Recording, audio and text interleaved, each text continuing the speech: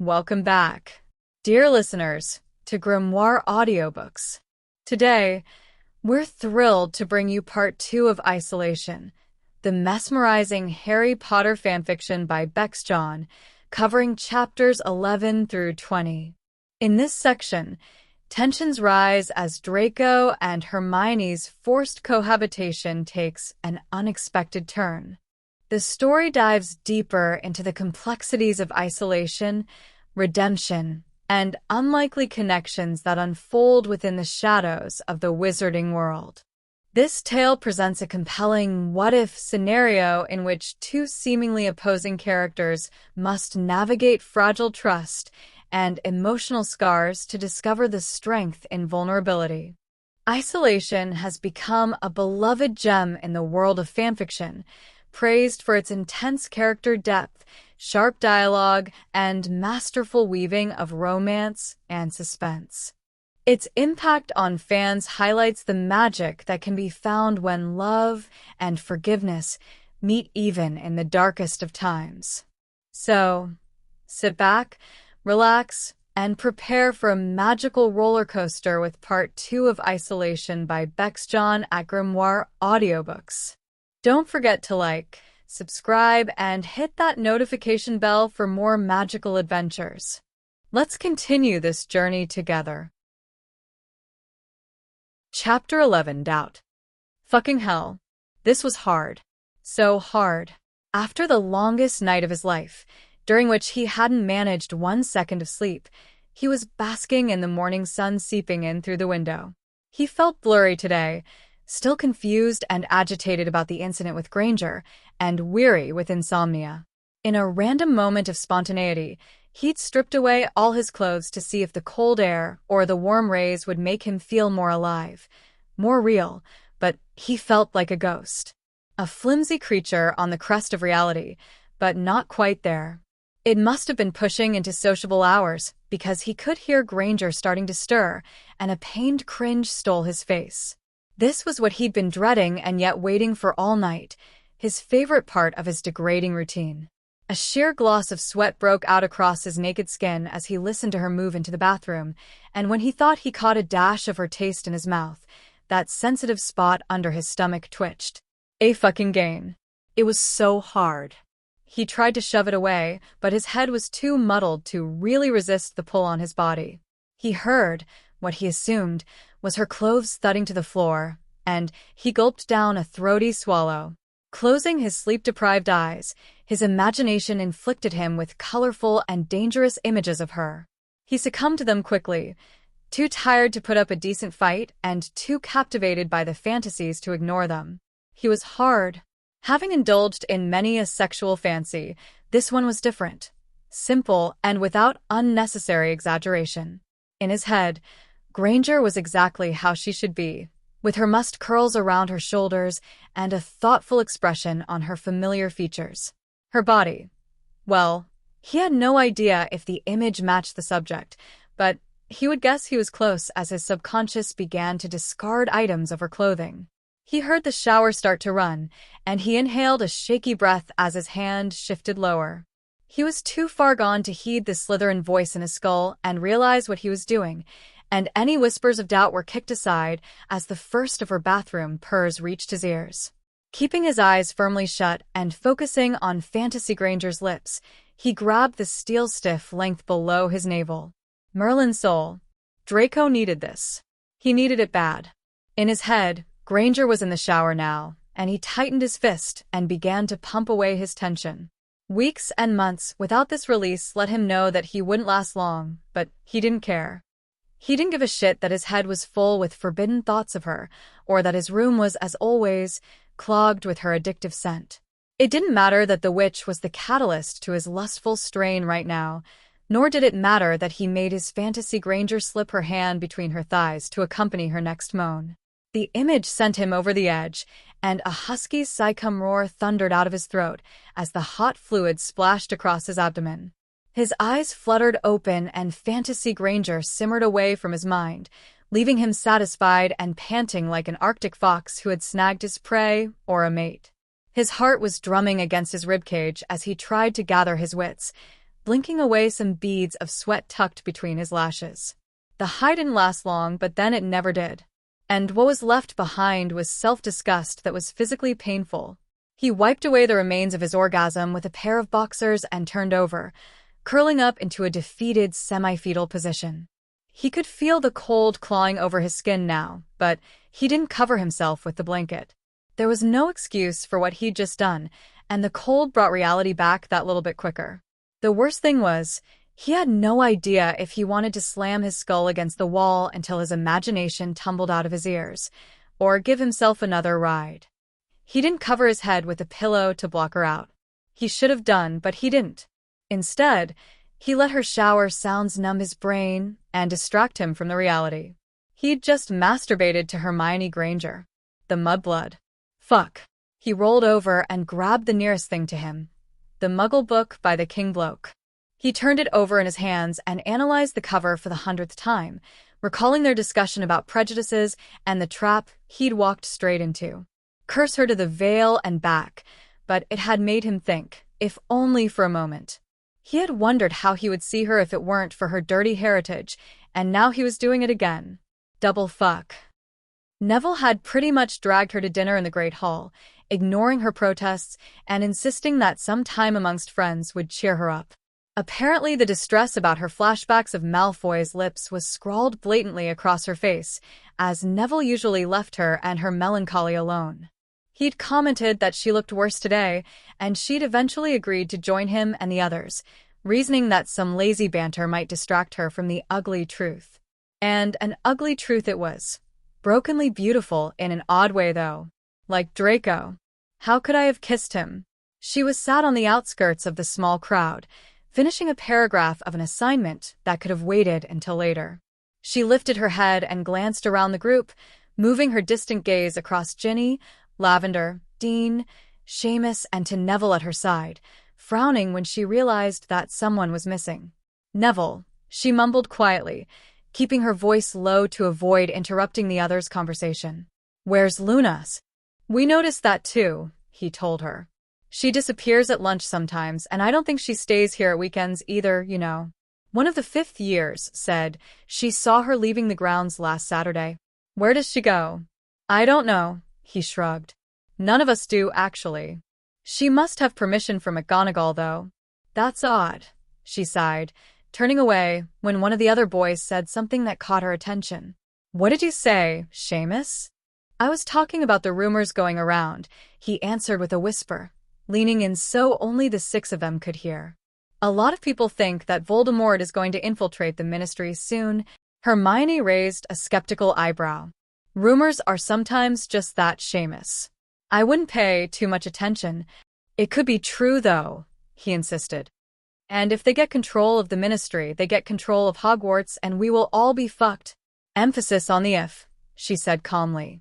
If McGonagall thought Hogwarts was at risk, she would have figured out an alternative location for us by now. Who's to say she isn't thinking of that? He shot back quickly. And where else would we go? My mum said it could happen. And your mum also believed all that rubbish they wrote about Harry and the Prophet, Hermione reminded him, rising from her seat. There are a lot of rumors going around at the moment. Let's just stick to what we know. Where are you going, Hermione? Ginny asked, looking a little disappointed as the brunette gathered her things. You haven't finished your food. I'm not that hungry, she offered weakly, giving her friend an apologetic look. And I need to see McGonagall. Well, the redhead continued. If you like, you can pop up to the tower tonight, or I could come visit you. No, Hermione argued too quickly, cringing at the urgency to her tone. No, my dorm is a complete mess. I'll try to come and see you later. She gave the other Gryffindors a polite nod before she turned away and left the Great Hall, calculating she had a good 30 minutes left to see the headmistress before her lesson started. She walked with long and quick strides to McGonagall's office and muttered the password to let herself in, knowing the older which usually stayed here during the dinner hour.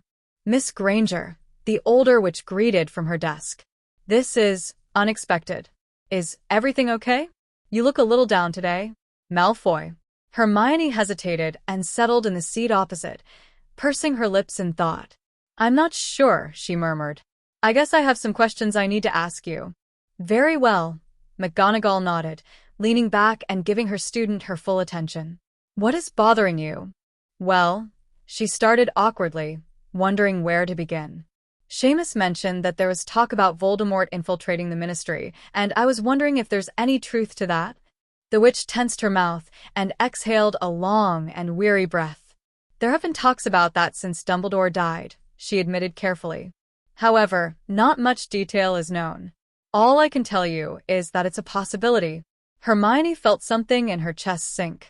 And if it does, then we will have to evacuate many of the students, she supplied with a sad tone. Particularly Muggleborns like yourself. Oh God. Try not to worry so much about it, McGonagall advised warmly. As far as we can tell, the Ministry is holding fine against the Death Eaters, and we have precautions if the worst were to happen. Hermione folded her arms around herself, suddenly feeling very cold and alone.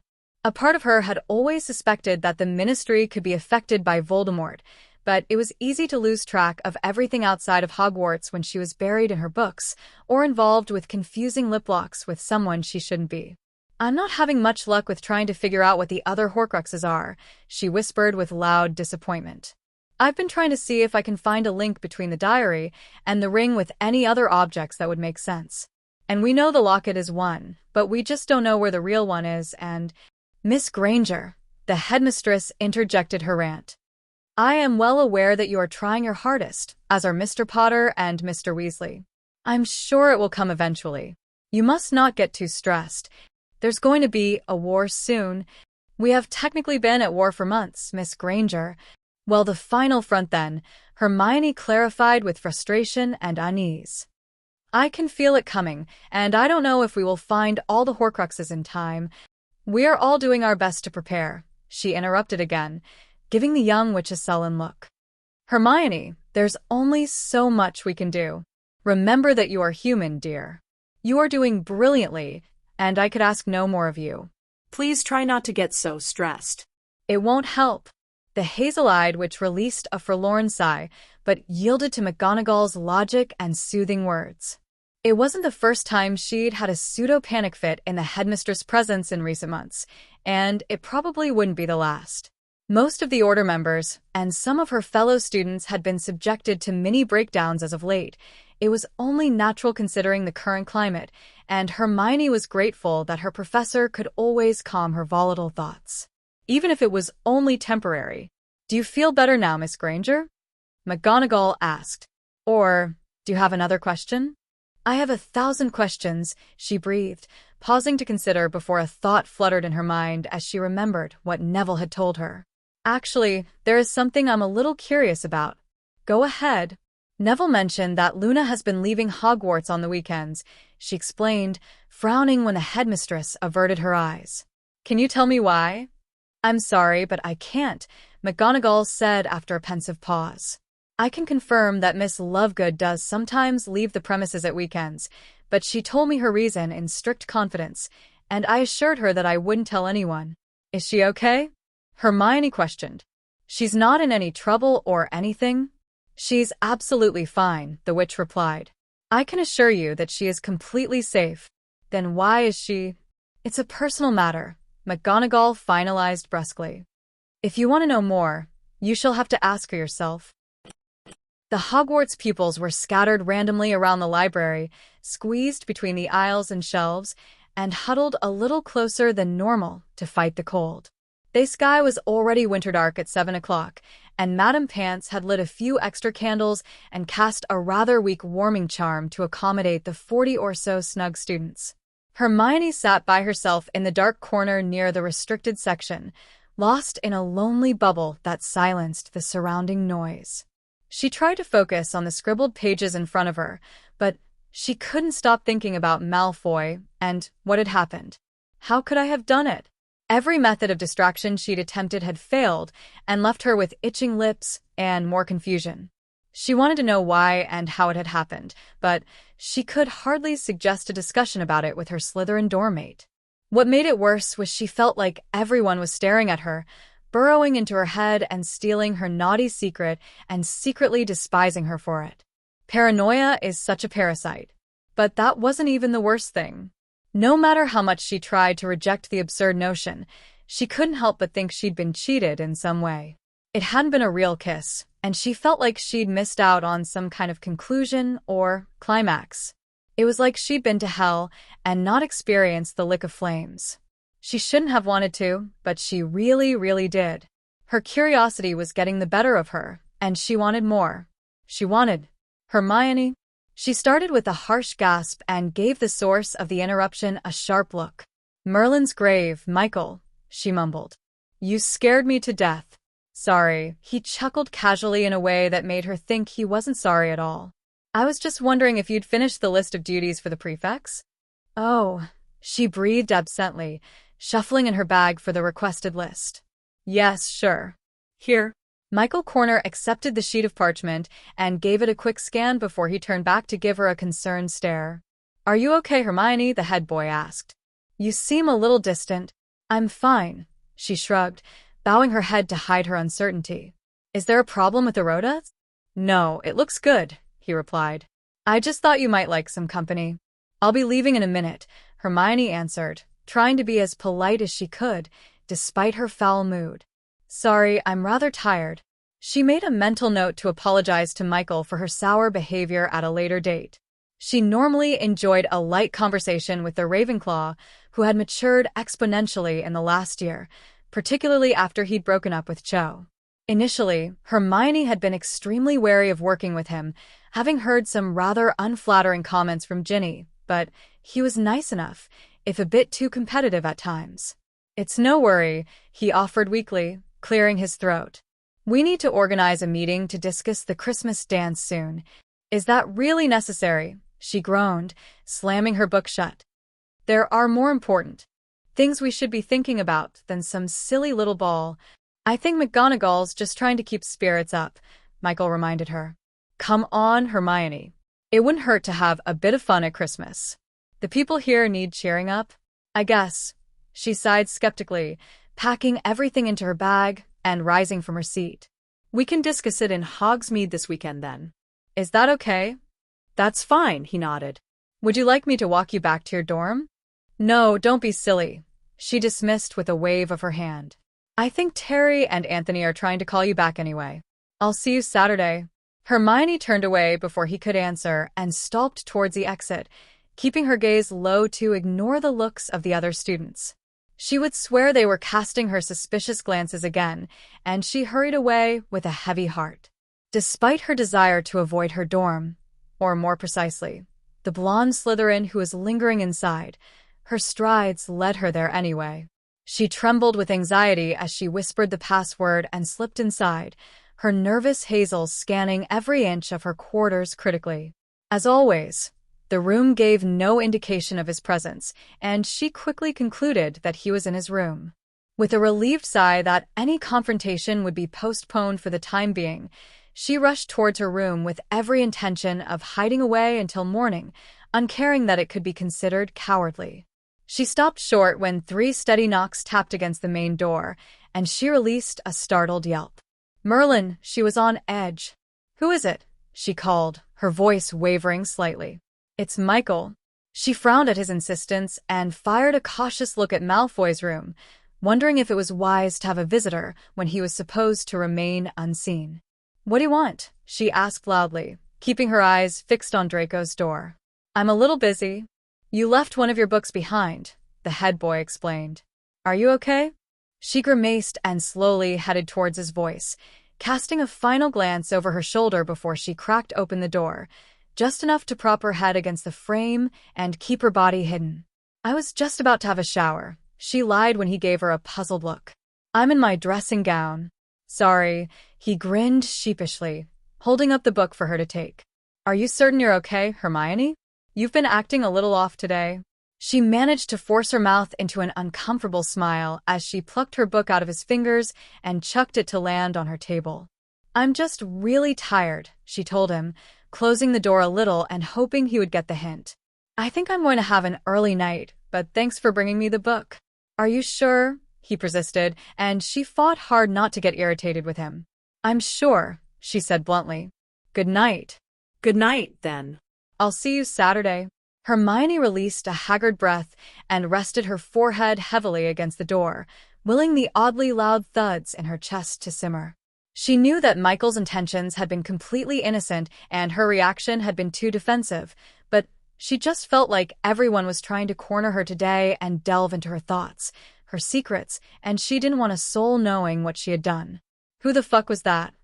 Her head whipped around so quick she almost lost her balance, and her chest felt ready to tear open when her heart recommenced its wild pounding. She subconsciously retreated until her back was pressed up against the door, and she placed a hand over her heaving chest, fixated on him as he leaned against the doorframe with a thunderous expression.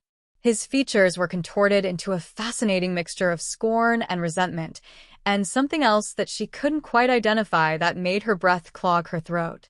"Why do you have to do that?" she gasped angrily once she'd found her voice.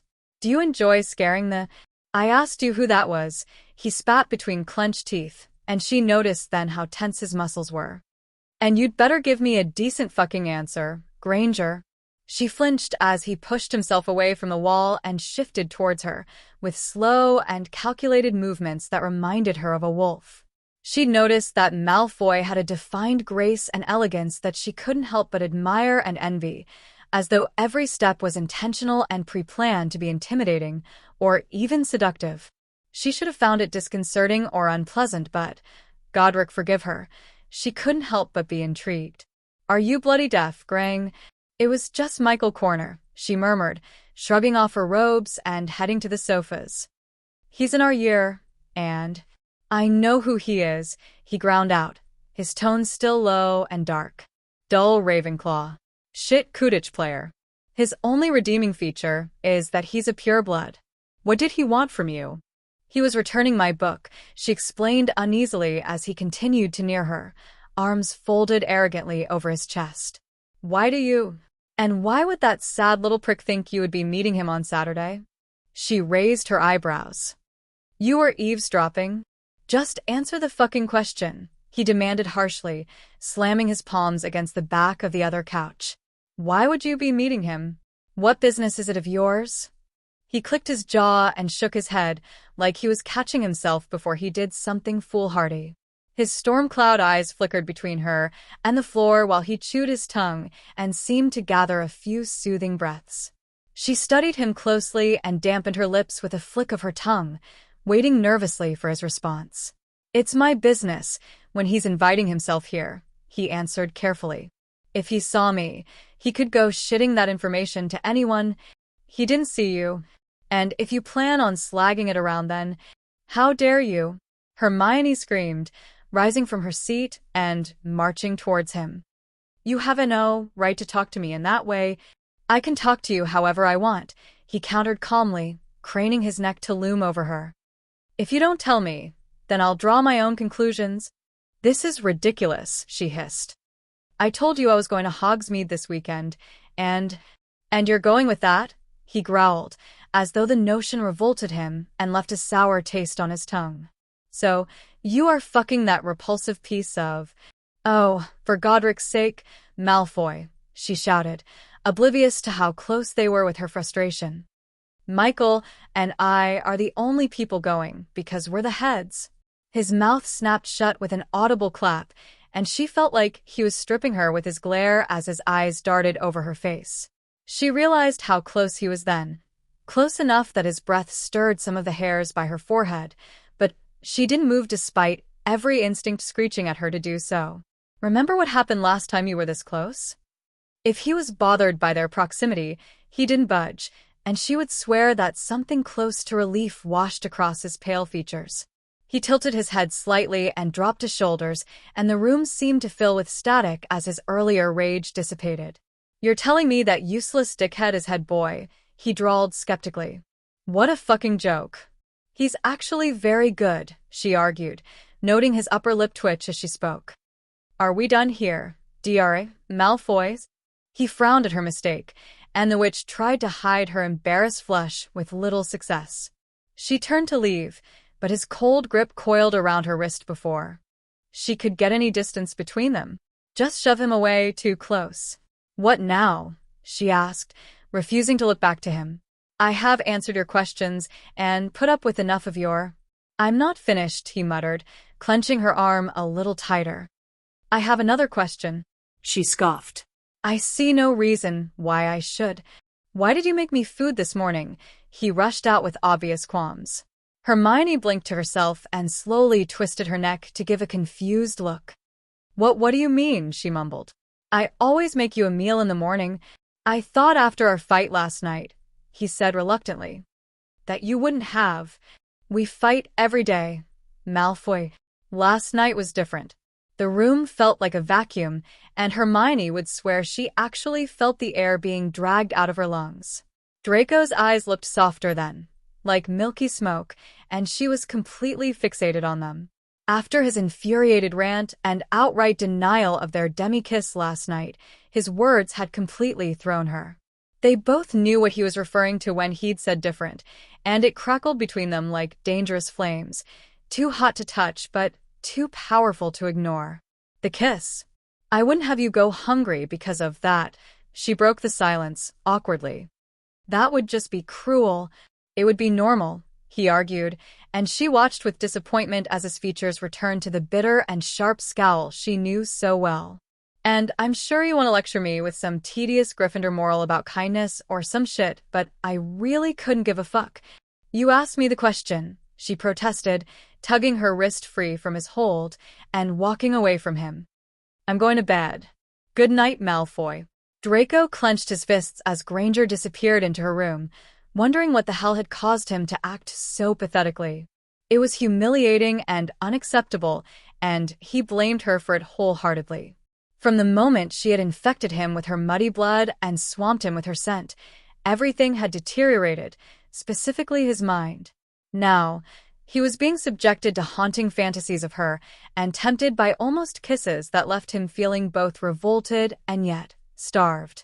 It was breaking his brain into disturbed little fragments that made him question himself and how far he was willing to go before his inappropriate craving for her taste was sated. The rage he had felt when that sodding Ravenclaw had turned up had been vicious and explosive, and he had physically quaked, but he had no idea why. It's not jealousy. Just rage. Possessive rage, maybe. His luxuries and stimulants were limited in this prison, and her taste and scent had somehow become some of those needs, and he would not share them with anyone beyond that door. While his taste of her had been brief, it was his now, even if he never wanted it again for the sake of his dignity. And he didn't want to touch her again. Really, he didn't. But if Michael Twatty Corner thought he was entitled to a lick of Granger, he was fucking mistaken. He didn't understand his dangerous emotions towards her, nor did he like them, but they were powerful and almost instinctive, and impossible to ignore. He stormed back to his room and silently pleaded with Salazar that he would be rid of his obsession with the mudblood soon. It was degrading and mind-sucking, and he feared he would act on it. I will not act on it. The wind was screaming like tortured toddlers tonight, and Hermione was convinced her clock was lying. If it really was 3 a.m, then she had been staring blankly at her ceiling for 4 hours, and that just wasn't healthy. She had secluded herself in her room and adamantly refused to leave, amusing herself with finishing every essay that was due from now until Christmas. That had lasted for 3 hours, and since then she'd tried desperately to manage some sleep, but it was all in vain. And it wasn't the wind tonight. No matter how hard she tried to eradicate Malfoy from her mind, she couldn't, be it stubborn flashbacks of their pseudo-kiss or just general musings about his behavior. She found herself fascinated by him as much as she tried to reject it, and she'd noticed he's refrained from calling her mudblood for a while. A month in his presence had affected her, and she found herself more determined than ever to tackle his prejudices, although she couldn't help but wonder if it was now for selfish purposes. She wanted him to view her differently, and she was fairly certain he was starting to. At least she hoped he was. She sat up and rubbed her face with her palms, wondering if her interest in him was really appropriate or healthy. Probably not. A shiver chased up her spine, and she grabbed her wand to renew her warming charm when a thought stole her attention. She had 3 blankets and magic to battle the November chill, but what did Draco have? He'd only been supplied with 1 blanket. What if he's freezing? She realized then that she cared when she really shouldn't have. She knew it was in her nature, but this was something else, a genuine concern for his comfort that left her questioning when she'd started to actually care. She left her bed and wrapped herself in her bathrobe, trying to decide what exactly she could do. The options were simple: chose to ignore it and let the cocky prat deal with it himself, or yield to her desire to provide him with some warmth. "What the hell am I doing?" she whispered to herself as she crept lightly out of her room. With at least 2 minutes of hesitation outside his door, she swallowed away her nerves and angled her wand in its direction. Alohomora. Chapter 12. Sleep. Dear Godric, what am I doing? Hermione grimaced as the door creaked open a little too loudly for her liking. She pushed some magic into a dim Lumos charm, just enough to discern Bister's shapes and outlines. The air seemed colder as she shuffled nervously inside, and she bunched the fabric of her dressing gown at her chest as her eyes settled on the bed. She paused her footfalls. She could hear them now, sleep-slurred protests and elevated breaths. Draco was having a nightmare, and as she stared a little harder, the glow from her wand caught a silvery sheet of sweat across his forehead. His features were creased and pained, and the vulnerability she saw then was absolutely breathtaking. He looked beautiful, and it made her chest burn. She blinked away her trance when he writhed under the covers and released a distressed grunt. "Get a grip, Hermione." She continued towards him warily, and gazing with a fascination she couldn't censor. Something about his thrashes and squirms sent wonderful little tingles to her fingertips that bade her to touch him, but she resisted. He must have been cold.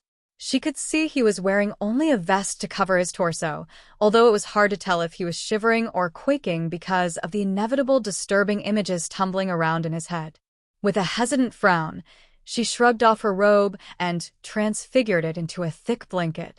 She edged anxiously closer to drape it over him and accidentally caught his frosty skin. She froze when he flinched at her touch, and a sleep-slurred mumble passed his dry lips. "I have to kill you, otherwise they're going to kill me." Hermione gasped, and her eyes darted up to his face to find it contorted with anguish. He looked like he was being tortured, and she felt her stomach twist with concern and care that shouldn't have been there. She leaned over and studied him closely, forgetting the chill for a moment. "Draco," she whispered before she could question herself. "Draco, it's me. Wake up." If anything, his throaty growls became worse, and she carefully raised her hand to rest against his damp forehead. The moment her skin touched his, smoky and wild eyes snapped open. Hermione barely had time to release a startled yelp as he grabbed her wrists and pulled her down, flipping them so she was trapped beneath him and straddling her hips. He was panting heavily with confusion and the aftershocks of his nightmare, and he loomed over her with bared teeth, close enough that some of his hair tickled her brow. "Draco," the witch breathed, unafraid of the slightly unhinged look in his eyes. "Calm down. It's me." His features barely softened, but she felt the grip on her wrists give, and she quickly lifted her hands to his face. Her palms rested either side of his head as she brushed her thumbs over his cold cheeks. He didn't tear away as she'd expected, but then he looked completely out of it, tired and tipsy with exhaustion, but still jittery. "It's okay," she soothed softly with stoking fingers. "It's okay." His lids drifted lower so his eyes were thin and almost hidden, and his breaths calmed against her face. He'd stopped shaking, but she kept her hands against his cheeks, willing him to wake up completely. He swayed a little with unbalance before his distant gaze darted back down to hers. His eyes were misty and absent as he slowly lowered himself, and Hermione would reluctantly admit that she didn't even consider protesting as his mouth caught hers. While their first demi-kiss had been light and questionable, this connection felt heavy and firm. There was desperation between their mouths, and Hermione couldn't stop herself from giving up more when he licked her lower lip. She matched him with some small but bold sucks, and their wet sounds mingled for 20 thuds of her heart before they paused. He dropped his forehead against hers and kept their lips almost touching as Hermione fought hard to ignore the thunder of questions trying to burst out of her ears and chest. She slowly opened her eyes and found that Draco still looked half asleep, but blissfully calm. She savored the remains of his peppermint taste and kept as still as she possibly could. Granger, he mumbled sleepily, as though he wasn't sure if it was her. She didn't dare move as he slowly eased himself off her and settled to the side. She watched him intently, searching for any indication that he was horrified or even aware of what they had just done. He sealed his eyes and gathered the blankets back around him, and Hermione shifted to make her exit, but a sleepy murmur made her falter. "Stay." She blinked and turned to face him, wondering if she had misheard his plea, but he looked completely dead to the world. Had she imagined it? Hell, had she managed the whole thing? She wanted to stay. Against her better judgment, she tucked herself under the covers and tried to ignore the voice at the back of her skull telling her that this foolhardy decision would smack her in the face come morning. She put a fair bit of distance between them, hopelessly reasoning that this would make things better. She made herself comfortable and cast a quick warming charm as her own exhaustion kicked in. Her eyes lingered on his face as her lids fluttered, and just before she succumbed to her own dangerous dreams, she brought her fingers to her still thrumming lips and released a sweet sigh. Draco was vaguely aware of morning birds as he started to break away from sleep. Some sliver of his subconscious told him that this was the first morning in a while when rain hadn't been hammering against his window, but it was the odd texture of his pillow that made his eyes finally drift open. What the? His cheek was cushioned under Granger's curls, and then he remembered the dream he'd had last night. It had been a welcome change to his usual nightmares of murdered wizards and towers, a kiss with Gryffindor's princess. It was a blurry memory without specifics, as most of his dreams were, because it had only been a dream. Just a dream. Odd though, his lips felt a little sensitive this morning. He raised his bewildered stare to his bedside companion and secretly decided that her delicate and charming features were easily the best thing he'd woken up to in the long months he'd been hiding. She looked bloody alluring, almost surreal, only a breath away with tousled tresses surrounding her relaxed face. His weary eyes fell to her slightly swollen mouth and he wondered, "Don't be such a fucking idiot." If he'd thought his room had been heavy with her scent before, he was practically drowning in it now, and it was delicious.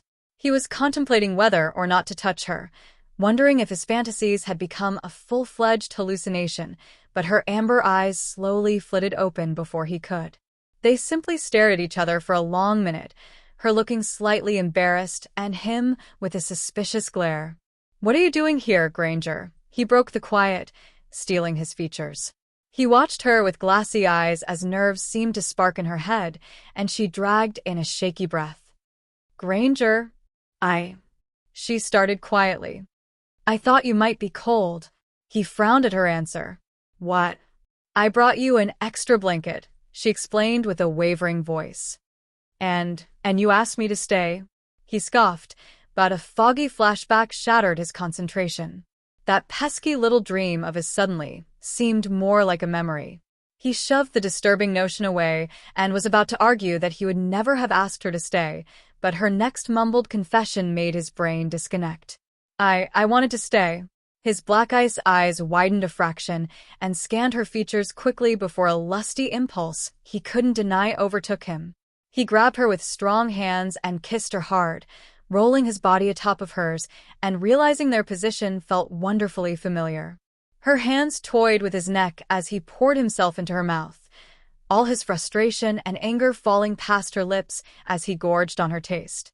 She met him with equal and perfect indulgence that tempted his hands to get lost in her hair. A feminine sigh tickled the back of his throat, and he pushed harder into her, relishing her body heat and the feel of her beneath him. She whimpered, and the sound reminded him of those addictive showers of hers that sent blood rushing south. But the flicker under his stomach felt too real now, too alive, and it brought him crashing back to the frosty reality. He snatched himself away from her with a furious growl and sat at the edge of the bed, hunched over with angry vibrations crawling up his spine. He felt every muscle flex across his shoulders and down his arms as he balled his fists and rested his head against his knuckles. This was a new level of humiliation and self-disgust, possibly the pinnacle in this fucked up little tug-of-war between he and her. He certainly hoped it was the pinnacle, possibly. He heard and felt her weight shift on the bed, and he willed her to leave before his temper caught up with him. He could sense the anger, at her and himself, sizzling behind his eyes like volatile embers that were aging into flames. He could feel that she was off the bed, so why the hell couldn't he hear her leaving? Draco. Just leave, he rasped out coldly, keeping his head bowed. Leave me the fuck alone. But I told you to bloody leave. He stood with a rapid snap of his body and whipped around to confront her with a grave sneer carved into his face. Now. And oh, she shouted back, straightening her back defensively. I want to talk about this. There is nothing to discuss, he argued. Nothing happened. You are so pathetic, the witch accused with a trembling finger pointed at him. Why do you have to deny that this is real? Because it isn't fucking real, he roared with conviction. Nothing that happens in this prison is real. What are you? It's all false, he continued. This arrangement is shitting all over my brain. I would never lower myself to touch you if it weren't for this headfuck bullshit that I am being forced to live in. The circumstances are irrelevant. Bollocks. You are still in control of your actions, she fired angrily. And the sooner you accept that. And what about your actions, Granger? He questioned in a sinister tone. How does sleeping in the same bed as a Death Eater fit in with your pro-mudblood crap? Her scowl hardened. I blame old judgment and a moment of insanity. Then I blame you and that old bitch for my insanity, he yelled, pausing for a moment to narrow his eyes suspiciously. Is this some sick little plot of yours, Granger? Are you and that shriveled hag doing this on purpose? What the hell are you talking? I'm talking about you and McGonagall. Draco ranted with a slow snarl. Do you have some piss-poor plan? Seduce the Death Eater and get some information on Voldemort with a little effective whoring. Fuck you. I'm sure that was part of the plan, he hissed bitterly. Screw me, and then blackmail me for some revealing pillow talk. You are being ridiculous, she huffed impatiently. He hesitated and bared his teeth. Yes, it is sodding ridiculous, he growled. I'm sure even McGonagall has noticed you have the sexual appeal of a shit-smeared troll. He caught the hurt that flashed in her eyes and almost regretted that comment. There is no plot, she said after a sad silence. You can believe what you want, but all I ever wanted was to realize that Muggleborns are people. That I am a person. He remained still and willed his features not to soften with uncertainty. He had no idea about other Muggleborns, nor did he really care. All he knew was her. And she was definitely a person, a character with traits and emotions that he didn't always understand, but couldn't help but be fascinated with. She was a person who was swapping around preconceptions in his skull and making him question what had been bred into his bones. She was a person with a kiss that lingered and burned. I'm leaving, she mumbled, turning on her heel and heading for the door. But I want you to consider this, Draco. If I was a pure blood with exactly the same personality, would you be so quick to discard what happened this morning? Before a scolding remark could roll off his Granger-flavored tongue, she yanked open the door and slammed it with her exit, leaving him confused and cold. Her question rolled around in his skull, alongside his thoughts on the King book and everything else that he'd started to question since he'd landed in this inescapable hole. Would he be so quick to ignore their kiss if she was a pure blood? No. Fuck no. Stashed safely away in her room, Hermione choked on a stubborn sob despite her best attempts not to. It wasn't so much his insulting remarks that had pushed tears past her lashes, but more so her reaction to them. She shouldn't have cared about his opinion of her, should have been more than used to his biting words, but, by Godric's grave, that had hurt. She would swear she could feel little puncture wounds in her chest, and she hated him for ruining a moment that had felt, well, nice. Blissful even. She guessed she should be grateful for that, really. At least one of them had had the sense to break the contact. But why did he have be such a bloody bastard about it? Why did he have to make everything so hard? And why the hell had it happened in the first place? Why am I doing this? It was simply an accident. Although could incidents still be considered accidents when they were repeated? Possibly not. She stroked away her tears with trembling fingertips and sniffed away the scratchy feathers in her throat.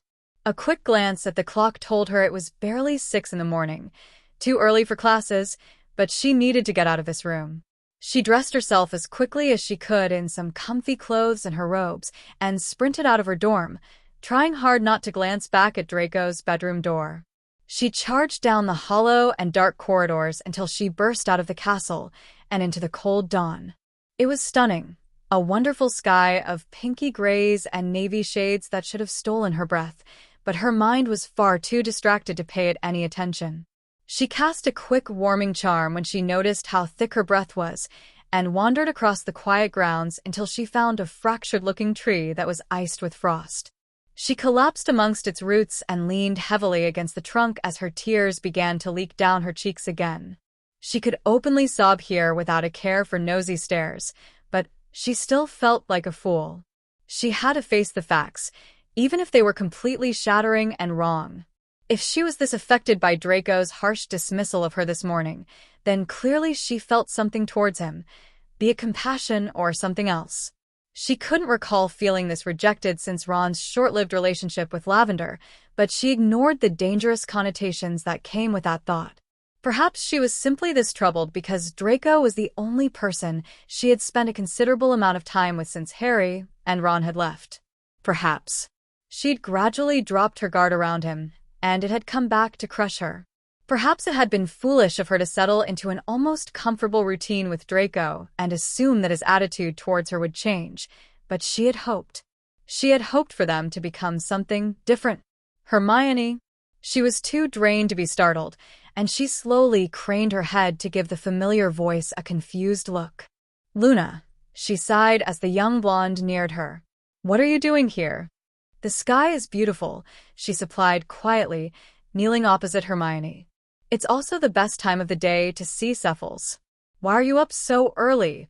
I needed some air, she sighed tiredly, quickly rubbing away any remainders of her tears.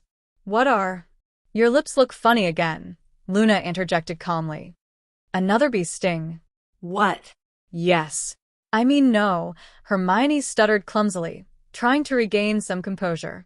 No, it's nothing to do with bees. I think it's a reaction to something else. What would that be? I'm not sure yet, she shrugged, raising her inquisitive fingertips to see if her lips felt any different. Clearly, it's bad for me. I think it suits you. Luna grinned to herself, her eyes fixed on nature's light display to the east. Looks like you might be having a stronger reaction this time, though. What do you mean? Well, your cheeks are flushed this time, she told the older witch blankly. And your eyes look a little glazed. That's probably just the cold, Hermione defended weakly. No, the Ravenclaw shook her head. It's something else. You look very pretty by it, though, Hermione. She offered her friend a weak smile. Thank you, she mumbled.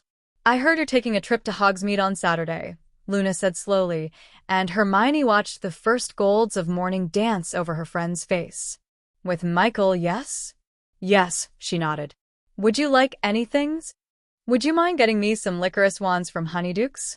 Hermione frowned. I didn't think you liked them. I don't. The brunette cocked her head to the side and observed her companion slowly, noting that Luna herself looked a little different. While the pretty blonde's eyes were striking, yet normally absent, recently they seemed to hold that curious twinkle of a girl with a secret. A good secret. Can I ask you something, Luna? Ravenclaw's angel slowly twisted her head to give Hermione her full attention. Of course, she replied. I'll try to answer. Some of the others have noticed that you aren't here at the weekends and some other days, she told her carefully. Where do you go? If Luna was fazed, she didn't show it. I didn't think that people would notice my absence. Oh, Luna, Hermione grimaced. You know we care about you a lot. Of course we would. I didn't mean it in that way, she interrupted as a slight twitch toyed with her mouth. People tend not to notice others' behavior so much in times of war. It's only normal. I'm actually quite touched that anyone has realized. So where do you go? She persisted. If you are in any trouble, then we can help you. Luna released a soft giggle, and Hermione raised her eyebrows. I am fine, the younger witch said. I am very well actually, but I'm afraid I can't tell you where I go. Why not? It would not be safe for the other party involved, Luna murmured, her expression turning thoughtful and almost concerned for a second. I'm sorry. It would be too risky to tell people, and it's not only my secret to tell.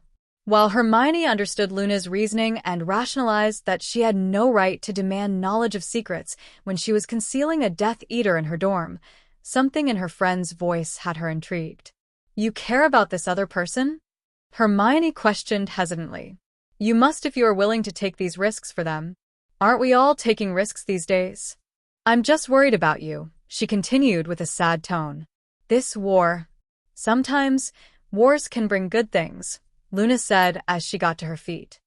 They can teach people to hold on to what feels right, even if there are risks involved. Hermione stared at her friend as she made her way towards the castle and tossed Luna's parting words around in her skull. As always, the blonde had left her feeling somewhere between bewildered and enlightened, and wondering if Luna commanded one of her imaginary creatures to spy on her at night. She turned her head to give the half-risen sun an appreciative gaze and gathered her limbs closer around herself as she huddled under the withered oak. She needed to concentrate on her tasks for the Order and toss aside these hopeful thoughts about Draco. It was inappropriate and completely naive, no matter how tempting it was to analyze it in her head. But it was too hard to ignore. She was late for her first class after a stubborn daydream managed to mist her mind, and she cursed her brain for letting him slip in. Again. For 2 days, he successfully avoided her by remaining secluded in his room, except for bathroom trips and to grab the warm meals she continued to leave for him. He guessed she was also doing her best to steer clear of him, and that would have been fine if he wasn't starting to lose his grip on reality. It wasn't the claustrophobia this time either. No, he could feel the change in his blood and bones. It was a craving, perhaps just for human interaction, or perhaps specifically for her. It throbbed in his veins and made his muscles spasm with unhealthy jerks. He'd broken out in cold sweats, shivered until his spine had felt like snapping, and had almost vomited. It felt like withdrawal, but maybe the cold weather had simply caught up with him. The only medicine seemed to be a desperate wank to the sounds of her showers, but then that only lasted for 30 minutes in his day-long hell. He'd been awake for a few hours now, waiting for her usual purrs to ease the strain in his body. If he had to guess by the place of the sun, it was broaching the afternoon, which meant that another weekend had oozed into his stay with her. He remembered then that Granger had told him she was heading to Hogsmeade with that Ravenclaw fucktard, and he felt fury flicker under his flesh. His chest felt ready to cave in from the sheer weight of his sudden and powerful anger, and when he finally heard her move to the bathroom, he couldn't chase away his volatile thoughts to relish her as he usually did. Instead, suspicious and unwelcome images of her pruning and preparing herself to meet that joke of a wizard hammered in his head. The idea exaggerated itself, and he gnashed his teeth as wave after wave of disgust rocked him. His fingernails pierced the skin of his palms as he clenched his fists, and he didn't dare move until she had returned to her bedroom for 10 minutes before he heard the main door close with her exit. He was on his feet in a heartbeat with seething breath steaming from his mouth and pupil-blackened eyes. He started with the closet and the desk, chucking them onto their sides and kicking them until wooden shards were decorating the floor and the furniture was dented beyond recognition. He worked on the bedding next, tearing it into a tattered mess of fabrics and pillow feathers that did nothing to soothe his temper. With a final roar of jealousy-powered rage, he grabbed the chair and hurled it at the window, only to watch it explode into a rain of splinters. He eyed the charmed and unscathed window bitterly as he sunk to the floor amongst the littered remains of his outburst and rested his back against the foot of his bed. He stayed there for hours, battling cruel imaginings of Granger enjoying her time with Corner. In his lonely heap on the bedroom floor, he came to a conclusion that quaked his core. Either Granger was wrong, and he had every right to despise muggles and mudbloods for their inferiority, or if Granger was right, as she so often was, then he had been a brainwashed bastard. Her words from their post-kiss argument throbbed in his brain. All I ever wanted for you was to realize that Muggleborns are people. That I am a person, you're still in control of your actions. I wanted to stay, What if she was right? What if it had all been for nothing? What if he and all his family were wrong? Then maybe it was okay for him to want to touch her, but why the fuck should she allow it?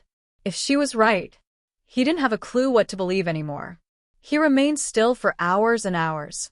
The thoughts swarmed around in his head too loudly for him to realize that she had returned, that she was knocking on his door, or even that she was calling his name.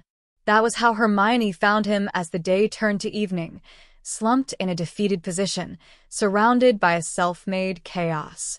Her wide stare scanned the wreckage with confusion before her eyes were drawn to Draco in the center of the room, and she felt a glitch in her chest.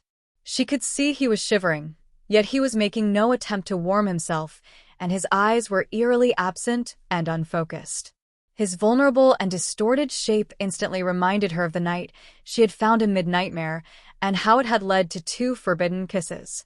The concern came so naturally to her as she dropped her bag and rushed to his side, sinking to her knees and grabbing his face between her frosty hands.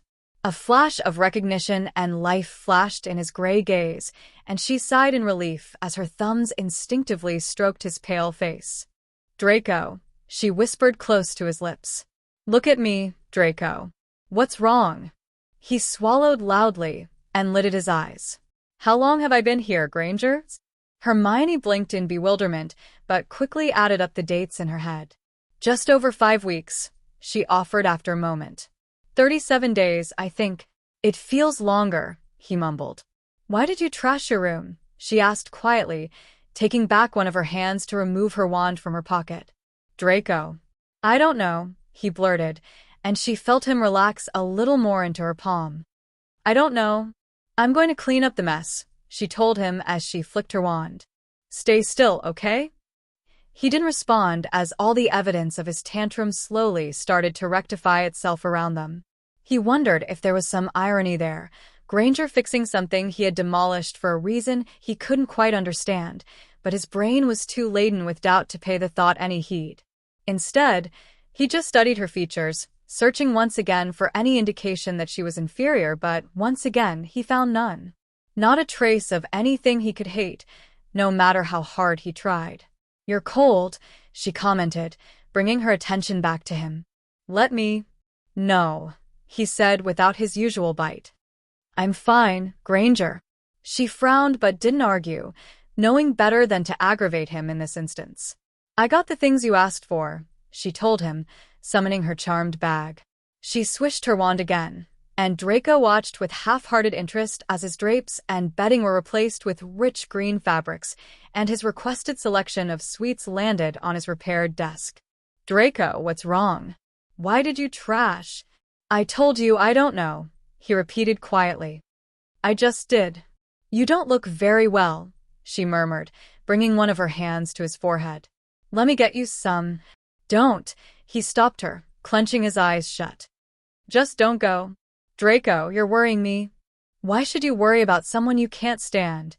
Hermione tilted her head to catch his eyes. "I told you I don't hate you." "You should," he told her firmly. "You should loathe me." "Well, I don't," she argued calmly, shuffling a little closer to him. "Maybe I should, but I can't." "Then how do you feel about me now, Granger?" "That question again," she sighed, setting her hands in her lap and averting her gaze. "I don't know, Draco. Do you think I am evil, Granger?" he asked bluntly. "You're not evil," she assured him without hesitation. "You have just been misled. You're human, Draco, and you've made mistakes, but I can't hate you for that." He lifted his head and released a shaky breath. "I should hate you." "Should," she echoed with a puzzled tone. "As in, you don't anymore?" "I don't know," he muttered so quietly, she wasn't sure he'd said it at all. "I am confused." His reluctant confession was flimsy and questionable, but she found herself feeling encouraged by his doubt. That hopeful spark that she'd been so determined to ignore blossomed in her chest before she could help it. This was what she had wanted, some voiced confirmation that he was starting to question his prejudices. It teased her Gryffindor courage, and she slowly shifted closer to him again, boldly settling herself between his legs and resting her weight against his chest. She expected him to instantly reject her brazen gesture, but He didn't even flinch as she rested her head against his shoulder. He remained completely still and unresponsive, but she felt inexplicably safe there, warm and comfortable in a forbidden moment that lulled her into a sleepy state. "This doesn't mean anything," she heard Draco murmur by her ear, possibly more to himself. "It doesn't." "I know," she whispered. Draco was painfully aware that this was far too intimate and undoubtedly wrong, but after 2 days of denying his craving to be this close to her, he was too absorbed now to push her way. He knew in the morning he would come to regret this lapse in judgment, but he couldn't resist the drugging effect she had on him. It was barely 8 o'clock, but sleep stole Hermione quickly, and Draco followed her a moment later with a disturbing realization that things were changing. He was changing. Chapter 13 Alone. Hermione could never recall feeling so warm and content. She released a lazy hum as the rhythmic falls of a masculine chest lulled her back to that wonderful purgatory between sleep and reality. A tasty smell of peppermint and sinful Slytherin tickled her nose, and she blinked away the remains of a blissful dream as she remembered where she was. Judging by the heavy breaths toying with her hair, Draco was very much ignorant to the world, but his arms must have snaked round her during the night, and she couldn't help but push her body a little more into his. He felt so good wrapped around her like this, and she wanted to absorb as much as she could before the inevitable denial and arguments came. Frowning with that thought, she realized it was probably best she leave before he stirred, if only to save them both the embarrassment and hassle. Unsure why, but unable to resist, she craned her neck to plant a lingering kiss against his jawline, before carefully removing herself from his hold. The absence of his touch left her feeling neglected and cold, and as an afterthought, she pulled down one of Draco's blankets to cover him. With a final sad look, she turned to leave, oblivious to the set of gray eyes slowly opening behind her. Draco brought his fingertips to where her lips had been and stared at her back as she left him alone. A random idea stole his brain, and he silently eased himself up, just managing to catch the door before it closed behind her. He poked his head through the gap and strained his hearing ability to successfully catch her password. Lutra, Lutra? He had no idea what it meant, nor did he care. He just felt satisfied that things could be a little fairer now. If she was so bloody eager to wander into his room whenever she liked, now he could do the same. He told himself it was purely for tactical purposes, but as he raised his fingers again to his Granger Grey's jaw, he couldn't help but wonder if there were darker motives to his prying actions. After a light lunch and a trip to the library, Hermione had returned to her room to find Hedwig pecking at her window. Hermione read the letter again, and her smile widened. The envelope had been addressed solely to her, so she hadn't tracked down Ginny this time. After weeks of nothing but disappointment and fuel to her ever-growing pessimism, finally there was a light in the darkness. The note was scrawled in Ron's familiar and clumsy handwriting, but the words were bold and clear across the parchment. "We found it. It's destroyed. Searching for the others. I miss you. RH." There was no question about what it was. They had found the locket. Her curiosity about the details would have to wait. She knew it was far too risky for Harry and Ron to provide her with too much information. But for the moment, she didn't care. They were one step closer to defeating Voldemort and ending this war. "I miss you." Her broad grin creased into a sad frown as a spell of guilt hit her hard. Visions of her recent activities with Draco waltzed across her conscience, and she realized, with a cringe, that she hadn't once considered how her behavior would affect her friendships with the boys, specifically Ron. The details of her relationship with him were complicated to say the least, and she guessed she should blame them both for never having a civilized conversation about the subject. While she didn't regret losing her virginity to her best friend, it had been made perfectly clear to her that that was all she and Ron ever would be. Friends.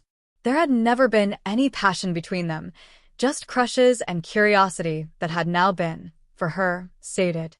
She loved him dearly, but she wanted that lust that she'd heard so much about, that burning throb inside your soul that made you crave someone's touch. And that someone just wasn't Ron, but Draco. Draco had this intensity with everything that he did, and it made something behind her navel tingle. The sensation was new and foreign to her, and she had no idea if she could call it lust or simply intrigue, but it was different and exciting. It encouraged her to interact and watch him, and in the safe solitude of her showers or her room, sometimes she couldn't help but imagine. She shook her head to chase away the risque thoughts and reminded herself that she had just received some promising news. Priorities, Hermione? After 2 days of awkward glances and an obvious reluctance to address the night spent in forbidden arms, Hermione was beginning to realize she quite missed Draco's company. She was still struggling to really identify what she truly felt for her Slytherin housemate, but she had done her best to ignore her curiosity and instead focus on her Horcrux research. But she couldn't deny her interest in him, nor could she really figure out why she desired to spend time with him when all they seemed to do was fight.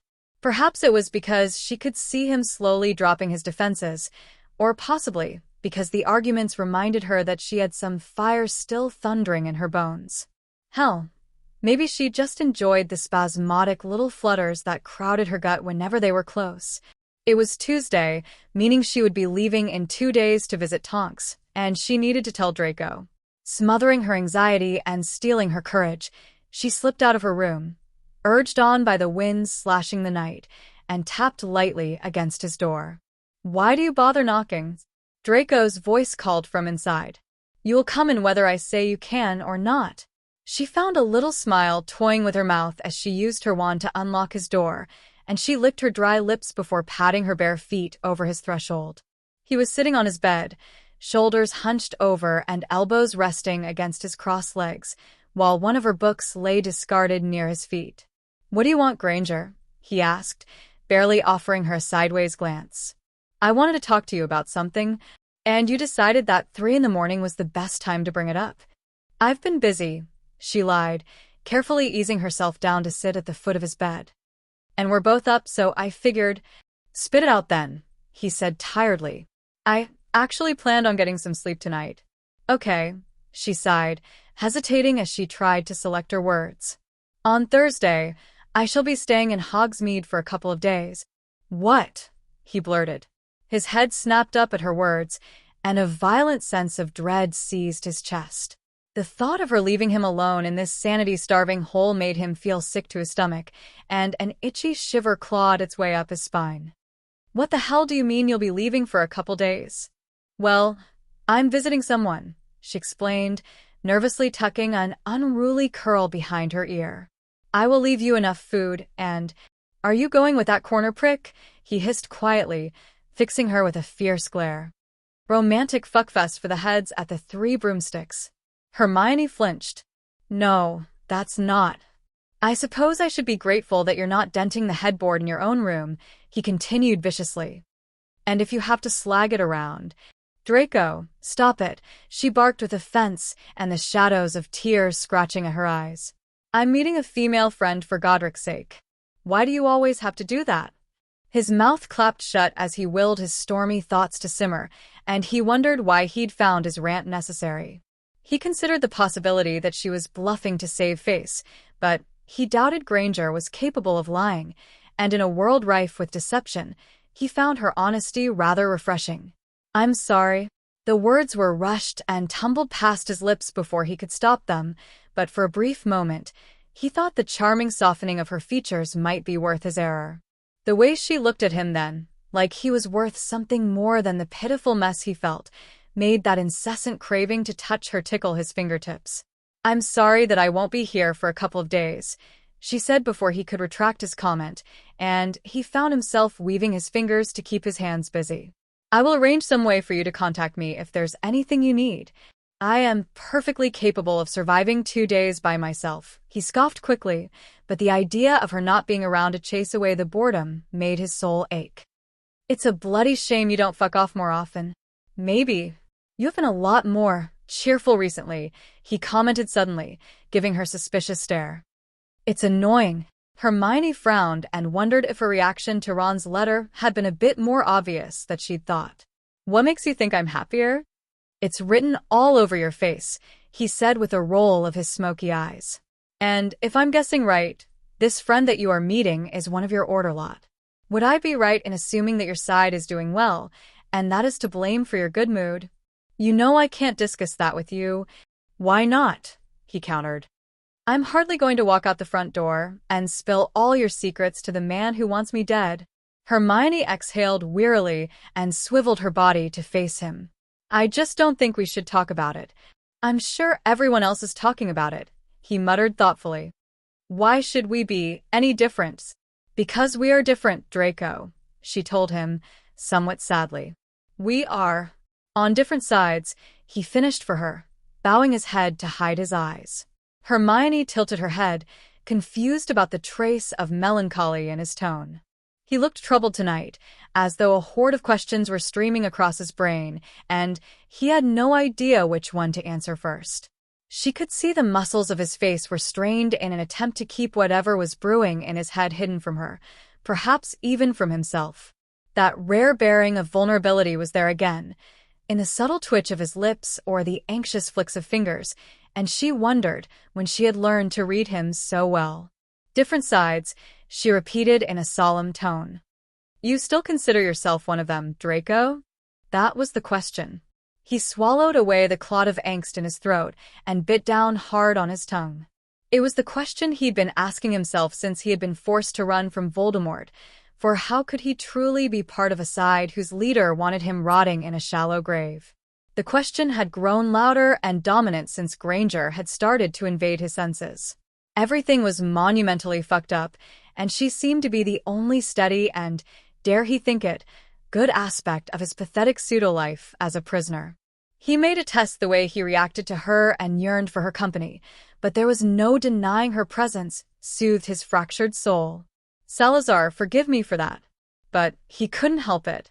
She was the first and only person to make him challenge the beliefs that had been engraved into his skull. How could he realistically follow the psychopathic ideals of that creature when he'd put a price on his head? How could he really believe that Muggleborns were inferior when Granger was the brightest witch to stumble into Hogwarts for decades? How could he pretend that those prejudices still made sense, no matter how bad he wanted them to? Don't you? He asked her absently, removing his bare arm from under the blanket to display his mark. Doesn't this make me one of them? Hermione frowned at the ugly and twisted blemish on his snowy skin and was surprised to find that it didn't bother her anymore. Not on him anyway. Perhaps it was the slightly softer edge to his voice tonight, or the defeated slump of his shoulders, but she felt like pushing the boundaries with her struggling companion. She shuffled a little closer and carefully reached out to stroke her fingers across his still-healing flesh and felt encouraged when he didn't immediately snatch his arm away from her. That mark doesn't define you, she said gently, catching his confused eyes purposefully. The same way my blood does not define me. You define who you are, Draco, your actions and your thoughts. And if I don't know who I am, he questioned, his voice quivering slightly. What if I am lost? A scary bout of affection soared in her chest. Then just do what feels right, she urged eagerly. And the rest will follow. Draco's brow creased, and his distant stare fell to her calming fingers, still softly teasing the sensitive scar on his forearm. Just when Hermione thought he was beginning to absorb her words, he snorted and pulled away from her too tempting caresses. You Gryffindors are so quick to seek the good in people, to assume people can change, he scorned with questionable mirth. Some people are beyond change, Granger. Not you, she protested quickly. Not you, Draco. Doubt flickered in his ashy glare, but she could see he was determined to resist her tonight. You should go, he told her, nodding his head towards the door.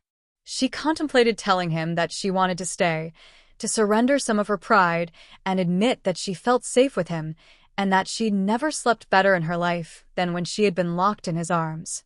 But the prospect of him laughing in her face and rejecting her made the cold scratch across her skin, and she decided not to push her luck. Leaving his bed, she headed out of his room, but paused in the doorframe.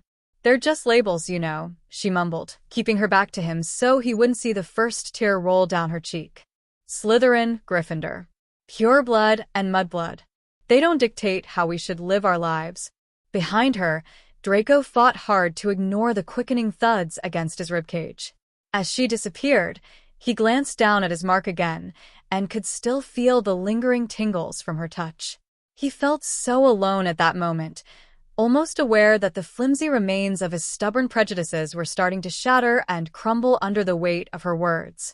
He knew that her absence, even if it was only for a couple of days, would do damaging things to his muddled brain. As if to confirm that he had finally yielded to the somewhat blissful beginnings of madness, he waited an hour before he crept soundlessly out of his room and found himself outside of her door. He toyed with the thought of murmuring her password and slipping inside, but he had no idea what he intended to do. "You pathetic twat." "Michael and I agreed on the 11th of December for the Christmas ball," Hermione explained. "I know it's a little earlier than usual, but you mentioned that you might have some problems with the transportation for some students this year." "Yes, that's true," McGonagall nodded. "I've decided it's wise to send small groups of students home for the Christmas holidays over a week or so, just in case. I'm not sure using the Hogwarts Express is a good idea either, but there are alternatives." "The 11th works well." Hermione sighed and rubbed her eyes. "Do we have to continue with this charade, Professor?" she asked wearily. "It seems silly to have a ball when we are at war. You know I want to keep spirits up," the headmistress said evenly. "Hogwarts is acting as a haven for now, and I would like the students to feel safe here, but the 11th is fine," the older witch hushed her. "Classes will finish on the 10th, and that provides myself and the other professors with 2 weeks to ensure everyone gets home safely." "Are you staying here, Miss Granger?" "Yes," she replied a little sadly. "I've told my parents that I'm staying at the Burrow. They still don't really know much about what's going on, and I'd like to keep it that way." McGonagall creased her brow. "Have you given any more thought to that memory charm you discussed with me?" "It's a last resort," Hermione told her professor quickly. "I don't want to use it unless I absolutely have to." "Well, let's just hope that things don't come to that," she sighed. "On a more positive note, I've heard from Nymphadora, and she is expecting you when you are ready." Hermione's stressed features instantly brightened with that information. "I can't wait to see her," she confessed. "Do you need anything else from me? Or can I?" "You are more than welcome to go now," McGonagall offered with a warm expression. "Would you like me to get Professor Slughorn to escort you?" "I'll be fine," she assured quickly, rising from her seat. "I need to head back to my dorm first anyway." "Very well," the headmistress nodded. "I shall see you in Transfiguration tomorrow then. And I expect you to be at the Christmas ball, Hermione." "Great." "Okay," she nodded reluctantly. "I'll see you tomorrow, Professor." Hermione anxiously drummed her fingernails against the wall next to Draco's door. She had been lingering in the same spot for close to 5 minutes now, wondering why she was so concerned about her parting words to her blonde guest. Since their reasonably intense conversation, she had kept her distance, deciding that she had once again probably surrendered too much of her hope to him. But he had been so human, practically bleeding a level of vulnerability that had left her with trusting heart flutters and a whole new batch of emotions that she didn't understand. "What if I am lost?" She could have cried for that comment. His customary arrogance had momentarily melted away to show her that perhaps all of her efforts hadn't been in vain. Maybe she had nourished that seed of doubt in his mind enough that it was finally starting to blossom, or maybe she was getting ahead of herself. His flash of decency had diminished so quickly, she was beginning to wonder if it had happened at all. "Is there a bloody reason you're loitering outside my room?" His voice disrupted her thoughts, muffled through the thick wooden door. Taking a deep breath, she pushed it open and found him, once again, casually sitting on his bed with one of her books in his lap. "Sorry," she mumbled. "Am I interrupting you? Or—" "Yes, because I have so much on my plate," he said snidely, rolling his eyes. "What do you want, Granger?" "I'm leaving for Hogsmeade now," she told him. "I have prepared enough food for you to last the 2 days. Sod off then," Draco spat coldly. "What were you expecting, Granger? A fucking farewell party. I wasn't expecting you to be so angry," she murmured, taking some steps towards him. "And I certainly don't know why you're angry." Neither did he. "I'm not angry," he defended quickly. "I just don't understand why you found it necessary to barge in here again and bore me with your shit again. You told me you were leaving the other day." Yes, but Are you done? He snapped. I might have sawed all to do, but I'd rather do it without you here. Hermione sighed and turned to rummage in her charmed bag, in which she had stored all of the belongings she would need for her stay with Tonks. After a couple of shakes, she removed a small snow globe containing a miniature replica of Hogwarts castle inside, surrounded by fake snow. Draco arched an eyebrow as she rested the little object in her lap and stroked the glass thoughtfully before she caught his eyes. I've charmed this, she said slowly. If you shake it 5 times, it will set off an alarm on my clock. I've extended the wards too, so if you try to leave, that'll also set the alarm off. He shouldn't have really been impressed with Granger's magical abilities, but once again he found himself with an unwelcome sense of admiration for her. He scowled away any semblance of respect that could have betrayed him and released a haughty scoff. I don't need. It's just a precaution, she stopped him. In case you fall and break your leg, or something. Wishful thinking there, Granger, he said with an easy smirk. You haven't lined the dorm with traps, have you? Hermione's lips twitched into an almost smile, and she edged forward to place the snow globe next to Draco on the bed. The flash of humor that had suited his features so well faded away as he eyed her dainty item with distaste and pushed it away from him, and Hermione wanted very much at that moment to touch him. The temptation had hit her so quickly and suddenly that she flinched, clenching her hands into tight fists in an effort to ignore the tightening of her stomach. You know, Draco, she mumbled uneasily, frowning when her voice hitched. I could make other arrangements. If you don't want me to go, you only have to say, don't go. If you have no more pointless toys in your little bag of tricks, Draco growled. Then I see no reason for you to still be here, Granger. She was certain he could see the disappointment behind her lashes, but it quickly turned into irritation. Fine, she said brusquely. If you insist on being so bloody cold all the time, I wasn't expecting you to be so angry, he repeated her earlier words condescendingly. Was there something else you wanted, Granger? No, she huffed, swiftly rising from the bed. I just don't understand why you have to be such a bastard all the time. Hey, he shouted, standing up and grabbing her wrist. What the hell were you expecting, Granger? Some gratitude for this poxy ornament when you're leaving me alone in this sodding prison. I am learning to expect nothing from you, she fired back, bringing her face close to his. Just when I think you might have a shred of decency in you, you go right back to being a selfish prick. What the hell are you talking? The other day, Hermione reminded him in a quieter voice. When we were talking about outside. You read too much into things, he growled defensively. Did you ever think that maybe this place is just screwing with my head a little? Not as much you'd like to think, she retorted, swallowing when she realized how close they were. Why do you have to put on an act when I am the only person who sees you? He parted his lips but hesitated to say anything. There was something familiar in her golden eyes that reminded him of the day she had kissed him in her allergy-stricken haze. It was there between her anxious blinks, a spark of courage amongst a storm of nerves, and he felt her lean into him. He clenched his eyes shut and debated allowing it to happen, tempted to drop all his defenses and let her do whatever she wanted. This was his only opportunity to get a final dose of her, that forbidden fix, before she left him alone with his demons. They had grazed lips before, so what difference would one more taste make? But when her warm breath ghosted across his chin, it dragged Draco back to reality, and he hastily shoved her away before she could touch him. He sneered viciously at her as she stumbled, but the venom in his features was forced and practiced, simply a mask to cover how disorientated he felt. Granger, on the other hand, had no time to hide her humiliation and surprise, her movements jerky and her eyes misted with hurt. Draco was a heartbeat away from screaming at her to leave, but she whirled around and fled before he could even draw in a breath. The slam of the door ricocheted around his lonely room like the clap of the Wisingamot's hammer. Thus was his sentence. 2 days with only his shadow for company and wondering what he would do without her presence to chase away the damning solitude. He should have let her kiss him. The cold air made her tear-sodden eyes sting. Hermione's walk to Hogsmeade was a rushed one, plagued with the realization that she was beginning to feel things for Draco that were far from normal.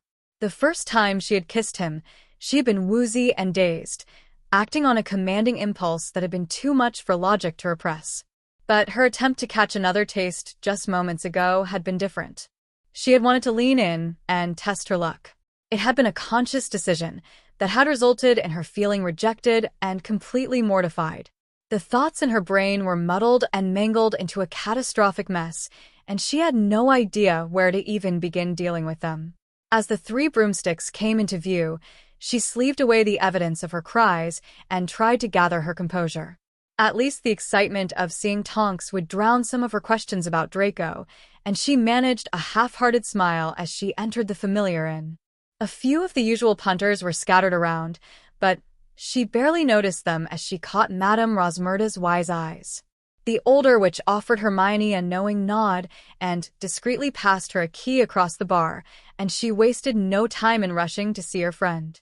"There she is." Tonks beamed as Hermione barged into the room. "I thought you might have lost your way." "It's so good to see you," she gushed, rushing in for a hug, but faltering when she spotted the slight swell of Tonks' stomach. "Oh, Tonks, you're starting to show. Meet the bump," she said with playful grin. "And I'm warning you now that I am going through the craving stage, so if you see me huddled in the corner clutching a Marmite and jam sandwich, just ignore me." Hermione smiled, but couldn't quite manage the laugh that would have normally come so naturally with Tonks' humor. An image of her encounter with Draco, when his lips had been barely a breath away, danced across her lids and left her mouth dry and her heart heavy. "Are you okay, Hermione?" Tonks asked. "You look a bit troubled." "I'm fine," she lied quickly. "I just miss Harry and Ron." "Of course you do," she nodded sympathetically, giving the younger witch a warm smile. "But at least you have some friends here who you can talk to. How are things at Hogwarts?" Hermione couldn't help but flinch. "Complicated." Draco scowled into the darkness.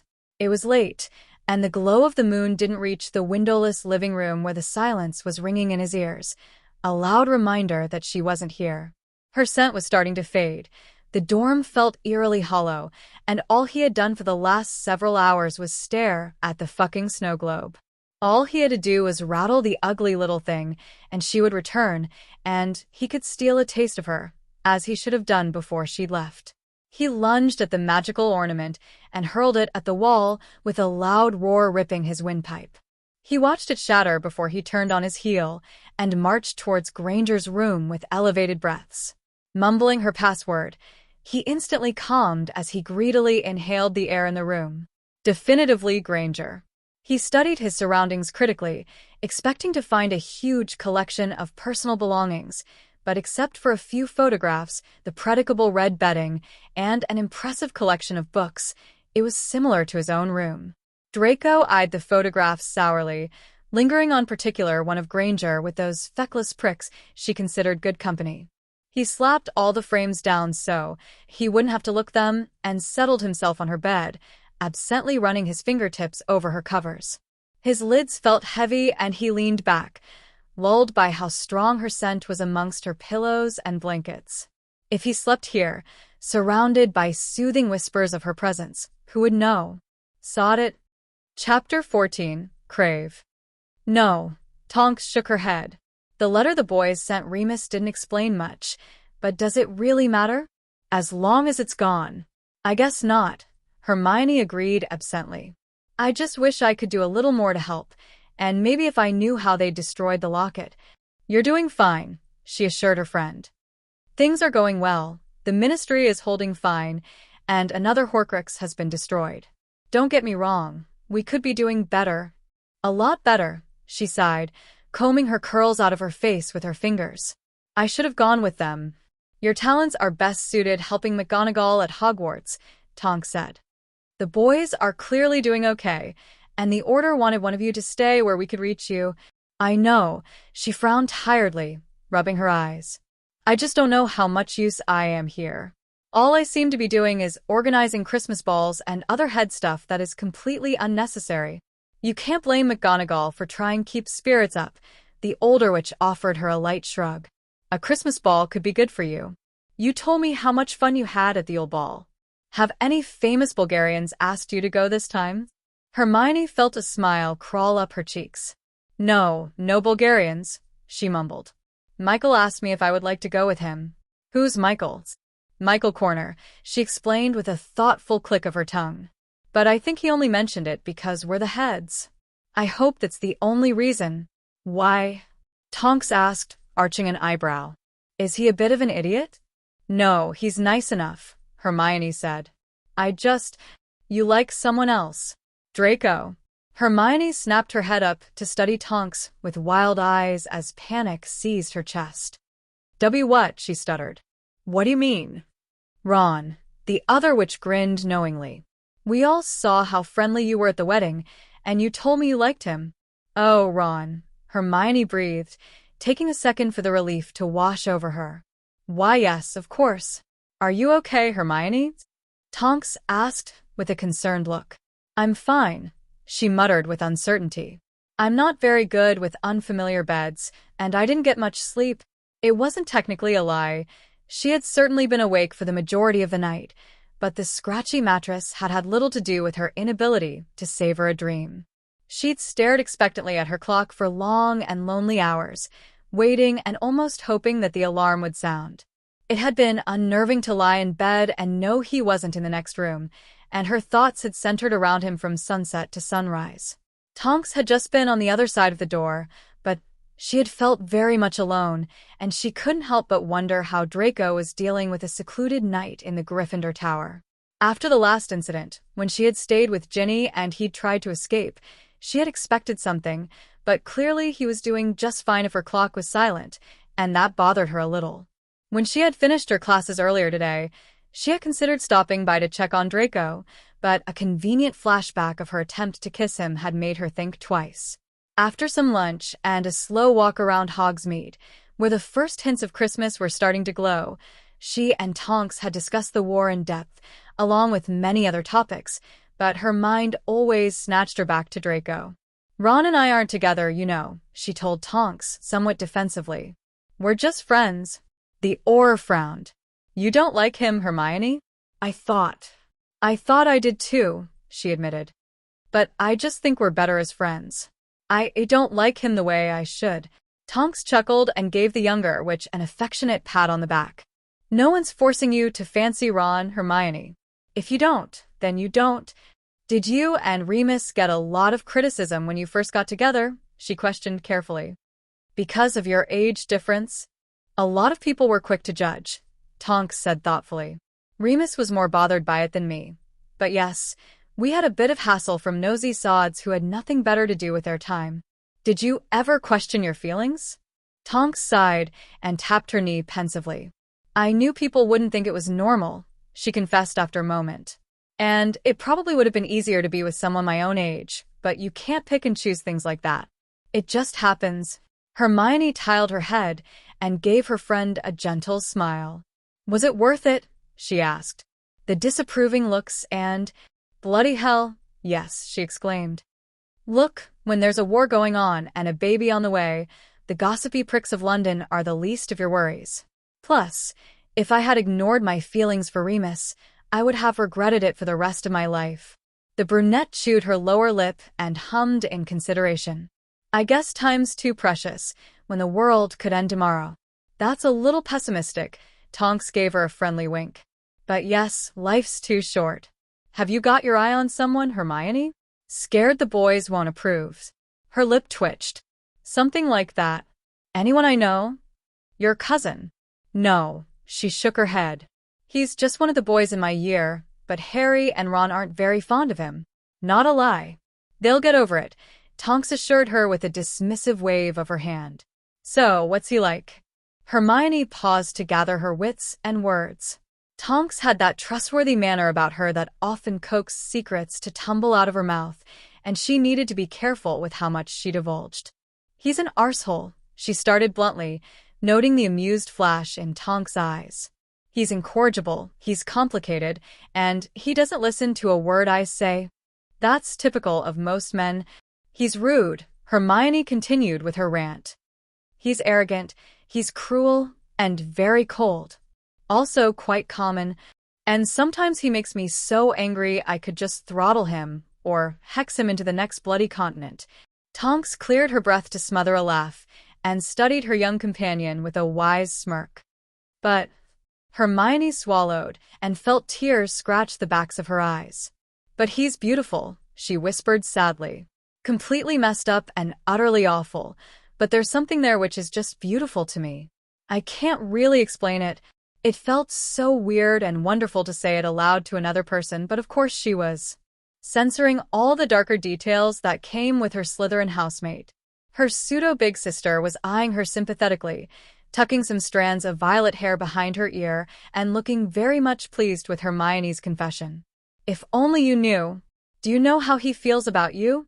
Hermione frowned and bowed her head. He tells me he hates me. Have you two ever kissed? Tonks pushed boldly. She felt a hot blush stain her cheeks.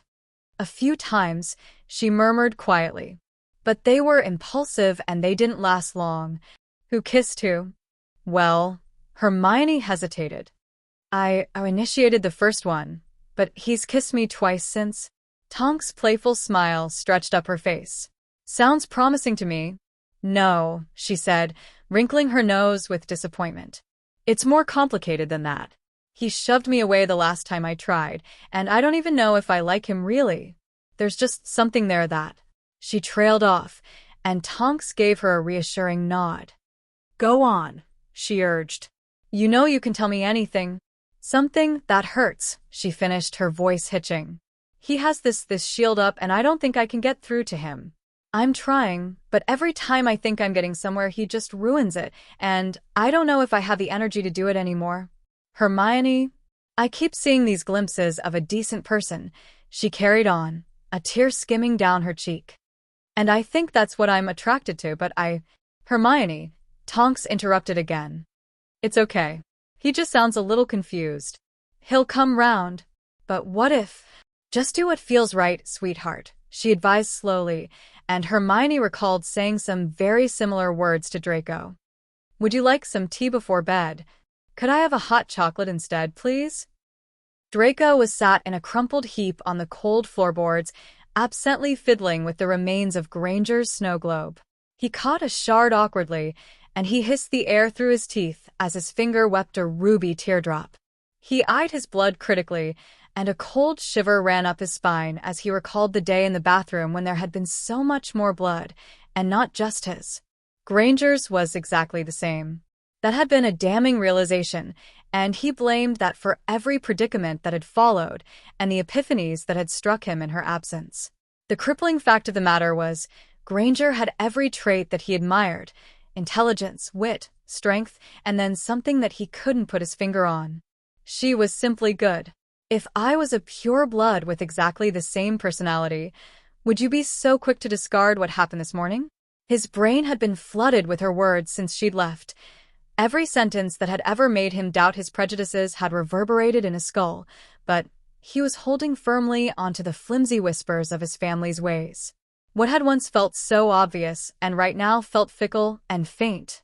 He'd like to blame it all on her, but he had come to acknowledge there must have been cracks in his beliefs, but it didn't make it any easier. You're human, Draco, and you've made mistakes, but I can't hate you for that. He clenched his eyes shut. Mistakes, astronomy tower. Surely, if he'd been so certain that Voldemort and his principles were correct, that task would have been an easy thing to do. Maybe he'd started to doubt it all then. They're just labels, you know. Slytherin, Gryffindor. Pure blood and mudblood. They don't dictate how we should live our lives. It was easy for her to say that. There were expectations that came with his infamous surname, and she couldn't begin to imagine the pressure he'd been under. He was certain that Potter had told her all about his breakdown in the toilets last term, but that had been a sliver of his turmoil. There had been times when he'd cast every silencing charm he knew and just screamed until his lungs had torn. Blaze and Pansy had seen some of his weaker moments, but nobody had been there to witness his real outbursts of chaos. Even before he'd been given his task, Draco had sometimes found himself staring at his reflection and wondering if a lifestyle full of hatred was all too much for him. Why do you have to put on an act when I am the only person who sees you? Because if he didn't, then what else was there? He'd been stripped of his wealth, his magic, his status. If he abandoned what he had been designed to become, there was nothing left. Some people are beyond change, Granger. Not you. Fucking hell, he groaned to himself, dropping his face into his palms. You asked me to stay. I wanted to stay. He'd never kissed someone like that before, like a rebellious burst that had made him feel loose and unchained. He'd been aware of who he was kissing and that he shouldn't have been touching her at all, but at the moment, he couldn't have given a shit. On closer inspection, he didn't really give a shit now. There was no one here to scold him for thinking for himself and doing what felt.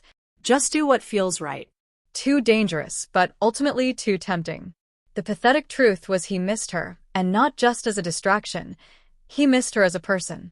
Her voice, her little quirks, her fire, just everything. She would be back tomorrow, although he had no idea what time. It could be fairly early in the morning for all he knew, so his decision to sleep in her bed again was a rather risky one, and another damaging blow to his pride. But it felt right. Tonks had left at 8, and Hermione had managed to get to the school before the weekend lazy students had started to rouse and roam. She was so nervous, she had worried her lower lip until it had bled, which had meant a slight detour at the prefect's bathroom to heal the cut. Perhaps she was stalling, but she spent a good few minutes scrutinizing her reflection and trying to concoct a strategy to deal with Draco after her embarrassing behavior 2 days ago. Deciding that she had put it off for long enough, she headed to her dorm, hesitating to take a deep breath before she muttered the appropriate password. She slipped inside, intending to be as quiet as possible, but a rush of wind slammed the door shut behind her. Bugger. She froze as she heard shuffling from the other side of the dorm, but it sounded misplaced, almost like it was coming from her room. No sooner had the thought crossed her mind that her door was flung open to release a very intense-looking Slytherin. Draco had clearly just woken up, his hair roguishly mussed, and he was clad in just a vest and loose pajama bottoms, but it was the purposeful and slightly wild glint in his eyes that made her heart pause. He lingered in the doorframe for a moment, staring hard at her like he wasn't sure she was there at all. Hermione shook away her trance, and the anger hit her, just as he began to march towards her with bold strides. You were in my room.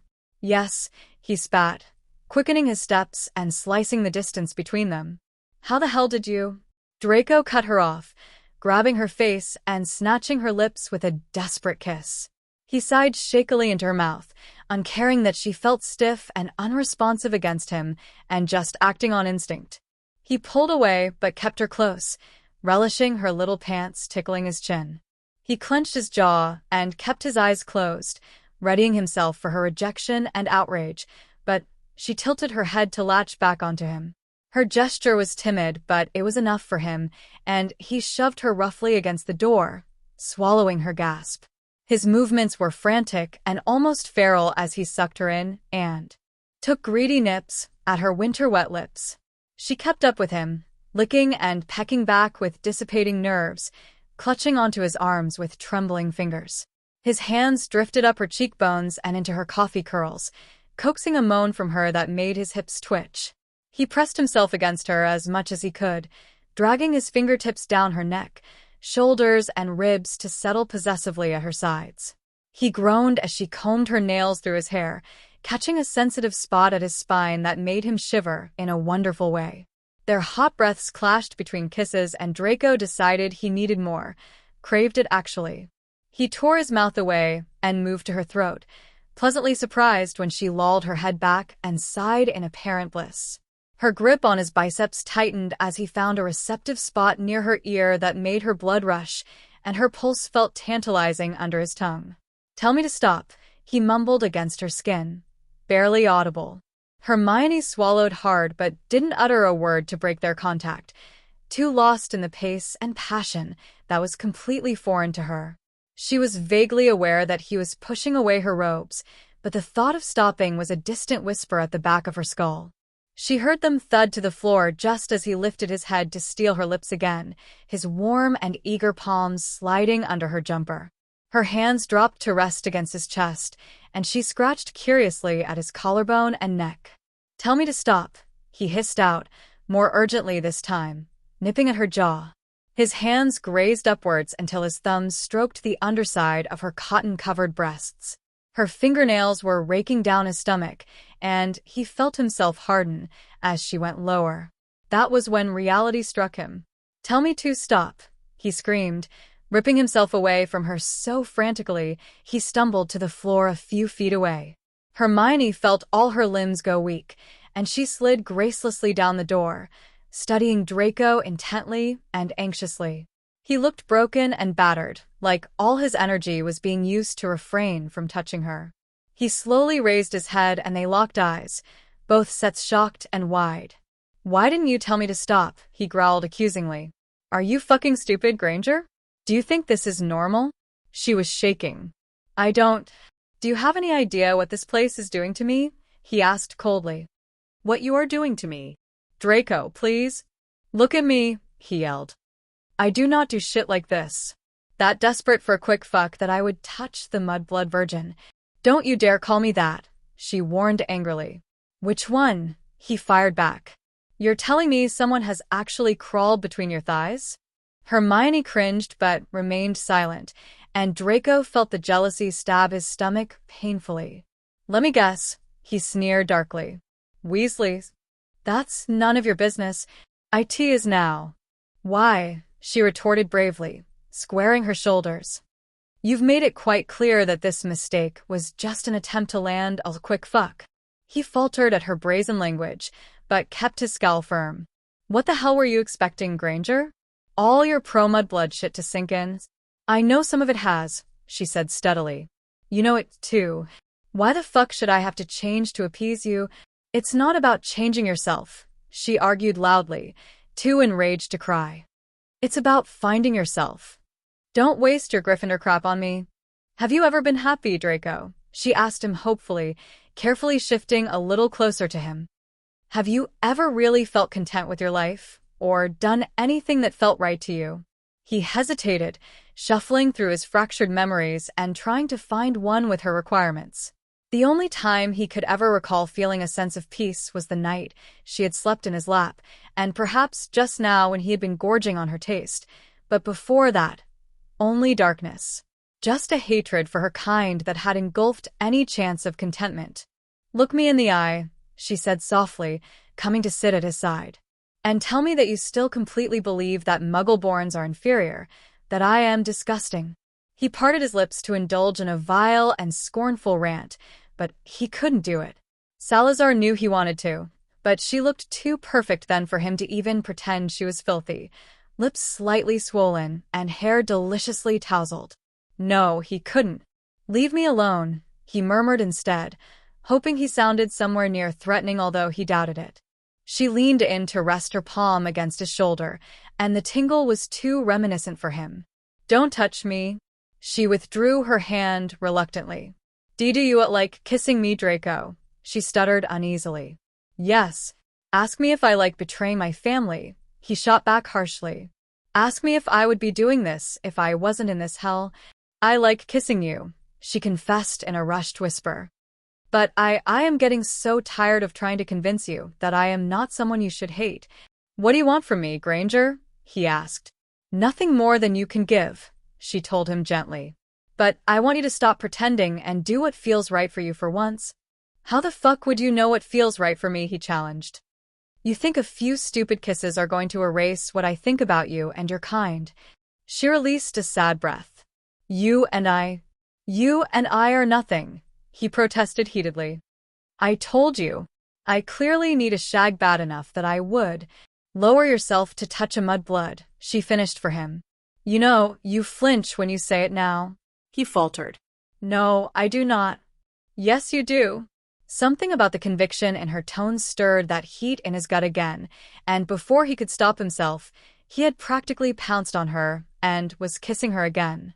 The unsatisfied aftershocks of the last round were raw and consuming, but he managed to stop himself before he got carried away this time. He released her with a loud groan, resting his forehead against hers and drawing in loud and ragged breaths as he fought his cravings. He'd gone too far. Hermione studied his agitated expression and felt her chest ache. She willed herself to be patient and understanding, but she wondered how much more she could give him. Gulping back her nerves, she decided she would give him one final opportunity to redeem this situation, even if it meant sacrificing another piece of her waning dignity for the sake of a Death Eater. "Merlin, help her." "Draco," she murmured breathlessly. "Look at me." His eyes snapped open and regarded her wearily as she placed her soothing palm against his cheek. "It's okay," she told him.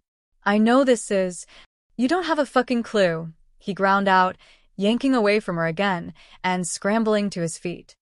"You can't even begin to comprehend what this place is doing to my head. Draco, I am telling you now, Granger, that nothing like this will ever happen again," he promised, and his words were so measured and crisp that she found herself believing them. "We are done here." "Yes, we are," she replied, rising to stand and straightening her back defiantly. She'd reached her limit. "I refuse to do this anymore. I do not deserve to be treated like this by you. Do what the hell you want, because I don't give a shit." "Finally," he exclaimed. "She gets it. Well, I'm glad you eventually decided to see some sense. Accept this for what it is, Granger. Me wanting a convenient fuck, and you being the only option.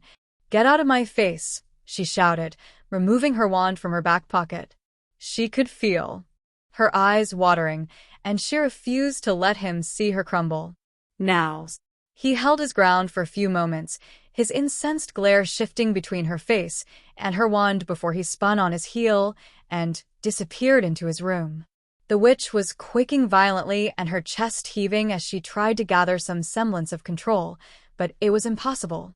She managed to choke out a quick silencing charm before she collapsed to the floor and coughed up a string of heart-hurting sobs. She passed the stage where her lungs burned but couldn't stop despite the physical pain searing through her chest. It shouldn't have killed her. She had, after all, experienced his cruel attitude on so many occasions, but that kiss, it had been deceptive, leading her into a false sense of promise that had convinced her to bare her soul to him, and he had just spat on it. She felt cheated and used, and the worst thing was, she had no idea at what point she would have told him to stop. If she would have told him to stop. Screw that Gryffindor tenacity. She gave up. Chapter 15. Glass. The final days of November were misty and bitter, and December crept in before she'd even noticed. The nights were the kind that made you long for company, cold and eerily silent as nature slowly died by the frost. The winds had faded, and for that she was grateful. But, oh God, the silence was haunting. She was doing everything possible to keep busy, spending less time in her quarters, and flitting between the library and organizing the ball with Michael and the prefects. The dorm had become so suffocating after her fight with Draco, and she didn't dare spend more than a few moments in his presence. Despite the fact that their stormy altercation had happened just over 2 weeks ago, she still felt uneasy. Anything more than a necessary moment, and her body would start to react, heat crawling into her cheeks and pixies fluttering in her stomach. Draco, on the other hand, seemed to seek her out whenever he could, randomly emerging from his room when she was in the kitchen or sitting area. In the last fortnight, they had crossed paths no less than 10 times, and it was all due to his efforts, much to her confusion. She always made a quick exit and tried to avoid his eyes, fearing they would drag her in, but she had yielded and caught them once or twice. Her breath would hitch, and her mouth would go dry, but she always managed to keep her expression indifferent as she ducked into her room, with his stare always boring into her back. In the days since their kiss-come argument, Draco had seemed to deteriorate, his features becoming worn and defeated. She ached to interact with him, if only to chase away some of the pain etched onto his face, but she was determined to keep a healthy distance from him. She still cooked the meals, of course, but that was the extent of her Malfoy-related activities, even if she was yearning to do more. Despite her best efforts not to, she still cared. But distractions were plenty, with Michael requiring her help for the ball and the end-of-term arrangements, and Ginny had successfully managed to convince her to go dress shopping. The students had been given today, Sunday, to visit Hogsmeade and buy their formal outfits, and Hermione had hoped that the village's festive atmosphere would warm her mood.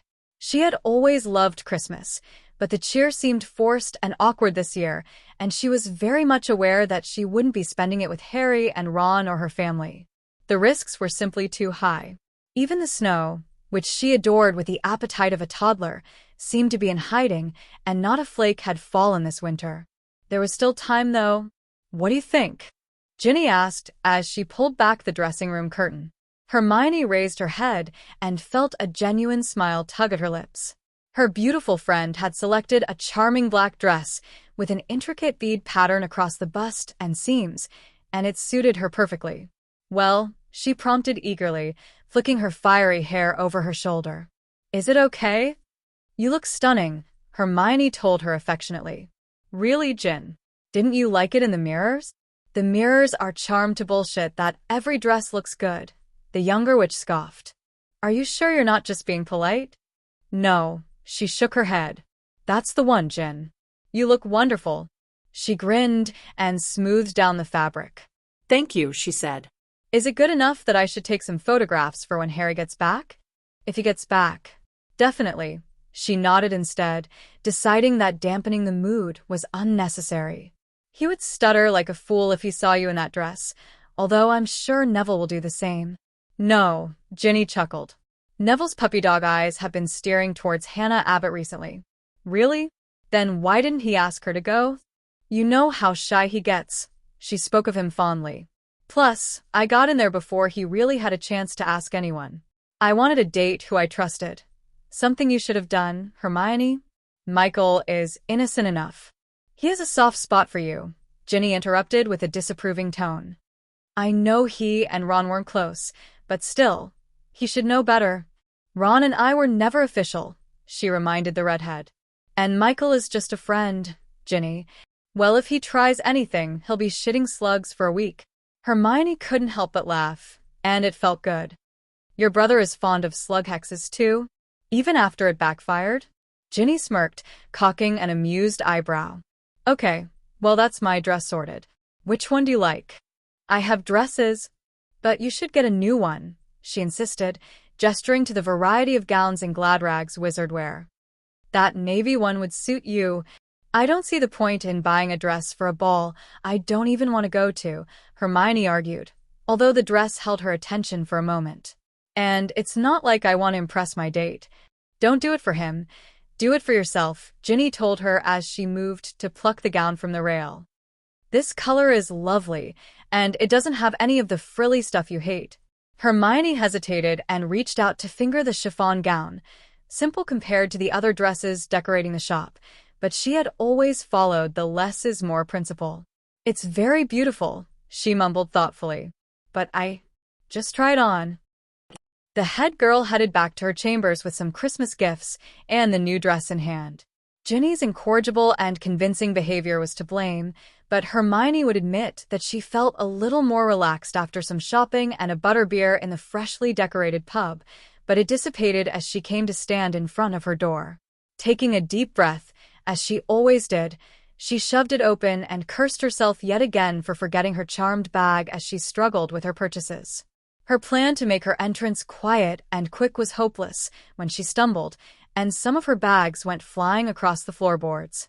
"Bugger," she murmured, kneeling down to collect them. She grabbed the final item just as she heard Draco's door open, and she kept her eyes low as he strode into the sitting area.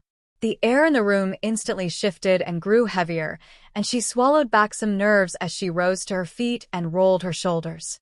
"What's that for?" he questioned critically, gesturing to her dress in the transparent cover.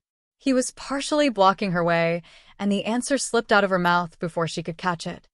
"Christmas ball," she mumbled quickly, maneuvering awkwardly around the sofas, but he moved into her path anyway, his eyes lingering on her dress. "Get out of my way, please." "You've been avoiding me," he accused in a scratchy voice. "Why?" Hermione averted her gaze. "You know why, Draco," she snapped. "Move out my way." "Exactly how long do you intend to keep up this silent treatment?" he continued irately. "It's starting to piss me off." "I won't ask you again," she said between tense lips, clumsily rummaging in her pocket for her wand. "Get out of my way, or I'll make you." He regarded her with conflicting eyes, biting the inside of his mouth with irritation before he stepped to the side with a resigned breath. His balled fists were shaking at his sides as she brushed past him, and she tried desperately to ignore the breeze of his comforting scent. His breath stroked across the shell of her ear, but she managed to stifle the shiver that threatened to betray her weakness. "We have argued before, Granger," he said before she could reach the door, his voice almost dejected. "Why are you so affected this time?" She halted her steps and felt the ire rise in her chest. "You asked me to leave you alone," she responded coldly. "And that's what I'm doing, but You made this bed, Draco," she told him stiffly, determined not to get dragged into an argument. "So lie in it." Fumbling with her wand, she cast a quick muffliato to whisper her recently changed password, Crookshanks. She doubted Draco would know the name of her beloved pet, and knew now to be careful when going into her room. She thought she heard him whisper something as she went inside, but she refused to dwell on it. "Wait," Draco murmured, but she slammed the door anyway. He recalled that fickle phrase his mother had used when he'd first started to attend Hogwarts, and he denied he would miss the manor. "You don't realize what you've got until it's gone." After a fortnight with only a handful of sentences exchanged, he was beginning to regret the way he had handled their tempestuous row, and she was apparently adamant to not even look at him. It was beginning to slowly erode his resolve to pretend it wasn't bothering him, but the pride-damning truth was he pined for something from her. A passionate fight, an educated discussion, a kiss. Anything. Wednesday had the pace of a limp-limbed sloth. Hermione's classes had droned by, and she had spent the remainder of her afternoon helping to finalize the decorations for the Great Hall. She had managed to tear away from the overly enthusiastic prefects and steal a few hours in the library, but her research on Horcruxes had been frustratingly unproductive. It was around 10 in the evening when she decided to yield to her heavy lids and return to her dorm, hoping that Draco wasn't loitering in the sitting area. She managed to sneak soundlessly inside and grab a glass of water, but a knock at the main door startled her. The glass shattered at her feet and she cursed under her breath, casting a wary look at Draco's room. "Are you okay in there, Hermione?" Michael's voice called from outside, and she rolled her eyes. "Did I hear?" "I'm fine," she bit back. "What do you want, Michael?" "Just a quick word. I'm just about to go to bed," she told him, sidestepping the shards carefully. "We can discuss it tomorrow." "It won't take a moment," he insisted. "Come on, Hermione. It's only 10. The witch exhaled and massaged her forehead, turning to give Draco's door a skeptical glance. Surely he knew better than to reveal himself when she had a guest, but he was unpredictable at the best of times. Deciding it was best to get rid of Michael as quickly as possible, she transfigured her clothes into pajamas and kicked off her shoes, leaving her bag and wand in the kitchenette before she made to answer the door. "Can I come in?" the head boy asked once she's opened it a crack.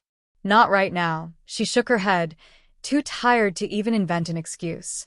"What do you need?" "Well, I was just wondering what the arrangements are for Friday." "You know what's happening," she frowned.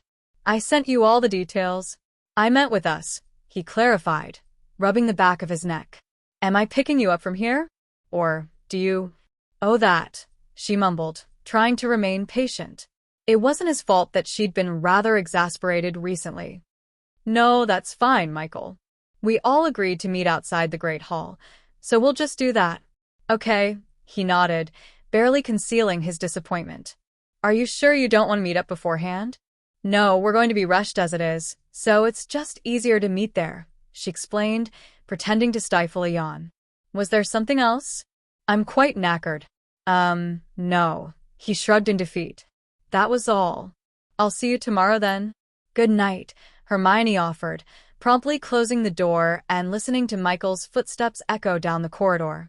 She stilled her breaths when she felt that familiar tingle across her shoulders and back, and she knew her Slytherin housemate was behind her. "What are you playing at?" she questioned, whipping around and making the mistake of catching his eyes. "Are you trying to get yourself caught?" Draco's snowy features were creased into a pained scowl that made her falter. He looked betrayed. "You said that there was nothing going on between you and Corner," he growled darkly, and her chest constricted. Hermione made to move forward, but He predictably obstructed the route to her room. "There's not," she murmured hesitantly. "Move, Draco. Clearly there's enough going on that you would go to the ball with him," he continued in a hoarse voice, slowly stalking towards her. "I didn't peg you for a liar, Granger." "I'm not lying," she argued, cringing when she remembered that she'd left her wand on the kitchen counter. "Let me get to my room." "He likes you, Granger," he told her. "I can tell." "You're being ridiculous," she scolded, unnerved by his stoic tone. "Move out of the... Make me," he challenged. "I'm not done talking about that prick." Deciding the situation may require some magical assistance before she got too absorbed, her eyes flickered over to her discarded wand, and she lunged for it. She yelped as she slipped on the water she had spilled before, falling hard against the floorboards and smacking her hand into the crushed glass. Hermione whined as the pain shot from her palm to her wrist and up the rest of her arm. She glanced down and cringed when she saw the galleon-sized shard stabbing her hand and the warm blood spilling between her fingers. She pulled herself up to lean against the cupboards, and before she could really understand it, Draco was kneeling next to her, his face calculating and composed, but with an edge that could have been misconstrued as concern. "Pass me your hand," he instructed steadily. "I need to get the glass out." "No, it's fine," she hissed through the pain. "Just get my wand." "I can't touch your wand," he reminded the witch. "Let me take it out, and you can heal it when you've calmed down. Help me get up." "Stay still," he told her sternly. "Come on, Granger. Pass me your hand, and I'll make it quick." "Ow, ow, ow," she breathed as he gently cupped her wrist and took a closer look at the damage.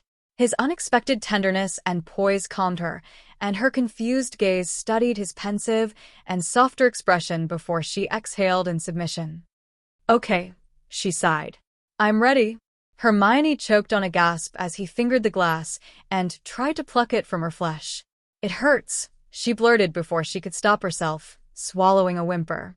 "Draco." "It's all right," he hushed her, giving the wedge a final tug that yanked it loose. "There. It's done."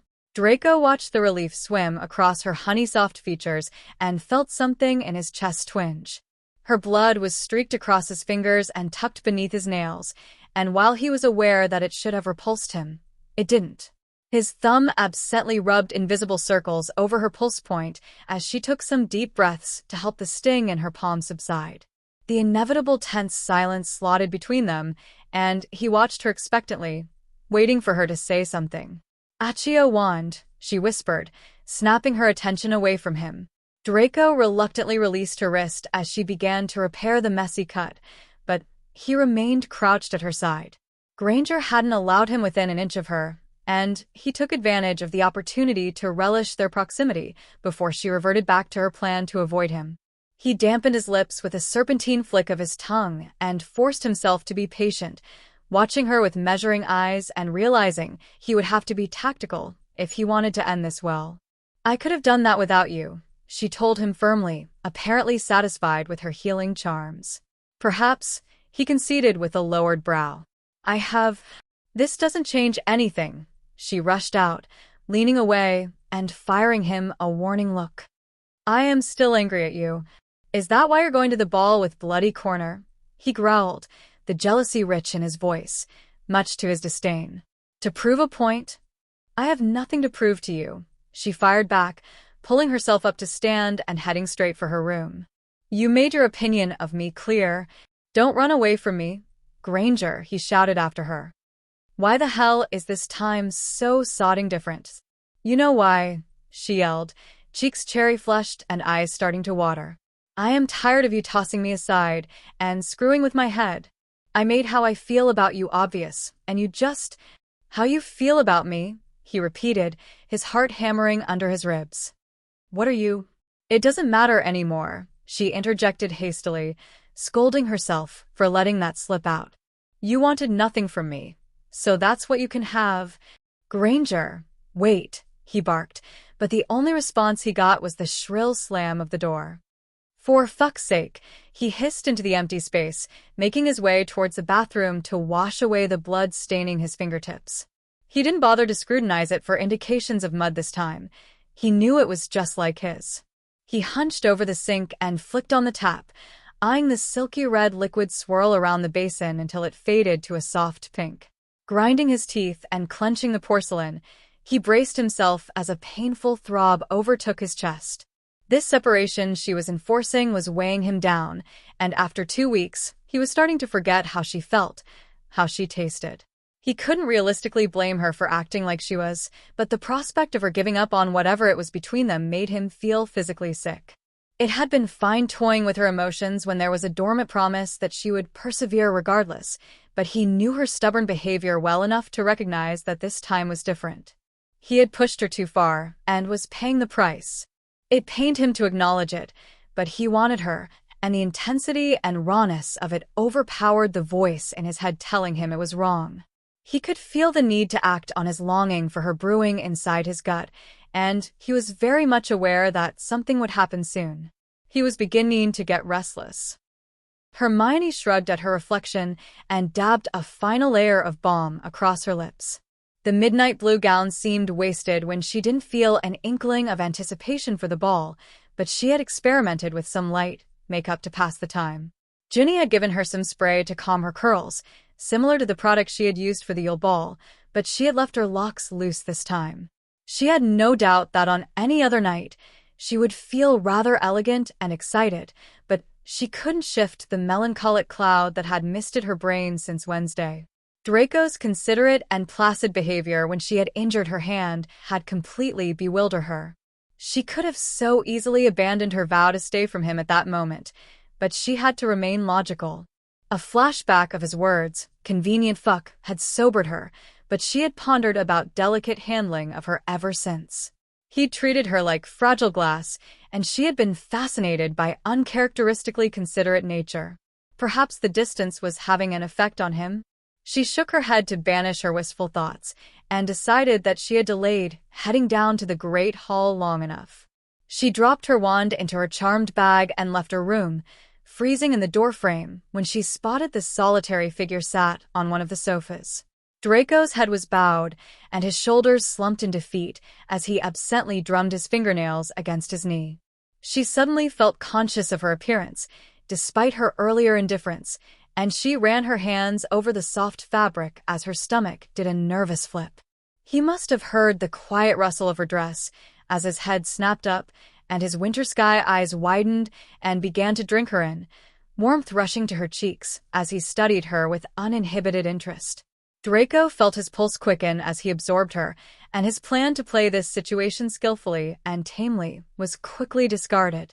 She was simply too appealing for him to remain prudent, and he couldn't let her leave here knowing that she would be in the presence of that Ravenclaw fucktard, innocent intentions or not. "What are you doing in here?" she asked, severing his trance. Don't go with him," he blurted, and he genuinely didn't care if he sounded pathetic. "Don't go with him, Granger." Hermione pursed her lips. "You have no say in this." "Yes, I do," he argued, rising from his seat. "Stay here." "Why should I?" "Because I can't stand it," he screamed, every muscle in his body seizing up. I can't do it. Don't ask me to do this."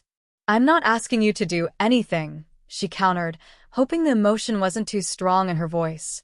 "Michael is just a friend. And even if he wasn't, it has nothing to do with you. Then make it something to do with me," he shouted, marching towards her. "Make it my business.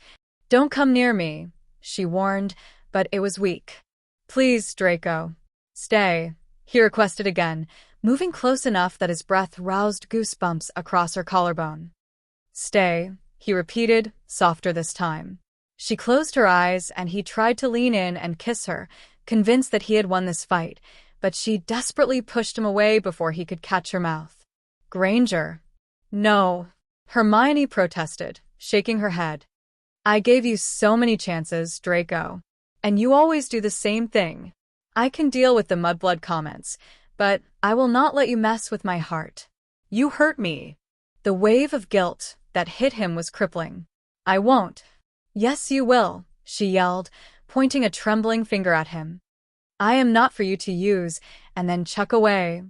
He tried to near her again, but she sidestepped him before he could reach her. Granger, tell me I wouldn't be a convenient fuck.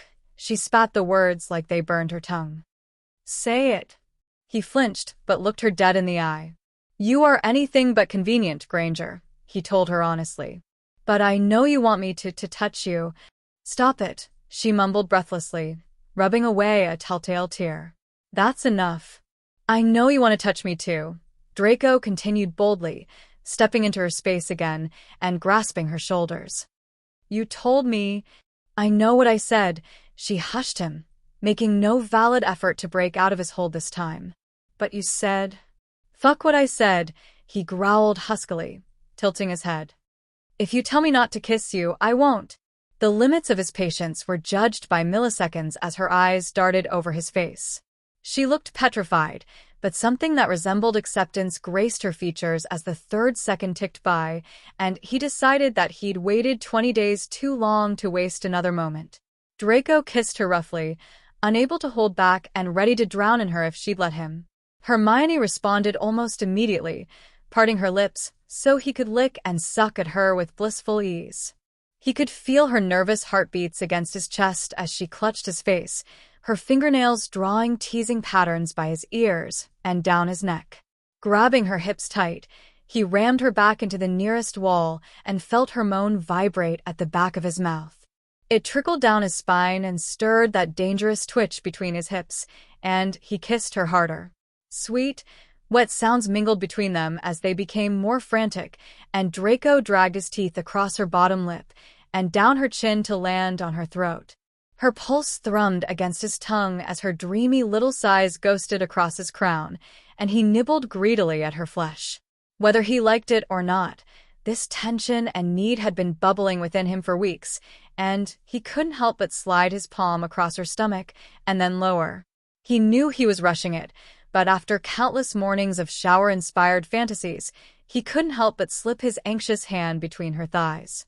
Stop, Hermione panted, digging her nails into his shoulders. I need to go. No, he groaned against her skin. Granger, it's too fast, she insisted, and he reluctantly pulled himself away from her. I have to go to the ball?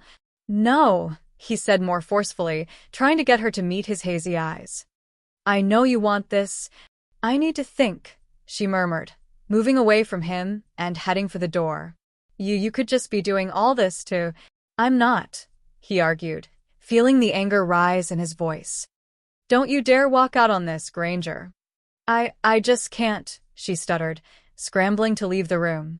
On the other side of the door, Hermione took a long minute to gather her composure and fix her ruffled appearance with some help from her wand.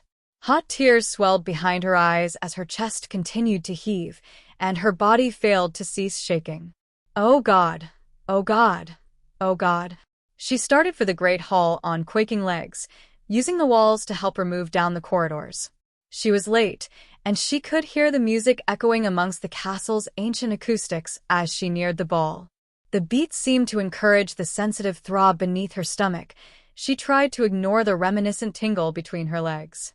She could hear the voices of students now, and she quickly schooled her features into a calm facade to conceal her shock and angst.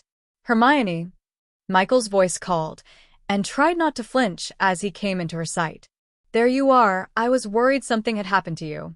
You look amazing. He approached her eagerly and tried to peck her cheek, but she managed to avoid the unwelcome gesture. Thank you, she nodded politely. Where are Ginny and the others? They're already inside, he explained. Are you ready to go in? Sure, she mumbled, allowing him to lead her to the doors. They paused just outside the elaborate room, and Hermione scanned all the decorations and fixtures that she had spent weeks organizing. She had kept it similar to the Frosty Ball theme, but had added a few little extras, including faux snow that fell from the ceiling and waltzing ice sculptures that mingled with the students. A quick glance around the familiar faces confirmed that everyone was enjoying themselves, but the cheerful atmosphere that she had been so desperate for since the beginning of term did nothing to soothe her temperament. All she could think about were the tracks of Draco's lips and fingers, still buzzing in her pores and sending static across her skin. Yes, She had been nervous about where the situation had been leading, but she had fled because she'd been convinced his actions were selfish and lust-driven, but now she had doubts.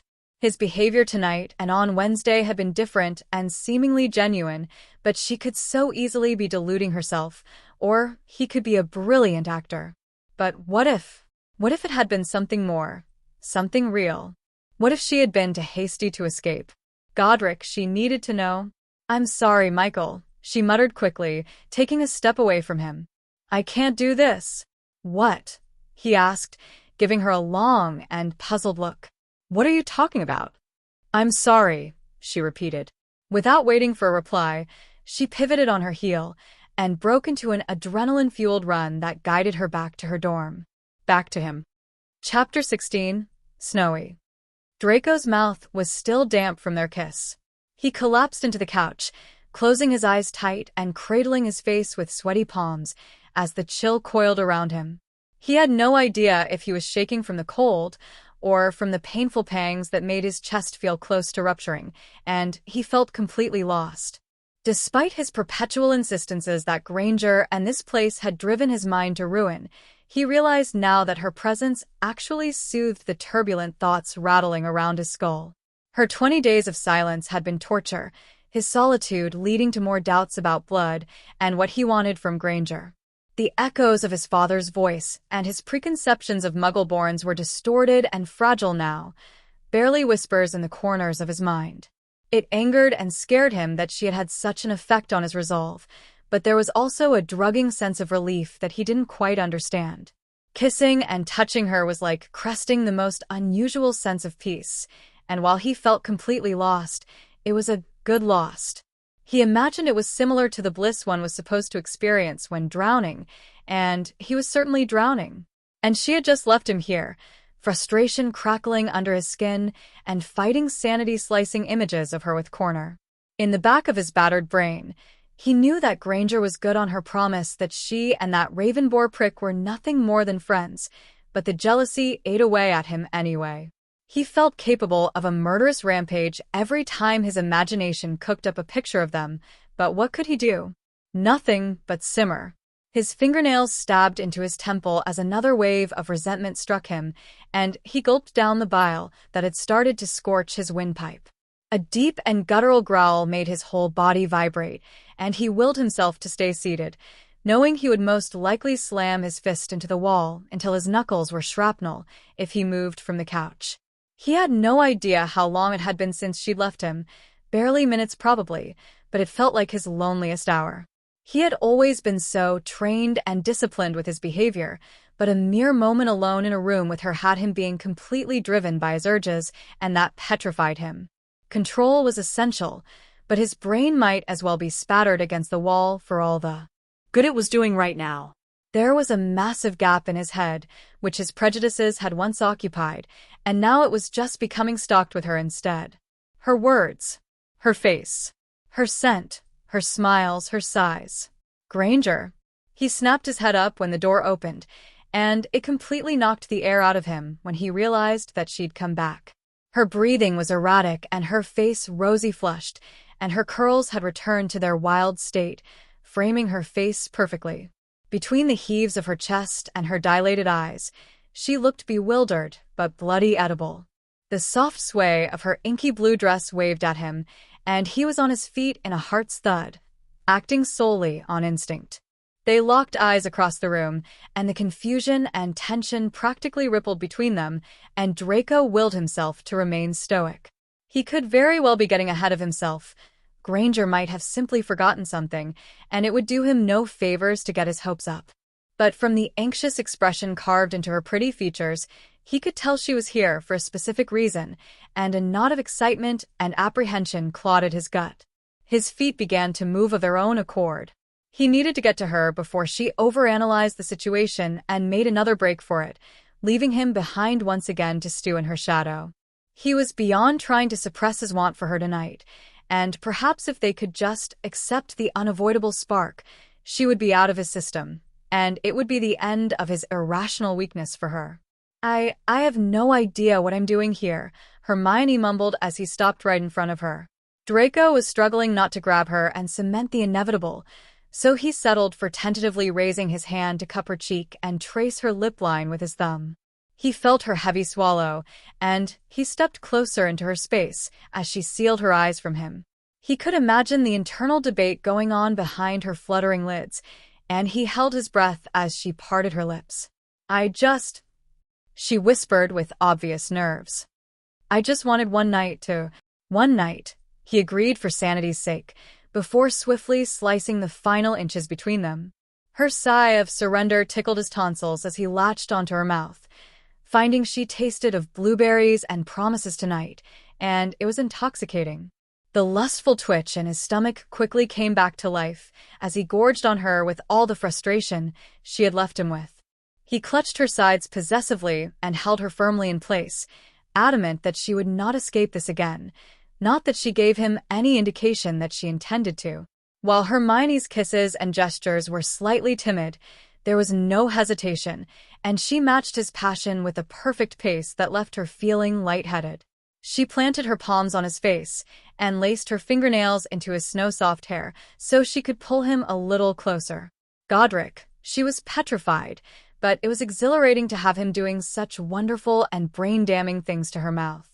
She had no idea where the bold impulse came from, but she dragged her hands down his chest and tugged at the seam of his black jumper. Her fingertips grazed across his skin as she shifted the material up his torso, and Draco broke their kiss to help her, roughly yanking it over his head and tossing it to the side. Hermione took the stolen seconds to let her eyes wander over his naked skin. He was a hypnotizing shade of moonlight, not too muscular or lean, just beautifully seeker-built with lines and curves that begged to be touched. She barely managed to release an admiring gasp before they were kissing again, fast and frantic like time-fated lovers. She ran her curious hands over his chest, feeling him groan against her tongue and tighten the grip on her waist. Her thighs clenched when something sensual tickled behind her navel, and her heartbeats were roaring in her ears. Draco quickly spun them around, refusing to lose the connection of lips and teeth as he began to guide them to the other side of the dorm with clumsy movements. Hermione hummed it to his mouth as he slammed her back into her bedroom door and chewed on her bottom lip. A dazed sigh escaped her as he moved his attention to her throat, sucking softly at her pulse and encouraging a dreamy shiver to waltz down her spine. Password, Granger, he rasped breathlessly against her skin. She blinked and tried to gather her concentration. Crookshanks, she rushed out, and Draco steadied her as the door gave way. Her room was dark, save the knowing glow of tenacious moon rays, and she let it engulf her. It felt secure in here, a safe place to store dangerous secrets and forbidden fantasies, and she angled Draco's face so she could kiss him again, hoping that he would swallow the remainder of her stubborn qualms. Draco could feel the anxiety in her stance, but as he glided his hands across her shoulder blades, he felt enough of her tension slip away for him to tug at the straps on her dress. The navy gown pulled at her feet with a hearty thud, and he frowned when he felt her stiffen again. He pulled back to give her a meaningful look, but he couldn't help but let his hazy stare roam down her shape. His stomach constricted, and he felt himself go harder as he absorbed her. Yes, he had imagined her in those pathetic mornings hunched against the wall next to the bathroom, but he had underestimated her appeal. She was more feminine and alluring than the images his brain had conjured, clad in a simple set of blue underwear that was typically practical, but didn't detract from curves and creases that made his eyes dance. By the dim light, her olive skin and tawny features looked like toffee, and for a brief moment, he was completely awestruck. Definitely not ugly or filthy. Her unease became obvious as her arms moved to cover her body, and he quickly captured her lips again before she had a chance to be stolen by doubt. He'd be damned if he let that happen when he'd come this far. He slipped his hand between them to unfasten his trousers and maneuvered them further into the room. With her bed in sight, something he had craved since the couple of nights he had slept in here, he felt his heart thunder against his ribs as she went back to grasping his face with slightly trembling hands. He pushed her, as gently as his need would allow, into the mattress and crawled over her, still feasting on her mouth. He felt the nerve seize her muscles again as he reached behind to unclasp her bra, and he deepened the kiss to distract her, pleading to non-existent entities that she would abandon logic, like he had. He grazed his teeth across the bumps of her collarbone and relished the moan that ghosted across his forehead. She was slowly giving in. He could feel it. He knew she could feel his desire pressed against her inner thigh, and he moved his hand between them and wriggled out of his boxers, so he could feel flesh against flesh. His fingers tucked into the hem of her underwear, and he slowly slid them down her thighs, knees and shins with metal-worthy patience.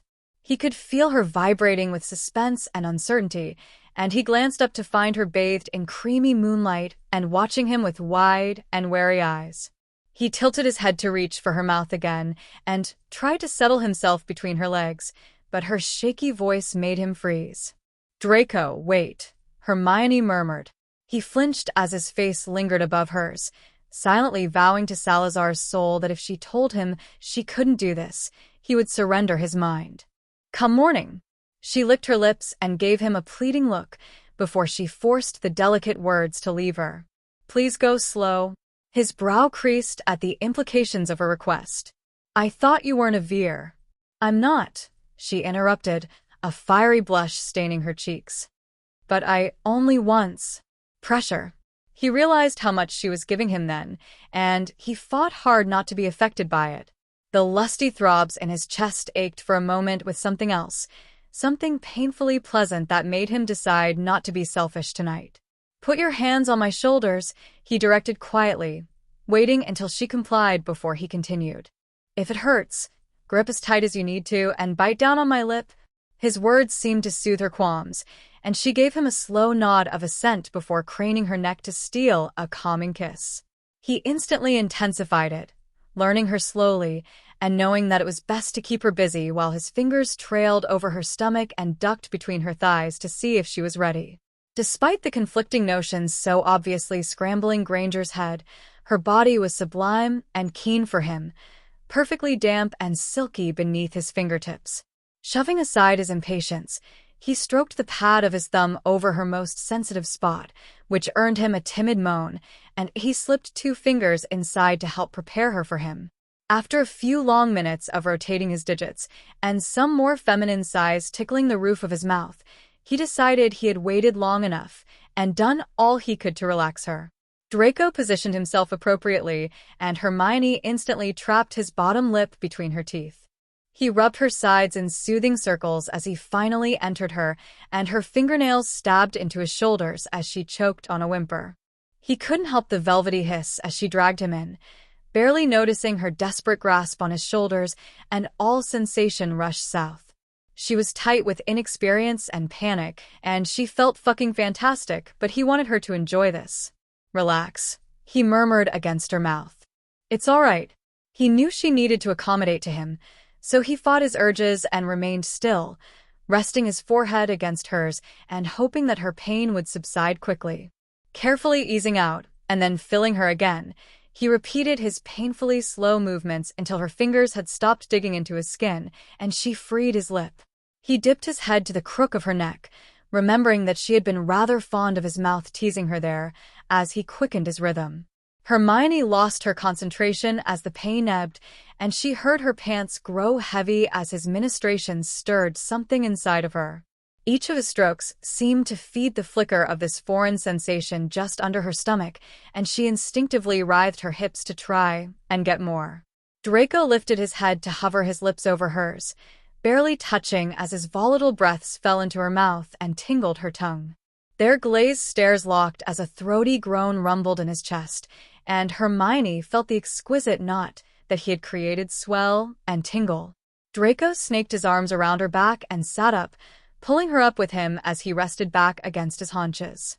She was flush against his sweat-sodden chest, and he held her head firmly as they kissed again, more fervidly than they ever had, as he adjusted them to the new angle. Knowing that this position would brush against her receptive bud, he rocked his hips in purposeful patterns before ripping his mouth away to freckle wet pecks over her chest and breasts.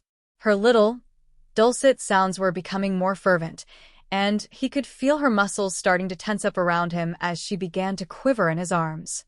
The heavy hammering of her heart against his lips told him she was close, and he willed himself to restrain the bliss bubbling in his own system. He'd be damned if he didn't feel her unravel around him. Hermione finally coughed out a stuttering cry as pulsating heat spread from her core and made her insides clench. Her control was lost as she shuddered gracelessly and allowed the bizarre but beautiful sensations to consume her. Draco clutched her tightly to him as she came undone, grabbing her face and combing back her brazen mane to witness the wonder in her eyes. With a few more twists of his hips and the ripples of her rapture around him, Draco felt the bubble in his loins burst and release into her. He smothered his growling groan against her throat and clung to her as she absently soothed him, stroking his hair and sighing against his neck. He shivered as her nails caught the tip of his spine, his breaths calming as the buzz began to fade, and his limbs became lead-heavy. She was weak in his hold, resting her head against his as she hummed lazy kisses across his shoulders. He slowly eased them back into the pillows, absently grabbing the forgotten covers and shielding them from the chill. Disentangling limbs and flesh, Draco settled next to her on the bed, observing the witch intently as her lashes fluttered and she nibbled her lip. He could feel the awkward silence sneaking up on them as their post-bliss breaths simmered away, leaving them with the inevitable questions and an unwelcoming reality. "Draco, rest, Granger," he told her. "I just wanted to say thank you," Hermione whispered tiredly, her lids falling shut. "For being gentle." He frowned at the affection in her tone, knowing that in a few hours it would all be different. By the garish rays of morning, he would hate himself for giving in, and she would feel used and betrayed. The night provided them with peace and secrecy, and for that reason alone, he raised his hand to brush away the unruly coffee curls around her face. She was on the crest of sleep, and she sighed at his touch, mumbling something incoherent as he glided his finger across her eyebrow. He snatched his hand away when he realized what he was doing and scolded himself for prolonging the inappropriate intimacy. Leaving would have been logical, but his bones felt burdened and Granger's bed was so warm. He lied down and faced her, not touching, but possibly closer than was necessary, but sleep stole him before he could question it. He resented tomorrow for being unavoidable. Hermione woke with sore limbs and a tenderness between her legs that veered between pleasure and pain. With passion-bruised lips and the taste of a Slytherin on her tongue, she cracked open her eyes to scrutinize the still warm space next to her. She'd expected him to leave, so when her sleepy stare moved and found his silhouette crowding the window frame, she was more than a little surprised. She carefully sat up so she could see his expression, his pale features set in a pensive frown as he glared out the window. He was fully dressed, rubbing his chin, and looking too troubled to realize that she was even awake. "I thought you'd leave." She broke the calm in a scratchy voice. Draco didn't look at her. "It seemed pointless, when you can just wander into my room whenever you like," he told her steadily. Hermione took a deep breath before she gathered a sheet around her and left the bed, taking slow strides towards him with no idea what she intended to do.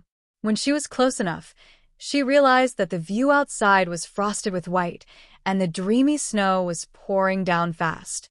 She couldn't help but gasp as a small smile crawled up her cheeks, oblivious that Draco was studying her now and contemplating dragging her back to bed to extend their forbidden activities.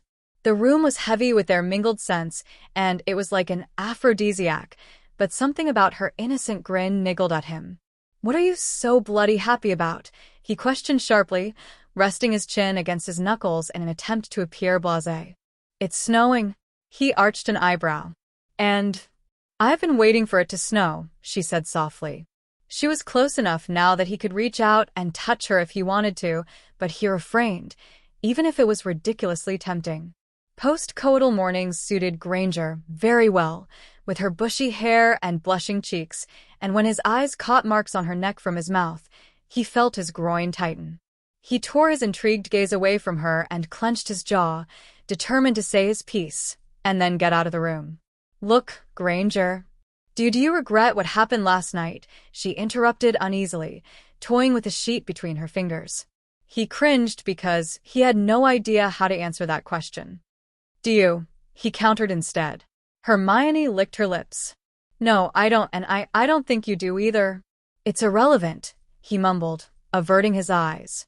It shouldn't have happened, and it shouldn't happen again. Shouldn't? Won't, he corrected quickly. It can't. Why? She pushed boldly, irritated by his dismissal. Because I'm a Muggle-born? Granger. You know, you don't look at me with disgust anymore, she told him calmly. Quite the opposite, actually. What were you hoping to gain from this, Granger? He asked bluntly. You know who I am. Yes, I do, she agreed. And I know that you don't really believe all that rubbish, or last night wouldn't have happened. Last night was a clear indication that this place is fucked with my head too much. Stop it, she snapped angrily. Stop trying to blame this on everything else. It's bloody pathetic. You knew what you were doing. And so did you. I'm not denying that, she shouted. Do I mean nothing to you? He gnashed his teeth and fixed her with a cold look. Merlin knew why, but that comment irked him like hell. You don't get it, do you? He sneered. I am one of them now. One of who? A fucking blood traitor, he shouted, abruptly rising from his seat. I have screwed over my family, so don't you dare question how I feel about you. Hermione gasped at his outburst, and they both froze in place, barely inches apart. Shock and outrage flickered in Draco's eyes as he realized what he'd said, and he would have given anything to suck the words back in. She reached out a hand to touch his cheek, but he batted it away out of principle, refusing to feel more foolish than he already did. Fuck this, he grumbled, heading towards the door. I'm not doing this now. Draco, wait, Hermione called, stalling him before he could reach the door. I'm sorry, but I can't live with you after last night, if you're going to be like this. He felt his chest twitch painfully. What do you mean? If you want this to really stop now, she continued in a sad and stuttering tone, then I will see if McGonagall can find us somewhere else for you to stay. I can't do this with you anymore. Not after what's happened between us. Somewhere else? Without her? The thought alone made him feel physically sick. Things were irrevocably different now. He had seen her bare and uninhibited, and whether they liked it or not, they owned a part of each other. Even when the fingerprints on his shoulders and the dents in his lip had disappeared, the memories would still be there, crisp and clear, and ready for him replay whenever he liked. And the fact of the matter was he wanted more memories, but Merlin knew his pride had already taken a battering this morning. And I suppose you want my answer now. He heard her sniff behind him. You have the weekend, she murmured gently. I want an answer by Monday. Hermione watched him square his shoulders and push open the door, leaving her behind with the evidence of their intimacy, crumpled sheets and the smell of lust misting the air. She sat at the window and brushed aside her tears, counting snowflakes in a futile effort to detract from how vulnerable she felt at that moment. She knew that he felt something for her. He had blurted it out himself, and his tenderness from last night had made her feel so safe, but she knew how stubborn he could be. She honestly had no idea if he would choose to stay, or decide that their liaison had gone too far, but she knew that if he left, it would devastate her. She almost regretted her ultimatum, but she refused to look at him every day and feel discarded, used and then tossed aside because of his crushing pride. If he chose to remain here, it would be enough for her. By Sunday evening, Draco was ready to have a hernia. Granger had left on Saturday morning, no more than an hour after she had dealt him the option of leaving, and she had yet to return. He had no idea where she'd stayed, but at one point, he had actually found himself concerned that something might have happened to her. Logic had caught up with him, and he'd realized that McGonagall would have paid him a visit by now if that had been the case, but nevertheless, his consideration for her well-being had sobered him immensely. It would have been sensible to accept Granger's offer of an alternate prison and go cold turkey, but in reality, it had never been an option. She had somehow gone from being the most irritating aspect of this hell to the reason he was still sane. Without her, he knew that he would crumble like sea-shattered cliffs. He wanted to touch her again, craved her actually, although he had no idea why. It just made sense. He came to the conclusion that it was simply a byproduct of his isolation, and if he needed her to steady his mind until he escaped Hogwarts, then so be it. Once he was free, things would return to normal, and nobody would ever know about his disgraceful behavior. Everything that happens in this room remains between us. He heard the main door open and close, and he listened intently to the telltale footsteps of his witch as she went to her room. He could discern the sounds of her shuffling around for a few moments before she was on the move again, heading to the bathroom this time, and flicking on the shower. The familiar beats of falling clothes roused reminiscent flashbacks of Friday night, and images of navy gowns and olive skin flashed across the backs of his lids. He thought twice, and then once more before he was on his feet, dangerous intentions making him stiff between the hips. He'd spent too long imagining her showers.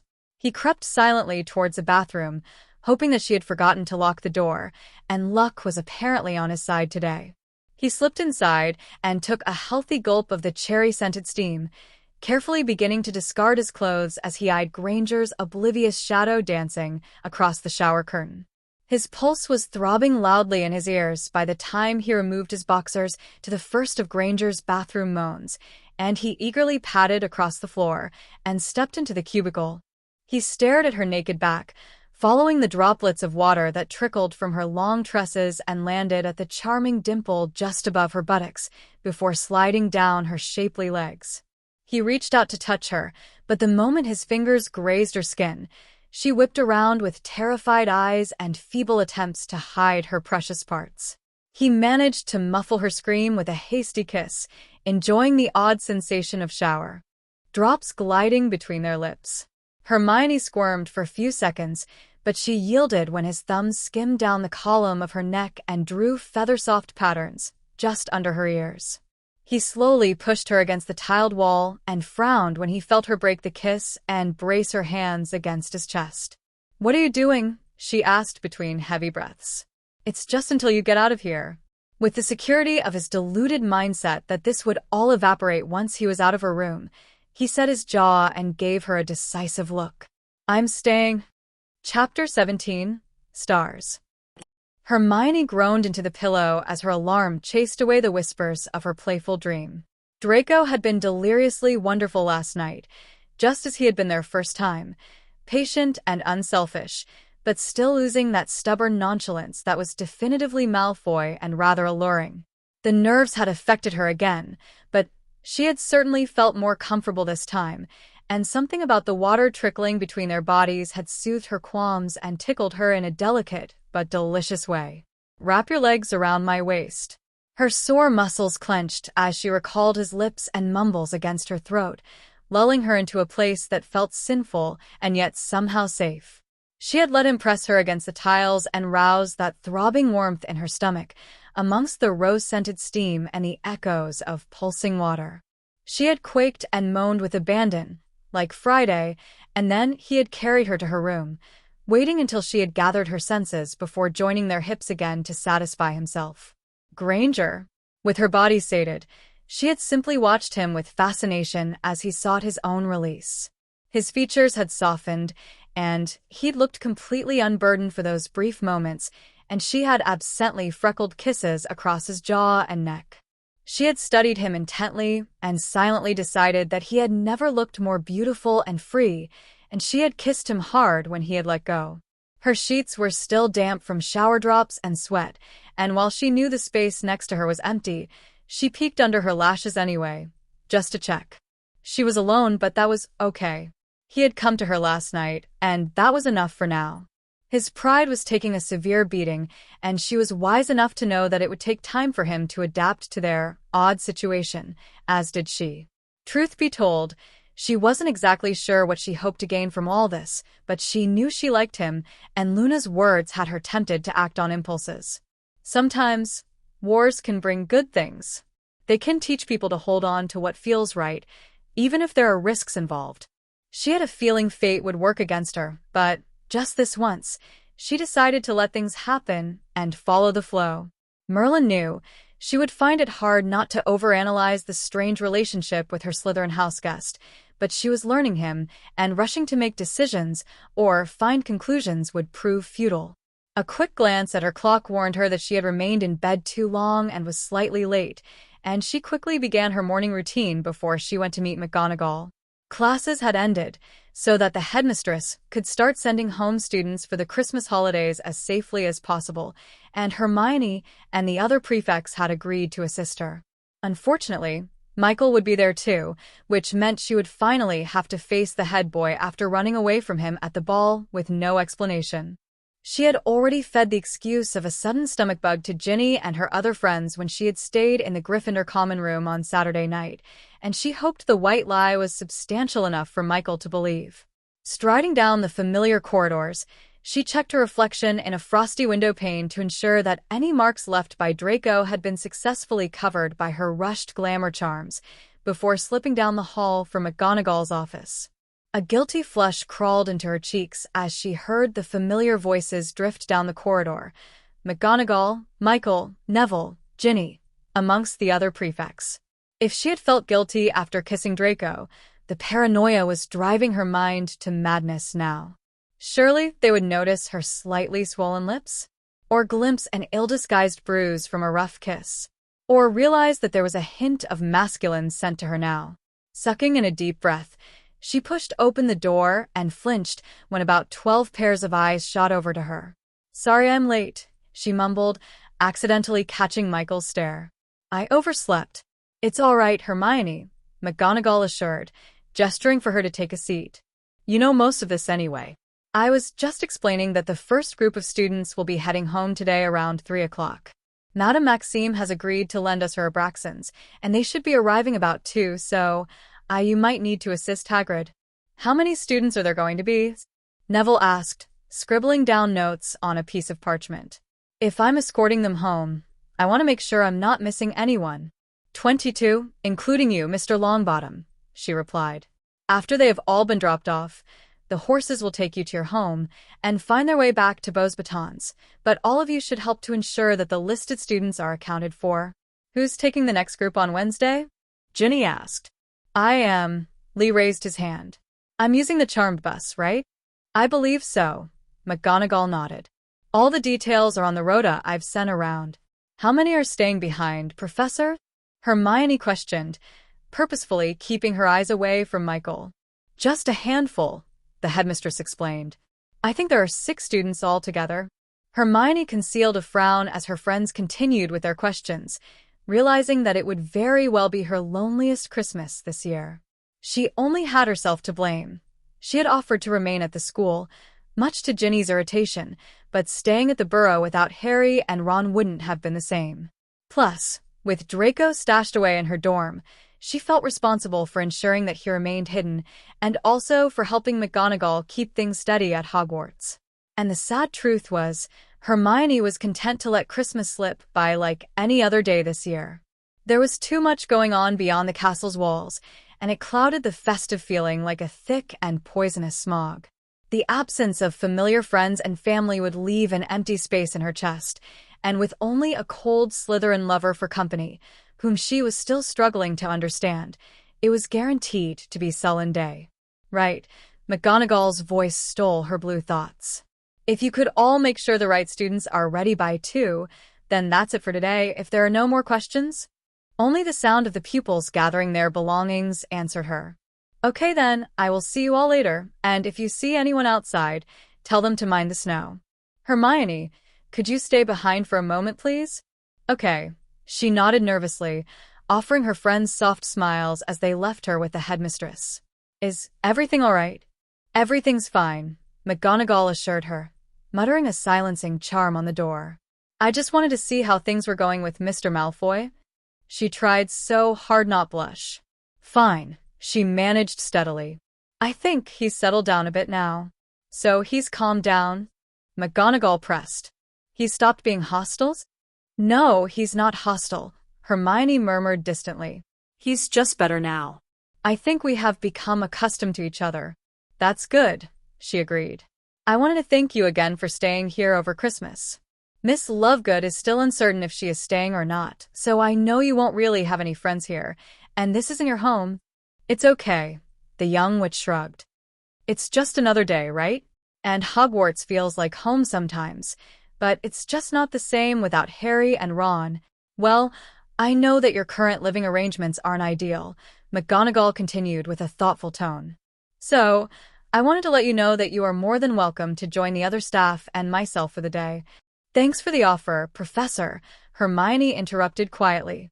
But I think I'll just stay in my dorm and keep things normal. You don't mind spending it alone with Mr. Malfoy, the headmistress asked, arching an eyebrow. I just want it to be like any normal day, she replied, keeping her features as even as possible. Plus, it wouldn't really be right to leave Draco completely alone on Christmas Day.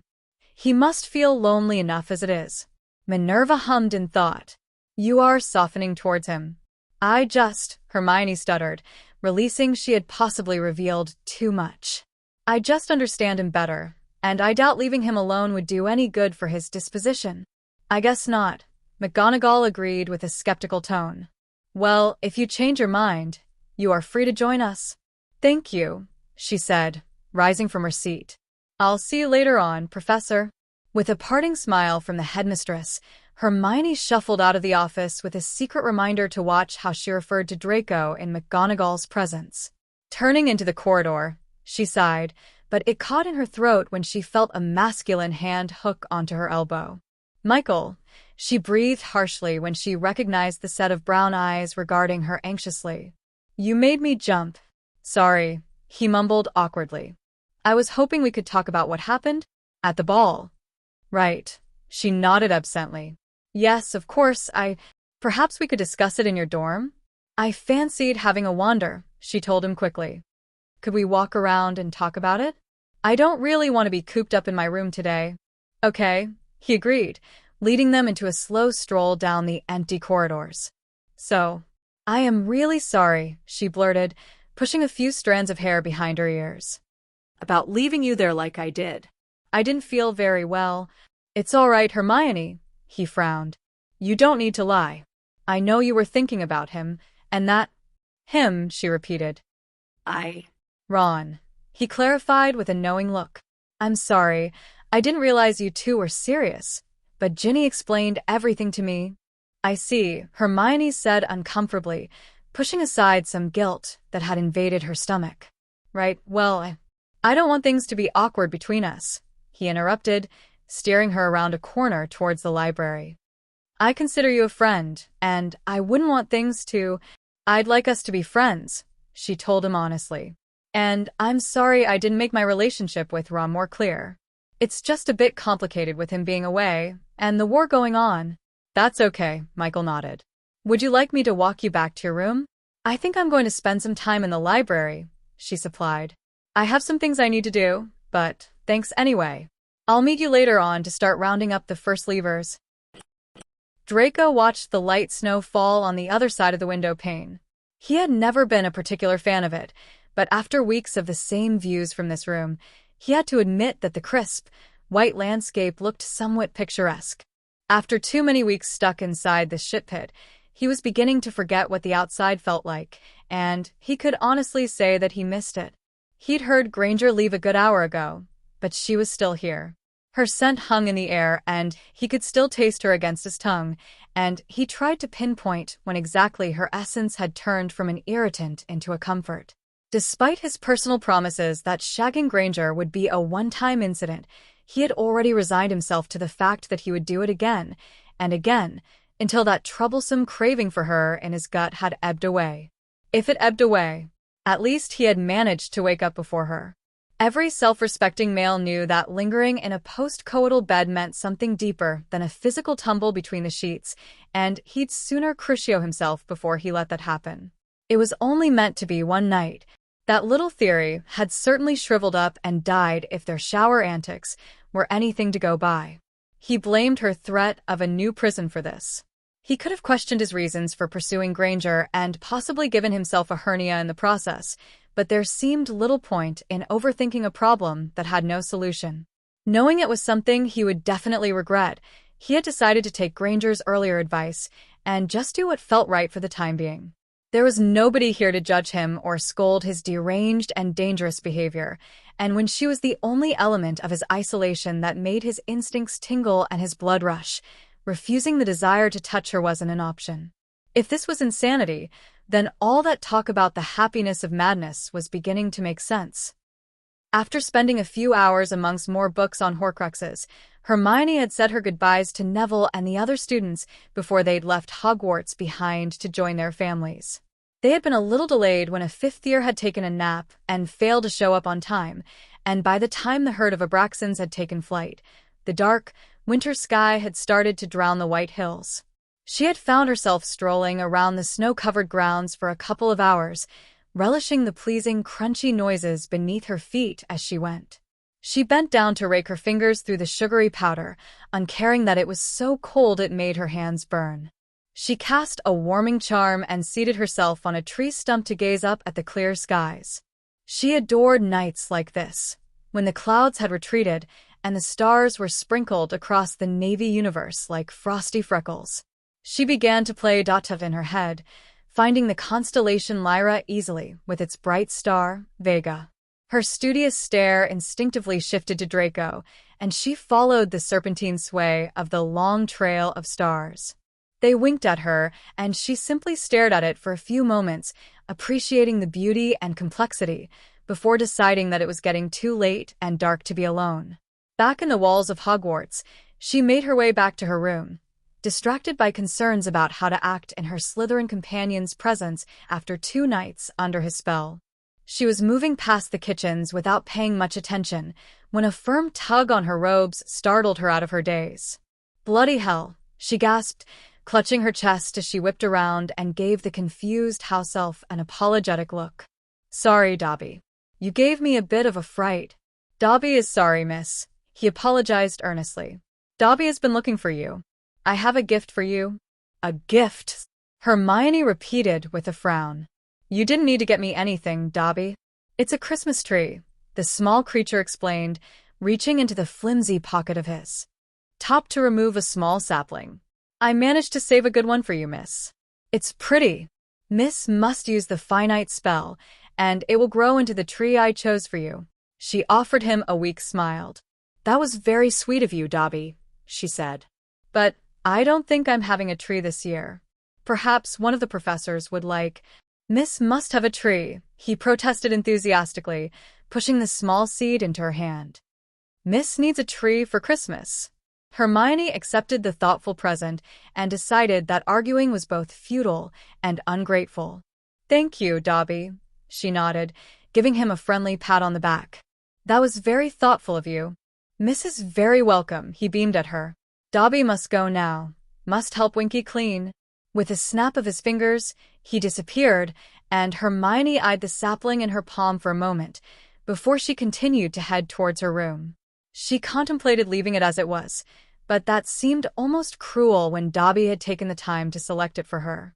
As she pushed open her door, her eyes automatically landed on Draco's room, and she felt little pixies prance in her stomach, as they always seemed to do now. Shrugging away her nerves, she placed the sapling in the darkest corner of the sitting area and stepped back before removing her wand. With a quiet mumble of the appropriate spell, she watched a trunk slowly rise up and sprout long branches with healthy, evergreen pine needles. By the time the Douglas fir had finished its regeneration, it was just over 6 feet tall and, as Dobby had promised, a fine specimen with perfect proportions and a refreshing smell. Hermione angled her wand and had an incantation to decorate the tree on the tip of her tongue, but she hesitated. She lowered her arm and headed into her bedroom, kneeling at the charmed trunk by her bed and rummaging for the bag of red and gold Christmas decorations that her mother had given her before she'd returned to Hogwarts. Her lips creased into a sad frown as she considered how much she missed her parents, but she carried the small bag, also spelled with an undetectable extension charm, back to the sitting area anyway, and began to absently hang baubles and tinsel from the sturdy branches. That was how Draco found her, fawny eyes distant and forlorn as she toyed with a snowflake-shaped ornament between her fingertips. He cocked a curious eyebrow and took some steps towards her, stopping a few feet short of her back and scowling when she gave no indication that she was aware of him. "Why don't you just use a spell to put those on?" he questioned bluntly. "You're just wasting time and energy." He heard her release a sad breath before she latched the snowflake onto the tree. "I like to do it this way," she told him. "It reminds me of home." "And red and gold trimmings," he commented snidely. "How very predictable of you, Granger." "It has nothing to do with the Gryffindor colors," she replied in a blank tone. "My family always have red and gold on the tree. I always thought that green, red, and gold go together really well." He debated disagreeing with her for the sake of it, but the defeated slump of her shoulders made him pause. Rolling his eyes at himself for being too mindful of her feelings, he collapsed onto the sofa and regarded her carefully, already sensing that persistent itch to touch her pull at his stomach. "Exactly how many days are there before Christmas?" he asked. "It's the 14th today," she mumbled. 11 days. Draco cleared his throat. "And you're staying here?" "Yes," she nodded as she continued her work. "It was the safest option." "I would have pegged you for a Christmas enthusiast, Granger," he admitted in a stoic tone. "But you seem indifferent." "There's hardly anything to celebrate this year," she sighed, finally turning to face him. "Was there anything you wanted for Christmas?" He narrowed his eyes and gave her a cold stare. "Freedom from this hellhole. You know that's not possible." "Then no," he grumbled, resting his elbows against his thighs. "And if you aren't bothered about Christmas, why have a tree at all?" "It was a gift," Hermione shrugged. "If you change your mind, I'm taking a trip to Hogsmeade on Saturday." "I don't need anything," he affirmed in a gruff voice. "If I have to spend the day in this place, then I'd rather ignore it altogether." She bobbed her head in agreement. "That sounds fine." A melancholic silence drifted between them as she half-heartedly planted the last of her decorations on the branches, and she reached into her bag to remove the final piece, the essential star to crown the tree. She examined the striking design and stroked her finger over the edge as she counted the pretty sequins and followed their intricate patterns. "My father always used to put the star on the tree," Hermione murmured, unsure if Draco was even listening to her. "It was always something the man of the home did. A tradition, you know?" She glanced up to find her new lover watching her with hooded eyes, and his lips set into a stern line. After a few moments, he exhaled and shook his head, as though he was angry at himself, before fixing her with a yielding look of understanding. "We had the same tradition," he confessed reluctantly. Hermione swallowed back the nerves in her throat and extended her arm to offer him the star. "I guess that would be you here," she said. "Care to do the honors?" Draco pushed away her hand. "This isn't a home, Granger." "It's the closest thing we've got to one," she offered sadly. "Besides, I can't reach." "I'm not putting it on the tree," he finalized. "Just leave it, Granger." She frowned in defeat and placed it on the coffee table, shuffling her feet as she gathered the courage to mumble her next words. "Draco, I've been thinking..." Shocker. "Should we?" She trailed off with uncertainty. "Should we talk about our situation?" "No," he replied quickly. "Talking about it won't make a difference. But just leave things be, Granger." He hushed with a tense jaw. "Weren't you the one who said it was best to just let things flow?" Her eyes widened a fraction at that remark. "I guess I did say that." "Then I suggest you take a leaf out of your own book," he muttered, his eyes dropping to his lap. "I made my decision clear last night, and I don't want to discuss it any further." Hermione chewed her bottom lip as she realized she wanted him to stay with her tonight, if only because today had been a bitter reminder of how lonely the next fortnight would inevitably be. She took a deep breath and tried to locate another dose of that Gryffindor bravery, which always seemed to wither whenever Draco was concerned. "I think I'm going to head to bed," she told him with a wavering voice. Are you coming?" He arched an eyebrow with slight surprise before he shook his head. "No," he answered, and Hermione had to fight hard to conceal her hurt. "Okay," she mumbled lamely, making her way towards her bedroom, feeling rather humiliated. "Good night, then, Granger," Draco called just before she reached the door.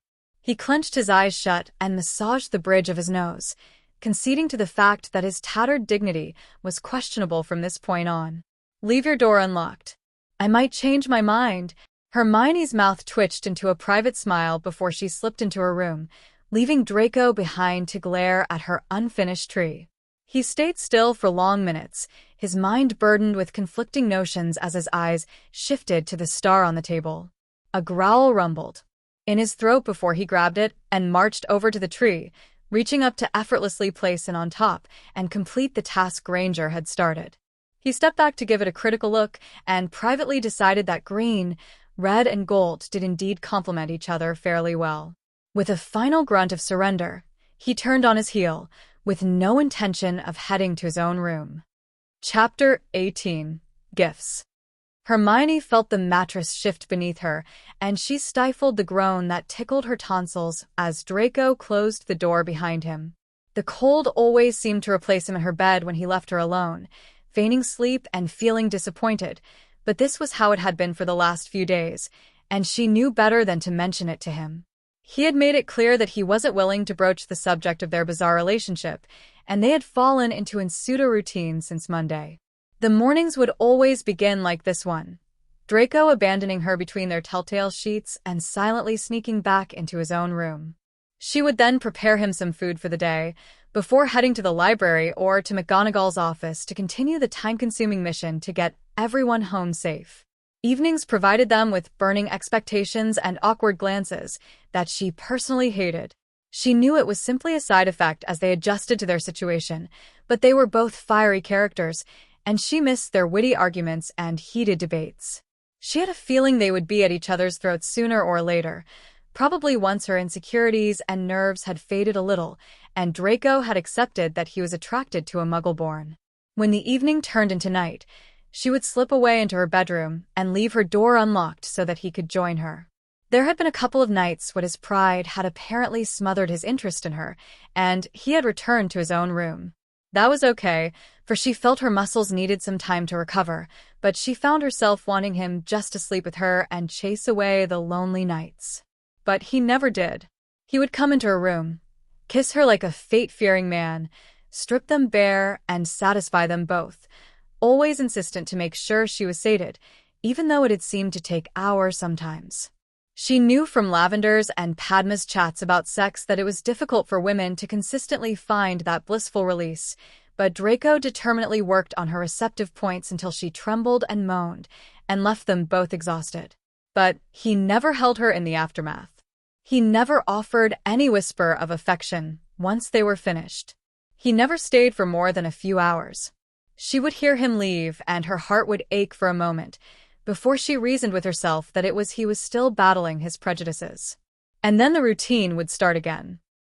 It was the last Saturday before Christmas, and she had agreed to meet Ginny for a trip to Hogsmeade to get any last-minute gifts. Ginny would be going back to the Burrow on Sunday, and while Hermione acknowledged that her friendship with the Weasley sister had been a little strained this term, she would still miss her.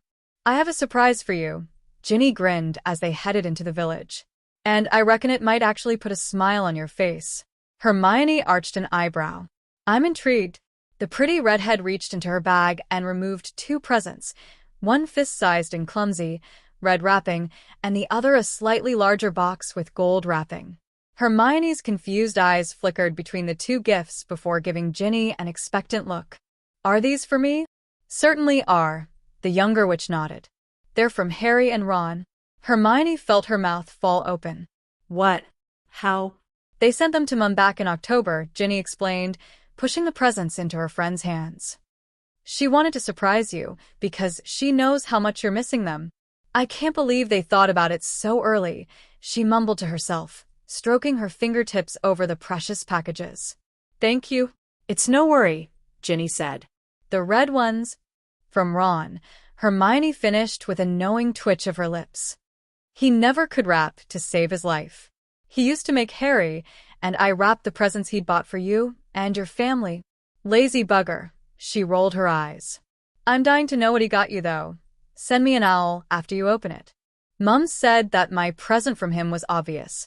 "You got presents from them too?" "They're waiting for me at home," she said. "I can safely guess that Ron got me another scarf, but I'm hoping Harry was a bit more inventive." A thoughtful expression crossed Hermione's features. "Is there no way we can send them anything?" "No," Ginny frowned, helping Hermione tuck the gifts into her bag. "Mum asked Remus, but we don't even know where they are, and Hedwig never waits around to give her anything." It would have been nice to give them something. Don't, Ginny warned in a low tone. These were supposed to cheer you up, not make you all mopey. Sorry, Hermione winced. Thank you for the surprise, Gin. Nice to see you smile, she commented as they wandered into the village. Right, you're going to have to help me pick something for Fred and George. The pair of witches had spent an hour browsing for their final bits and bobs when Hermione left Ginny to barter over a charmed wristwatch for her dad. The brunette aimlessly strolled along the snow-sprinkled path and admired the striking window displays, wonderfully decorated with Christmas trimmings and magical trinkets that roused an inkling of festive excitement in her heart. She hesitated at one particular window, humming in thought as a wonderful idea invaded her head and encouraged to slip inside the shop. She headed directly over to the item that had caught her eye and thought of Draco, her mind already made up that she would need to have a word with McGonagall once she returned to Hogwarts, and that the item was perfect. Can I help you? The clerk interrupted her musings. Yes, Hermione nodded. Can I have this, please? The headmistress eyed her companion skeptically. Miss Granger. I know this is a lot to ask, Hermione hushed the older witch. But it's Christmas, and I think he needs it. I'm not sure I can. Just for an hour, she pushed tenaciously. Please, Professor. There's nobody here anyway, and I promise that he won't try anything. I think he knows now that we are trying to help him. You can't be certain of that, Hermione, McGonagall replied in that wise tone of hers. What if he is no wand, she argued. He has nowhere to go, and he is better now. Hermione, look, she blurted, the desperation loud in her voice. I will make sure that nothing goes wrong, I promise. You know I am capable. McGonagall tilted her head and regarded her student with warming eyes. Why are you doing him this favor? Hermione schooled her features to appear indifferent. I just think he needs a break, she offered evenly. And, as I said, it's Christmas. You know, time of forgiveness. The headmistress seemed to toss that statement around in her head a couple of times before she released a long and yielding breath. Very well. Really? Hermione blinked with surprise. It's okay. I will probably regret this, McGonagall sighed, massaging her temple. But yes, I will make arrangements so it's possible. Oh, thank you so much, Professor. But you will take sole responsibility should anything happen, she warned strictly. You must ensure that Mr. Malfoy doesn't try anything foolhardy. Of course. And this is a one-off, she continued, rising from her seat. Make sure he knows that. I will. Hermione nodded eagerly, jumping up and nearing her mentor to embrace her in a grateful hug. Thank you, Professor. Minerva shifted awkwardly, but placed a comforting hand on her student's back and surrendered to a small smile. Merry Christmas, Hermione. Draco swore under his breath, tossing his third attempt in the sink and watching it swirl down the drain. He'd had a craving for a coffee, but trying to imitate Granger's perfect cups of caffeinated goodness had proved unsuccessful and very frustrating. He had witnessed the witch make them countless times and had reasoned that it seemed simple enough, but evidently there was something missing, as he couldn't even get the color correct. He was about to try again when she finally walked through the door 2 hours later than she normally did, her cheeks rosy with a winter blush and her hair tousled by the wind. She dropped her apparently heavy bags near the couch, and his stare lingered on her face, as it often seemed to do when she was oblivious to his presence. It was one of his many new and irritating habits that had decided to kick in since their lusty nights in her room had begun, but there was little point in resisting when he had already succumbed to his inappropriate desire to touch her. She must have heard the kettle starting its fourth boil because her eyes shifted over to him, and he scowled at her when she gave one of her bags a none-too-sly nudge behind the sofa. There's something wrong with this fucking kettle, he told her, pointing at the offending object. What do you mean? I have tried, and it just doesn't taste like coffee, he explained, and the connotation that it actually didn't taste like the coffee she made hovered between them. I flicked the switch and did all the stuff that you do. Did you add milk? She asked, moving towards him. Of course. And 2 sugars? Yes. Well, did you actually put the coffee in? She questioned, smothering a grin when he simply tweaked an eyebrow at her. It's in the blue tin in the top cupboard. This is ridiculous, he growled. I shouldn't have to be degraded to doing such simple tasks the Muggle way. He was in the mood to rile her up today. Since they had begun killing nights together in forbidden bliss, she had become somewhat reserved and uncertain around him, and he hated it. If he had to select one reason he respected Granger, it would be her volatile temper, not unlike his own. When minutes passed like hours in this prison, her passionate opinions and skill to beat him down with witty words made the days bearable, and something about the flicker of flames in her eyes when she was mid-rant made his groin jerk. Combine that with his genuine agitation at being stuck in this dorm all day, and that she had apparently bought him something after he had specifically told her not to, and the scolding words simply tumbled out of his mouth.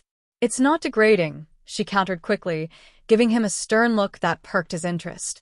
This is how people do things without magic. Well, it's a pain in my fucking neck, he spat. And just what the hell were you hiding behind the couch? Nothing. I told you I didn't want anything. I swear, Granger. You just insist on making this more difficult. I'm making this difficult, she repeated angrily. Godric, you are such a selfish prick. I said I didn't want anything from you. Well, tough luck. Hermione shouted, squaring her shoulders and shooting him a defiant glare. It's Christmas. Things are crap enough without you being a miserable. I am not finished, she scolded. Bloody hell, Draco.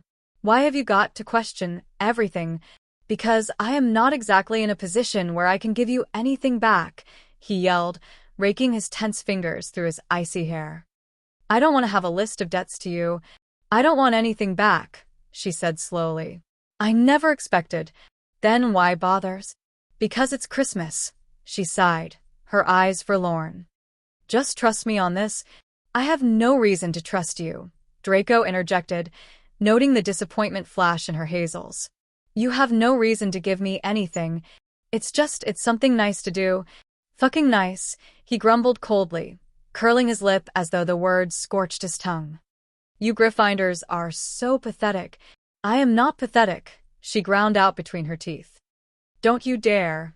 Well, don't talk such bollocks. You know, it's okay to trust people and be nice, she argued with rising impatience. It's okay to care about other people. Granger.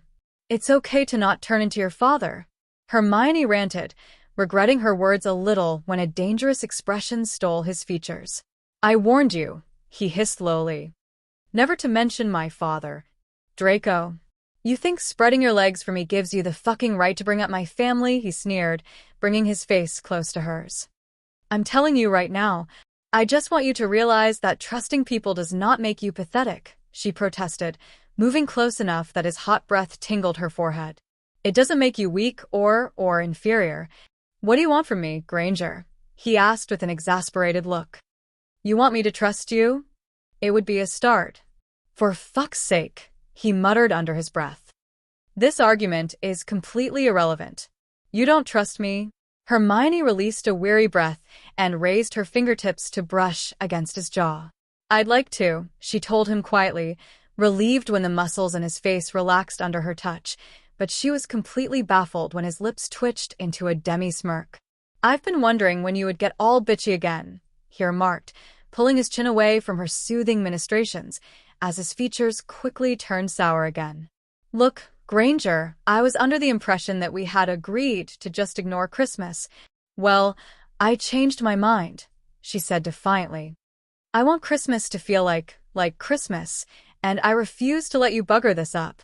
We will. I don't see the point to all this, he fired back, feeling his insides clench as he watched her temper flare. It's just a day. That's enough, she shouted, slicing her hand through the air for finality. We are done here.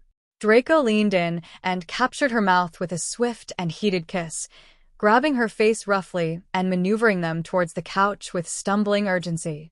When the backs of her thighs smacked against the armrest, they separated their lips, and he watched the embers dance in her half-lidded eyes for a moment as her surprised, little breaths licked at his skin. Privately scolding himself for getting too carried away, he put distance between them and fixed her with an indifferent mask. Fine, Granger, he mumbled. Do what you want. I just want a normal Christmas, she whispered sadly, resting her hands against his chest and rubbing absent patters across his collarbone. And I would like you to take part in it. Draco frowned and closed his eyes. Why? Because I think you need it as much as I do. In the week leading up to Christmas, the days and nights all seemed to seep into each other, and the dawns and dusks became interchangeable figments of the winter skies. Hogwarts drowned in the silent solitude of it all, playing host to the dozen inhabitants that had remained in the ancient castle. The snow had fallen harder, and Hermione had wandered the glittering grounds by herself in the empty hours, trying to find Luna, who had apparently stayed at the school, but was nowhere to be found. Hermione was roused awake by Draco's usual attempts to leave the room before the sun rays warmed her face, and it was only an hour later, when she glimpsed her scribbled and crooked calendar, that she realized it was Christmas Day. She allowed herself a personal smile before she left her bed and shrugged on her dressing gown, heading straight to the sitting area. She gave Draco's door a contemplative glance but decided against disturbing him just yet. She had no specific plans for him until much later.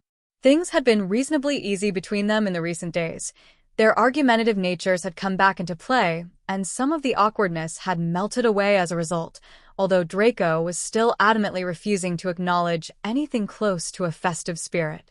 They bickered and rode, as they had before, but he had refrained from using the word mudblood, and the passion of their squabbles usually led to an interesting hip lock in her bed of dangerous secrets. She had tried to rationalize her growing feelings for Draco, but reason seemed to abandon her whenever he was concerned. She moved to the Christmas tree and eyed the small selection of gifts, the ones from Harry and Ron, 3 from Ginny, McGonagall, and Neville, and a bulky envelope, no doubt filled with money, from her parents. From the headmistress, she received an advanced book on transfiguration, which she couldn't wait to dive into, a selection of wonderful and exotic fragrances from Ginny, and a box of delicious chocolates from Neville. Harry had sent her a photograph of the 3 of them, a stunning picture that had been taken last Christmas, with them surrounded by snow and looking completely immune to the cold spin of the world. Set in a charmed frame, with ivy and holly that sparkled and moved, she adored it and reminded herself to place it right next to her bed. She moved on to Ron's, peeling away the hastily wrapped paper and eyeing the jeweler box with trepidation snaking up her spine. The locket was beautiful, heart-shaped silver and flecked with yellow gemstones that winked by the light.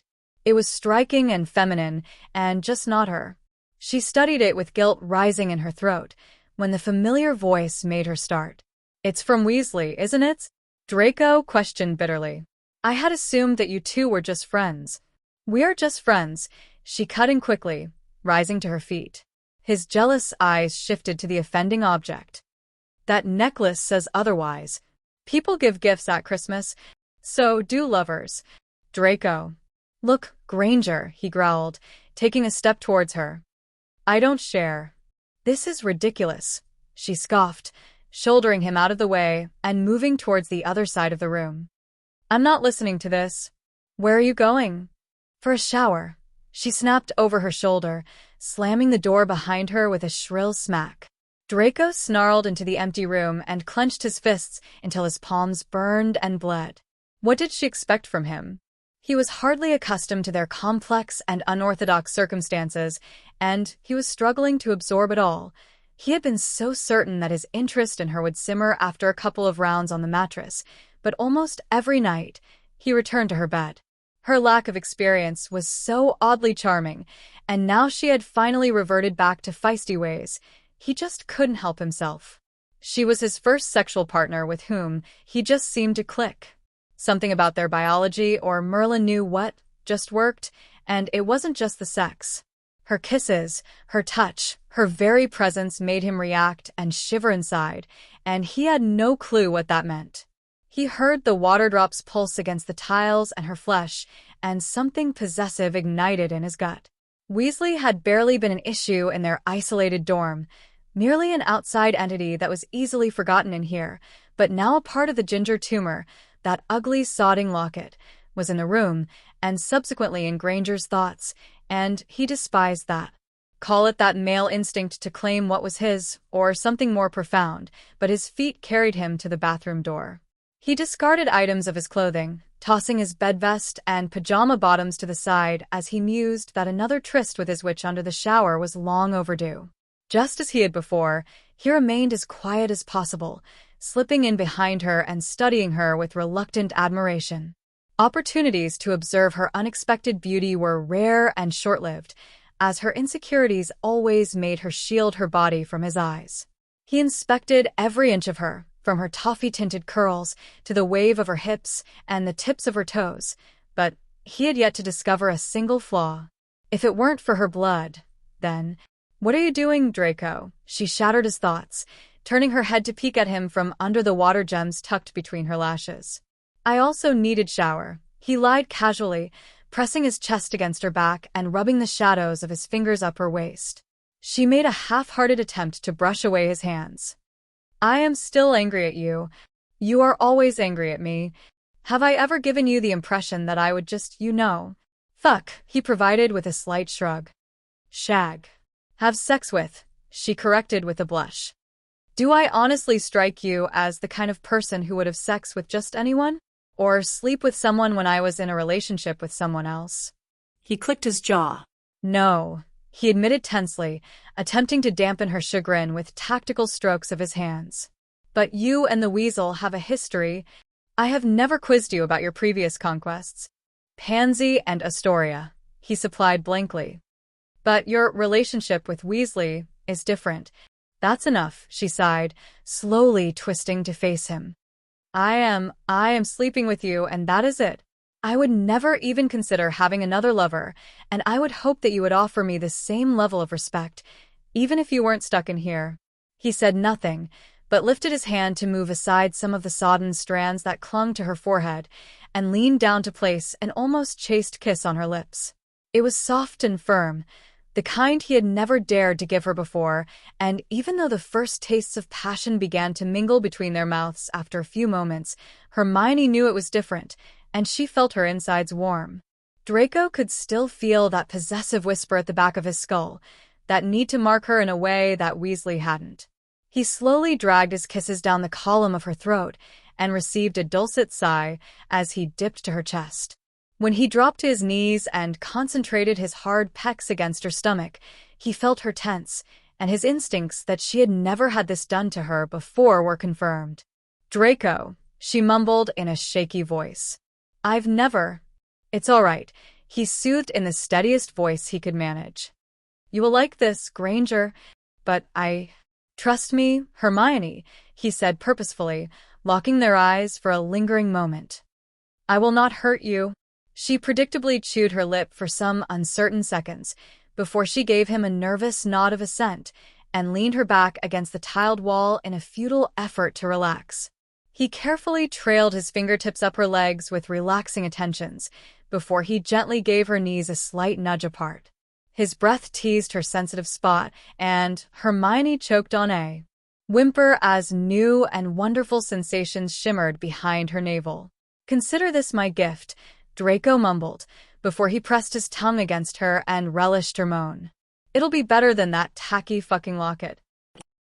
"I guess it's time," Hermione murmured. "What for?" "To give you your present." Draco scowled, but had to fight the amused grin that threatened to betray him when she almost fell off the couch. After their 2-hour shower, they had moved to the sofa, tangled in a batch of conjured sheets, and the day had been spent with lazy conversations, debates, and a turkey sandwich dinner in between amorous intermissions. Night had stolen the skies before he'd even realized it, and a quick glance at the clock in the kitchenette told him it was almost 11:15. It had been far from the conventional Christmases with his family, but it had been bloody decent actually, considering the circumstances. How could any self-respecting male complain after a day dedicated to sex on the sofa?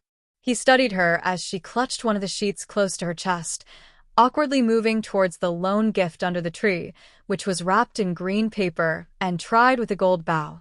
He reluctantly pulled himself into a sitting position as she placed the package in his lap and sat next to him with an expectant look on her face.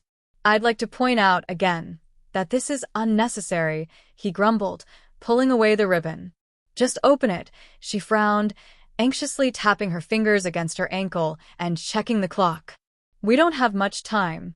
He tore away the wrapping and slowly removed the item inside, his brow creasing as he felt the soft fabric beneath his curious touch. It was a black coat, not unlike one he'd had a couple of years ago, simple and yet evidently expensive with its quality and design.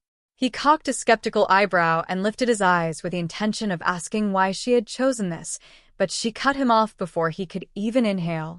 "It's really only half of your present," she mumbled apprehensively. I managed to convince McGonagall to let you out of this room." His eyes widened. "I don't understand," he said quietly. I can go." "It's just for tonight," she told him quickly. "McGonagall has agreed to let you leave here so long as I am with you, but we can't leave the grounds, and we only have between 11 and midnight, so it's like the whole Cinderella thing." "The what?" "Never mind," she shook her head. "Look, Draco, I need you to understand that this is a one-off hour for Christmas, and if you try to run away, I will have to stop you." The silver-haired Slytherin could do little but nod absently as he considered the witch before him with complete bafflement. He remembered all his previous Christmases and birthdays, and they were all stocked with materialistic objects and empty promises that had been so predictable and anticlimactic.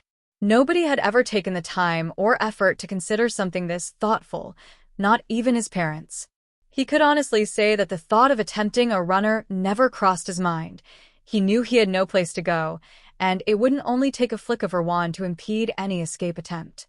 "I am uncertain what to say," he confessed warily, fingering his new coat and quite surprised that she had managed to guess his tastes accurately. "I expected as much," she nodded with a slight smile. "We should get ready," she suggested, gesturing to his coat. "Wrap up warm. It's freezing outside." Hermione had led them down the quieter sections of the castle with a dim lumos, but the halls were dead and abandoned, as McGonagall had assured her they would be. When they finally reached the door to the outside, Draco soaked up the view of the snow-silky landscape that glowed by the hue of the almost full moon. Light and delicate snowflakes kissed his cheeks from scattered clouds that were dissected by moonbeams and a steady breeze.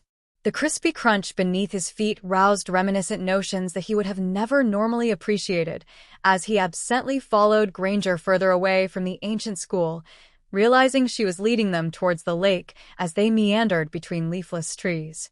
The cold air whipped around them and harassed the exposed skin of their faces as they trudged through the snow-snared grass, oblivious to the pair of friendly eyes watching them. They walked side by side in silence as Draco sucked in the cold and virgin air greedily and enjoyed it tickling the back of his throat. "It's colder than I thought it would be," Hermione commented next to him. "I'll cast a warming shield." "Don't," he hushed her in a blank tone. "I had forgotten what the wind feels like." She frowned at his comment and bobbed her head in understanding, keeping her lumos low enough to guide their way and hopefully just be mistaken for a glimmer of snow should anyone glance out of one of the castle's windows.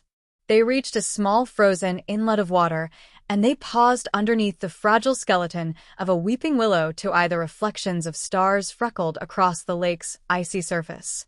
"It's funny," Hermione muttered into the navy night. "I planned getting you here meticulously, but I never thought about what we could do once we were outside." "Must you plan everything?" he questioned. "Not everything. There are a couple of things that I've intended to do, but never gotten round to." "Like what?" She tilted her head and contemplated his question, her eyes landing on the frozen lake. "I always wanted to go ice skating." "You've never been ice skating?" he repeated, giving her a look of slight surprise. "You seem like the type would enjoy that kind of thing." "I think I would," she nodded. "Can you ice skate?" "Of course." Hermione swallowed back the lump in her throat and lifted her chin. "Would you teach me?" "You're joking, right?" he scoffed, but the taunt melted in his mouth when he noted her pleading look. His pebble-gray eyes studied her intently, and his lip twitched before he rolled his eyes in surrender. "Fine," he said, heading towards the edge of the lake. "I suppose it could be amusing to watch you fall. What about all the creatures in the lake, though?" "They get put into a hibernation state when it freezes like this," she explained, following him and reciting a quick transfiguration spell to turn their shoes into skates. Draco, are you? She trailed off as he took to the ice with an effortless grace and skill that made her chest flutter for a reason she couldn't comprehend. Feeling completely inadequate, she hesitantly placed one skate onto the ice and cringed at the odd and unbalanced feeling that stole her nerve. Draco, she called, bringing her foot back to the land. I've changed my mind. Come on, Granger, he goaded, easily coasting across the frozen surface. What happened to all that Gryffindor courage bollocks? I don't like it, she told him. I don't like not being in control, and this was your idea, he reminded her. Well, then can you help me? She requested, gesturing that she wanted him to come back to her side. Just give me a hand or something, if you would just get on the ice. Please, Draco, she tried, catching his eyes to let him know she was serious. For Merlin's sake, he sighed, making his way over to her and stretching out his hand. Come on then, Granger. Don't be a prick and push me or anything, the witch warned, taking his offered hand and bracing herself as she settled her skate on the lake again. She wobbled, and Draco instinctively provided his other hand for her balance as she hastily placed her other skate on the ice, feeling her nails through his multiple layers as she clung to him desperately. I don't like this. I can see that, he smirked mockingly as she wavered on her unstable legs. Get a grip, Granger. It's a piece of piss once you get going. Cocky prat. Just move your skates in diagonal lines, he instructed, slowly gliding backwards and pulling her with him. You'll get the hang of it. I swear, Draco, she whispered, in a tone that was apparently meant to be threatening. If you let go of my hands, I won't let go, he assured her absently, catching her as she stumbled. Bloody hell, you really do have no coordination. Now I think of it, you were crap on a broom too. Merlin forbid I have a handicap, she replied, allowing him to essentially drag her across the ice. Everyone has a weakness. Draco faltered at that comment, but managed to keep them both steady as he mulled over her words. In the back of his brain, he had half expected that her influence over him would wither once he had escaped her isolated dorm, but watching her now, specks of snow trapped between the strands of her hair, a blossom blush warming her features, and trusting him like it was the easiest thing in the world, she was just as alluring out here as she was in their room. He'd expected to revert back to his old ways, to be swarmed by his previous opinions, to hate her again, as he should. But she had somehow become his weakness. I think I've got it now, Hermione said, her voice rich with concentration. Let go of one of my hands. Forgive me, Draco blurted suddenly, halting them where they were and grasping her upper arms. His breathing became labored as he watched the shock swirl in her autumn-shaded eyes, and he resisted that ever-present urge to kiss her slightly parted lips as he waited for her response. Forgive me, he repeated, quieter this time, for everything I have ever done and everything I will inevitably do to hurt you in the future. Blame it on that sentimental rush that Christmas apparently inflicted on the unsuspecting, or the acceptance that his attraction to her existed beyond the walls of her dorm, or even that he wanted to repay her for reminding him how the wind felt, but he needed this one moment of clarity before they returned to the castle. She was the only aspect in his dark existence that was close to pure and good, and he wanted to savor her before he, or the realities of war, destroyed this dose of peace. I think I forgave you weeks ago, she told him with a sad smile, leaning up to snatch his lips and seal her promise. She felt tears slip past her lashes as she broke their kiss and rested her forehead against his, clenching her eyes shut to conceal the true level of her affection. Merry Christmas, Draco. Just a perfect day. You made me forget myself. I thought I was someone else. Someone good. Chapter 19, Grays. Hermione was stirred awake by the heavy breaths tingling the sensitive skin between her shoulder blades, and she blinked away the shadows of what had felt like a pleasant dream. She stared into space as her slumber-slow thoughts gathered together, and her gaze widened when she realized what the breaths against her skin meant. She carefully twisted her body around, and her eyes fell to the sleeping Slytherin next to her, following the line of his lazy hand, tossed across her waist. He had stayed. He had stayed with her in bed until morning. She smiled in spite of herself and carefully grazed the tips of her fingers over his knuckles, catching sight of her bedside clock and noting that they had almost slept in until 11 this Boxing Day morning. She couldn't even remember the last time she had managed a lion, with her previous bouts of insomnia taking their toll, and the fact that he was here gave her a forgotten feeling of peace. She settled back down in the toasty sheets and admired his relaxed features, so beautiful when he was lost to the dreams and oblivious to reality. It might have been selfish and a bit irrational, but she almost allowed the darkness of the war to slip to the back of her mind as she cherished this surreal moment. He shifted, gripping her hip a little tighter, and Hermione tried to steady her breathing. She didn't want him to wake up. Not just yet. Merlin knew if he would ever treat her to his presence in the morning again, and she wanted to remember how it felt to feel like this, like they were real. And content. She knew it was only a temporary thing. The Christmas season had a nasty habit of deluding people and giving birth to dangerous levels of optimism, but for the moment she felt warm and the closest to happy in months. And all because her should-be enemy was at her side. Her smile stretched as she recalled their night outside. Forgive me. The specifics weren't necessary, nor were the reasons he had asked her for forgiveness, but Godric, it had been a shock. An amazing shock. That had been her Christmas present, a small sacrifice of his pride and ego for the sake of her clemency. He really had changed in the last 3 months. It was becoming more obvious now, the shrinking lies and prejudices that had been scratched into skull, and he was starting to think for himself and make his own judgments. All she could do was give him the facts and hope that he would eventually see sense and acknowledge that blood purity was an irrelevant circumstance, like hair color or the shades of skin. It was a painfully slow process, and it was barely the beginning, but Dumbledore had clearly thought Draco's soul was worth saving, and now she understood why. And she liked him. Godric help her, she really did. Do you often watch people sleep, Granger? His gruff voice made her gasp, and his eyes slowly peeled open to fix her with an agitated look. I hate when you do that, she mumbled with an embarrassed blush, frowning as he dragged his arm off her. Diddums, he smirked, propping his head up with his hand and leaning over her. Fuck, it's cold in here.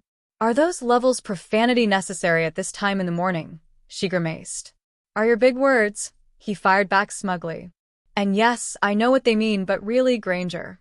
You could at least wait until midday before you smack me with your internal thesaurus.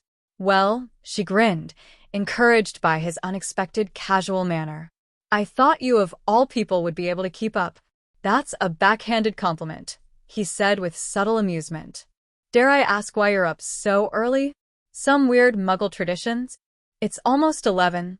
Don't be ridiculous, Draco scoffed, but when he spotted the clock, his brow creased with surprise. His eyes shifted to the photograph next to it, the picture Potter had given her yesterday of her and those feckless morons she kept around. The three of them were smiling and laughing about something he would never know, and both of her friends had a protective arm slung across her shoulders, as if to warn him that she was theirs and not his. The peculiar sense of calm that had settled between them this morning quickly dissipated, and when the photograph mocked him with another private chuckle between Granger and that ginger fuckwit, Draco felt his defensive instincts kick back in. I should get up, he grumbled, moving to the edge of the bed and sliding his boxers up his legs. It's late. Don't do that, Draco. She stilled his actions with a firm tone. Don't shut off like that. We were just talking. Then what would you have me do? He asked between gritted teeth. Pretend that this is normal? I would have you define normal first, she replied. Come. Back to bed. You are always a fan of facts, Granger, he said slowly, keeping his back to her. So, here's the facts. We are enemies. Draco. To make it clear, he carried on, eyeing the dark mark on his forearm with bile rising in his throat. I'm a Death Eater. No, you're not. A shit one, I'll admit, he muttered in a low voice. Shit enough that I managed to piss off Voldemort within a year, but a Death Eater nonetheless, Granger. And you are a member of the Order. You were never really one of them, she argued adamantly. And you know it. You fight for the light, he continued with an almost dejected tone. And I am part of the dark, and that's how it is. Hermione sighed and tried to place a hand against his back, but he shrugged her away. It's not that simple, Draco, she tried. It is that simple, he growled. You can search for the anomalies all you like, Granger, but these are the facts. Most things are black and white. Then why are there so many shades of gray? She whispered, moving carefully behind him and wrapping her arms around his abdomen. She rested her cheek against the taut muscles of his back and peppered dreamy kisses down his spine. I like the color gray. He sealed his eyes and tried not to bend to her lulling lips and tempting words. You're too stubborn, Granger. So are you. It's all very well to pretend our antics are normal in here, Granger, he scowled. But we won't be in here forever. We can cross that bridge when we come to it, she offered in a quiet voice. It would be wise to end this now, he told her stoically, and Hermione felt her chest constrict. I will end up hurting you. If you don't care about my feelings, then why should that matter? He flinched and resigned himself to giving her another shred of his tattered dignity. I never said I didn't care for your feelings. Hermione felt the optimism warm her blood, but optimism is a dangerous thing. Then how do you feel for me? She asked nervously, stroking absent shapes across his stomach. He had started their repeated use of this question, and as she considered all the previous answers they had each given, she realized how different they had become. I don't know, he murmured quietly. It's impossible to define. Do you still hate me? She pushed. He released a defeated breath and raised a hand to rub his forehead. No, he answered after a long pause. It would certainly be more convenient, but you know I don't, Hermione. He hesitated to take a sobering breath. And how do you feel for me?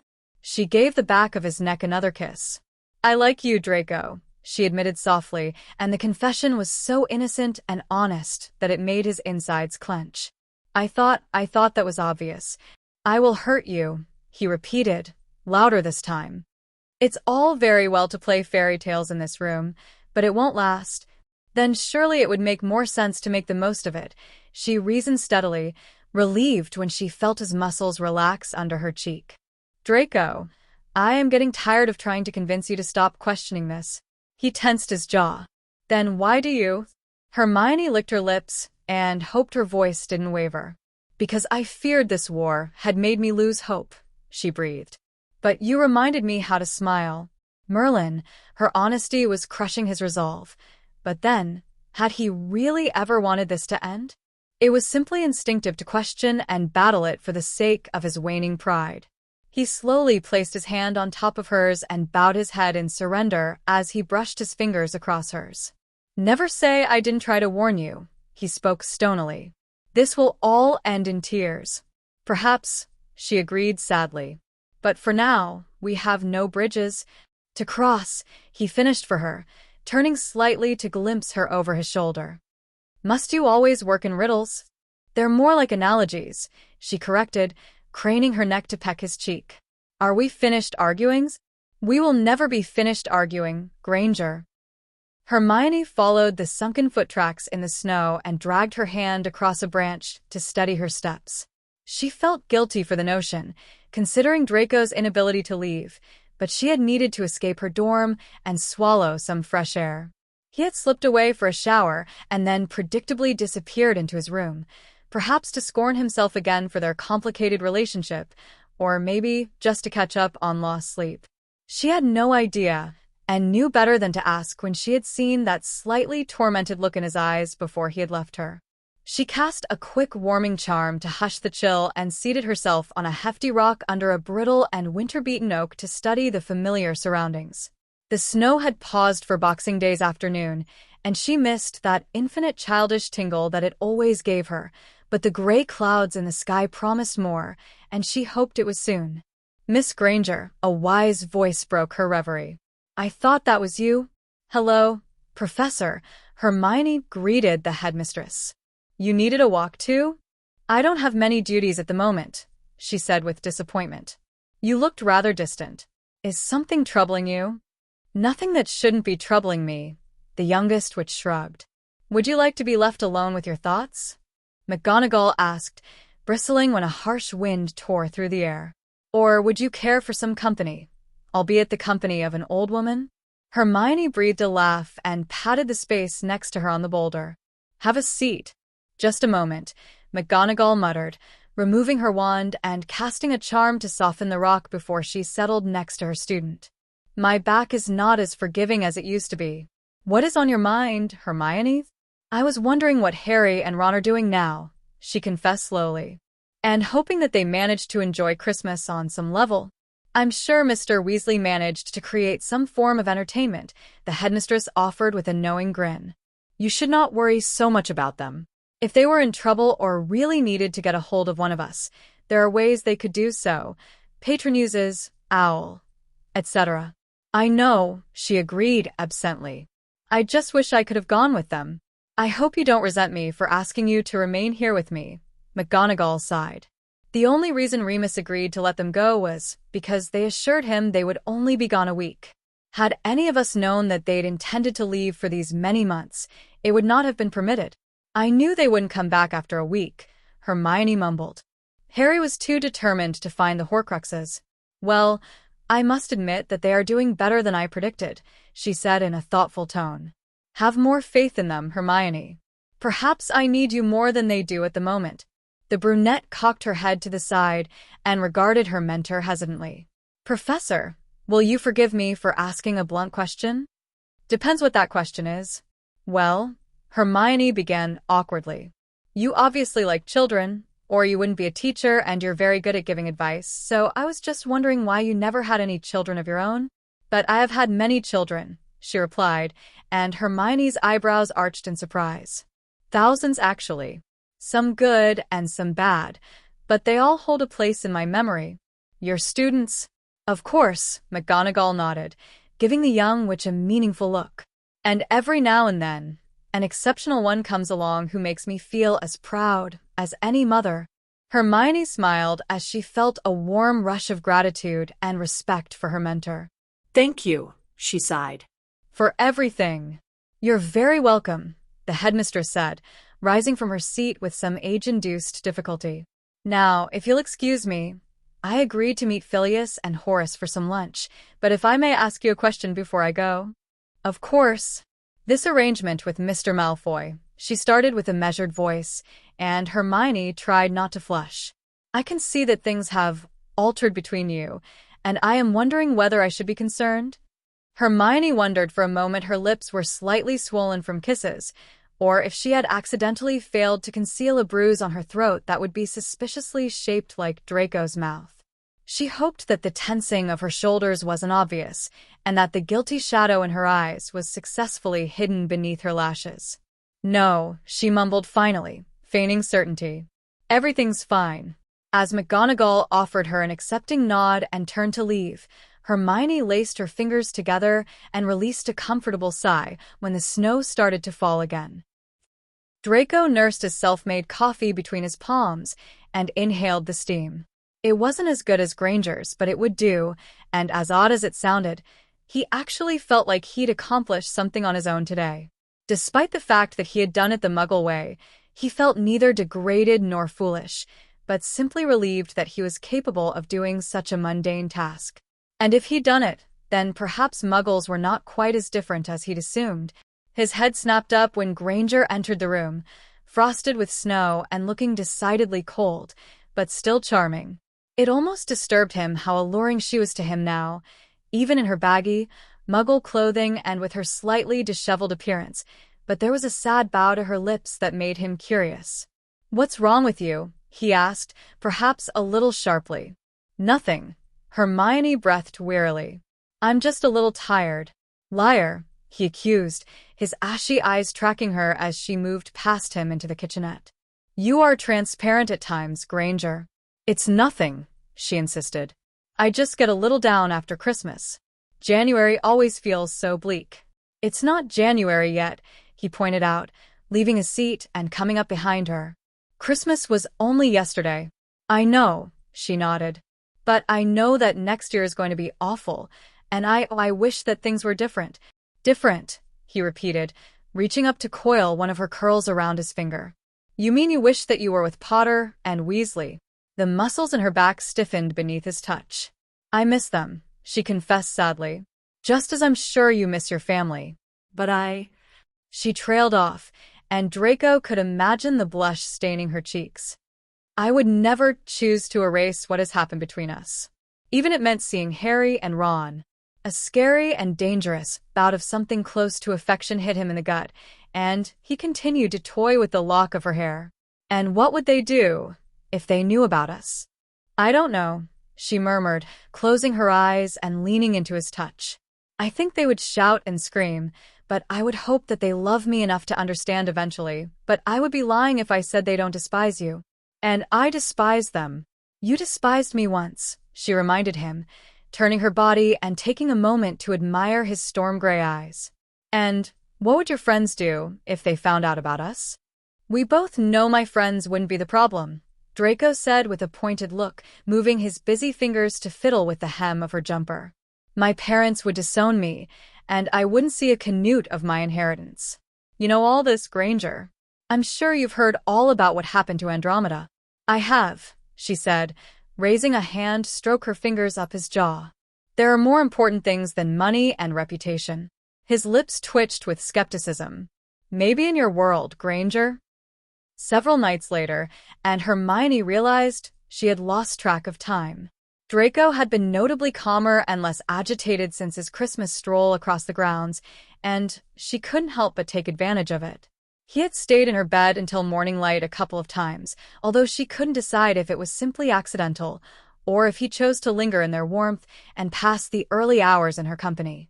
That was where tonight found her, between his legs and leaning back into his chest, with only a few blankets tossed carelessly around them and body heat to rush the blood. She had charmed her windowsill into a window seat and temporarily broken the wards so the wind could chase away some of the mustiness in her room. Plus, Draco seemed to like the breeze rousing goosebumps across their bare skin, and she was too relaxed here to disrupt it, with his limbs tangled around her and his chin against her shoulder as they both read the book in her lap. Have you finished the page? She asked. Granger, he muttered, his voice husky against her throat. You can be quite a sly, which when you want to be. She stifled a laugh. And what would make you say that? You're telling me your book choice wasn't intentional? She indulged in a private grin. Perhaps on a subconscious level. Bollocks, he accused, but his tone was rich with amusement. Two enemies shagging in secret?